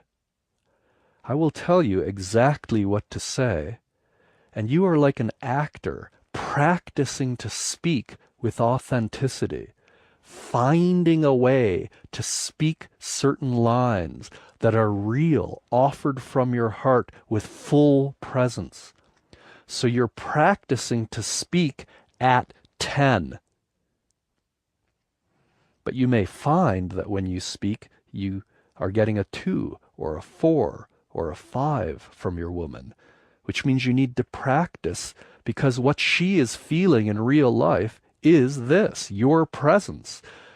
What you say is nowhere near as important as how present you are when you say it, and you're about to discover this. So, men, out loud, you are going to begin saying to your partner, I want you. Just those words. I want you. So find a place in yourself that does want a part of her. The divinity within yourself truly wants the divinity within her. So from that place, men, out loud in a moment, you are going to say, I want you. Now, if her hand goes up, that means that when you said it, you dropped below 7. So while her hand is up, you don't say a word. You just gaze into her eyes and relax until she lowers her hand, which means that she's feeling you at 7 or above, and then you can continue. And you're just going to say those words, I want you. And then her hand comes up because you drop below 7. Then you sit in silence, feeling her until she feels you feeling her. Then she lowers her hand, and again, I want you.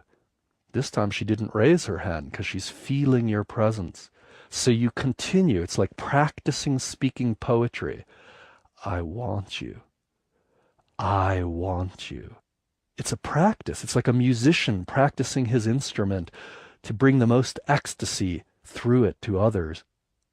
So the instrument in this case is speaking from your darker side, and we're just starting with the sentence, I want you. So begin now, men, I want you. And women partners, simply raise your hand if he falls below 7 to bring him back to presence, and otherwise just listen, offer your heart, and enjoy the poetry of his desire. Just the line, I want you. And begin now, male partner, I want you.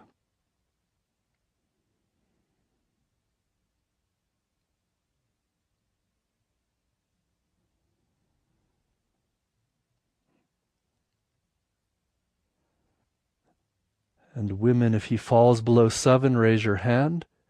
Otherwise, keep your hands down, and men practice with that one line, I want you, as you open in unity with your partner.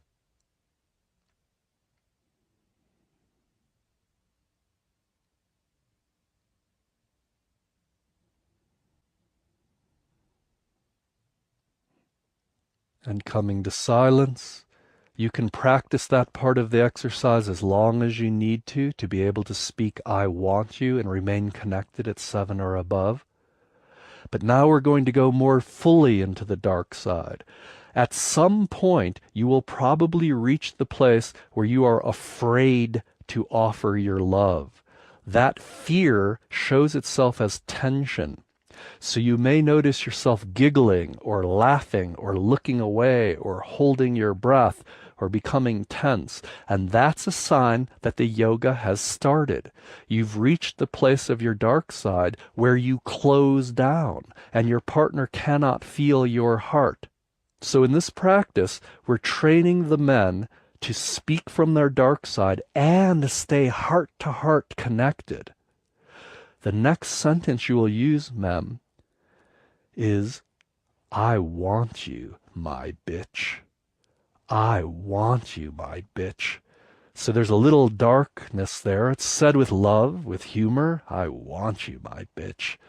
But notice if you disconnect when you say that, if she raises her hand, which is just an indication you need to practice saying that until you can speak open-heartedly. There is a part of her that in moments wants you to be able to take her this way, wants you to be able to express your dark desires verbally and through your body. So if you close your heart when you express these desires, she won't be able to trust you. Your dark desires will then be simply abusive. To say, I want you, my bitch, with no love is simple abuse. But to say, I want you, my bitch, with complete love is ecstatic in the right moment. So we're practicing heart-to-heart connection and speaking from the dark side. So men, feeling your partner's heart, feeling that sometimes she will need the darker expression to touch through her resistances and take her. You're practicing staying in love and saying, I want you, my bitch. And begin saying that sentence. Women, raise your hand if his heart disconnects from you below 7. Call him back with your raised hand. Men, if she raises her hands, come to silence. Breathe. Inhale into your belly and genitals. Exhale up. Feel the space around you from your heart. Feel into her heart. And when she feels your presence at 7 or above and lowers her hand, begin again. I want you, my bitch. And begin now, men, I want you, my bitch. And women, raise your hand if and when necessary to call him back to presence.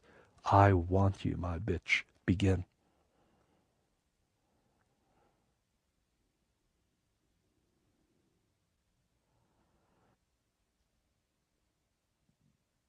And when you feel you have practiced this long enough, come to silence for a moment.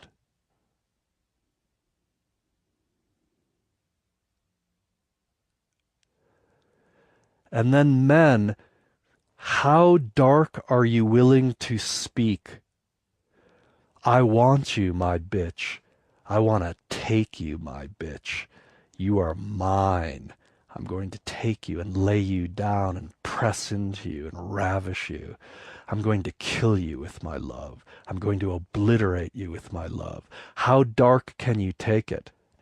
In the freestyle form of this practice, men, you can practice expressing darker and darker and darker and darker words. But if you stay connected at 10, it is all the expression of love.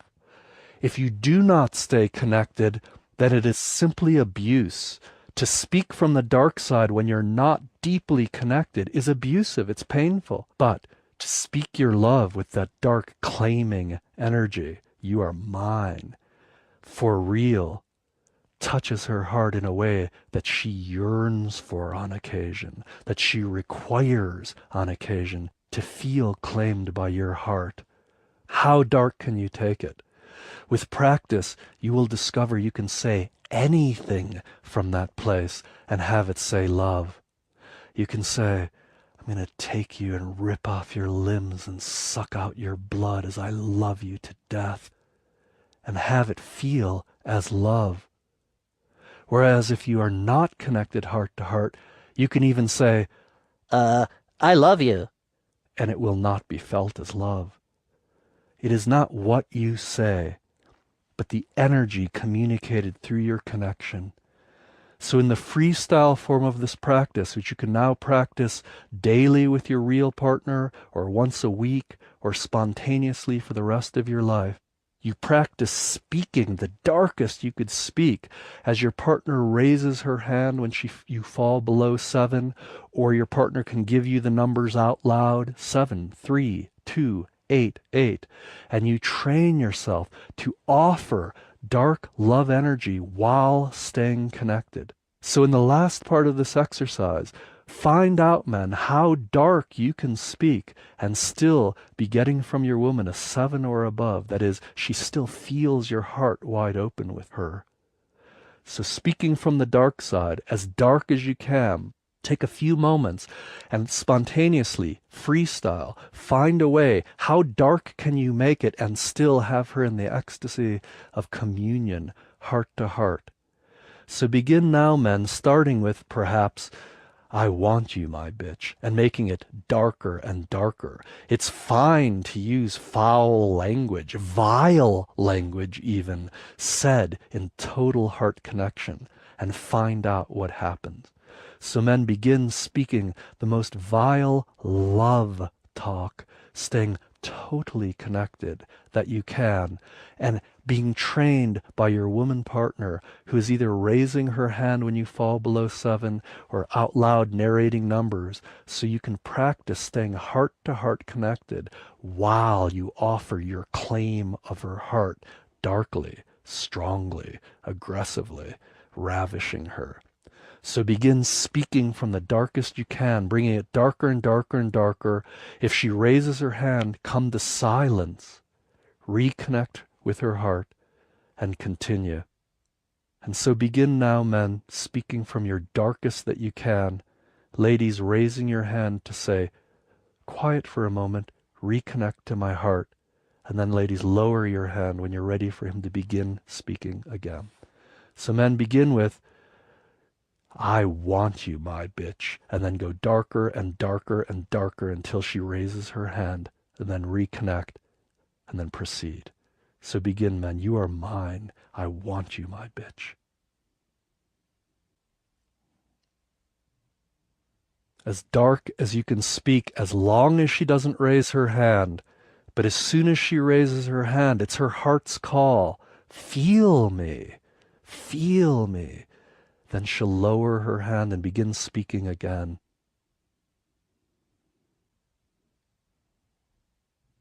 And women, if you want him to go even darker than he's going, you can say out loud, darker, darker, as well as raising your hand when he disconnects. So in the feedback, ladies, you can add darker if you'd like him to go darker, and raise your hand when you need him to be more connected. So if she says darker, men, try darker, and if she raises her hand, come to silence, reconnect, and then go darker. So ladies, at this point, you can ask your partner darker if you would like it darker, and raise your hand if you need him more present. So men, freestyle, speaking from your dark side, claiming her, telling her what you're going to do with her. I'm going to throw you down and rip off your clothes, lay on top of you, press you into the bed, grab your hair, pull your head back, and lick your face till you're happy.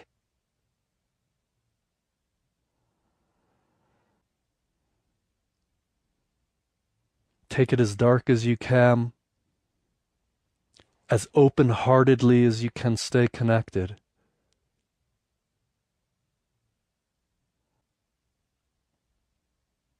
You can practice this exercise for as long as you'd like, perhaps 10 minutes at a time.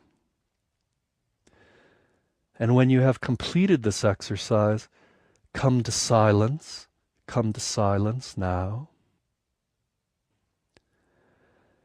Now close your eyes. And as always, it's best to practice where you're weak. So with your eyes closed, remember back to a time that you withheld your darkness sexually from your woman. Remember a time where you withheld your dark love, either because you were afraid or you didn't know that you can use that part of you to touch your woman's heart. And in your memory, replay the tape so that now with your partner or your past partner that you're imagining, you're giving love, staying heart connected at 10, but you're giving love darkly, claiming her heart deeply, ravishing her open, murdering her with your love in unity. So with your eyes closed, practice, rehearse, offering your dark love in real moments that you can remember you did not offer it in your intimate life. Take a moment and replay the past, this time practicing how you know now. You can use your dark energy to go through the resistance of your lover and touch her heart as long as your heart is connected to hers.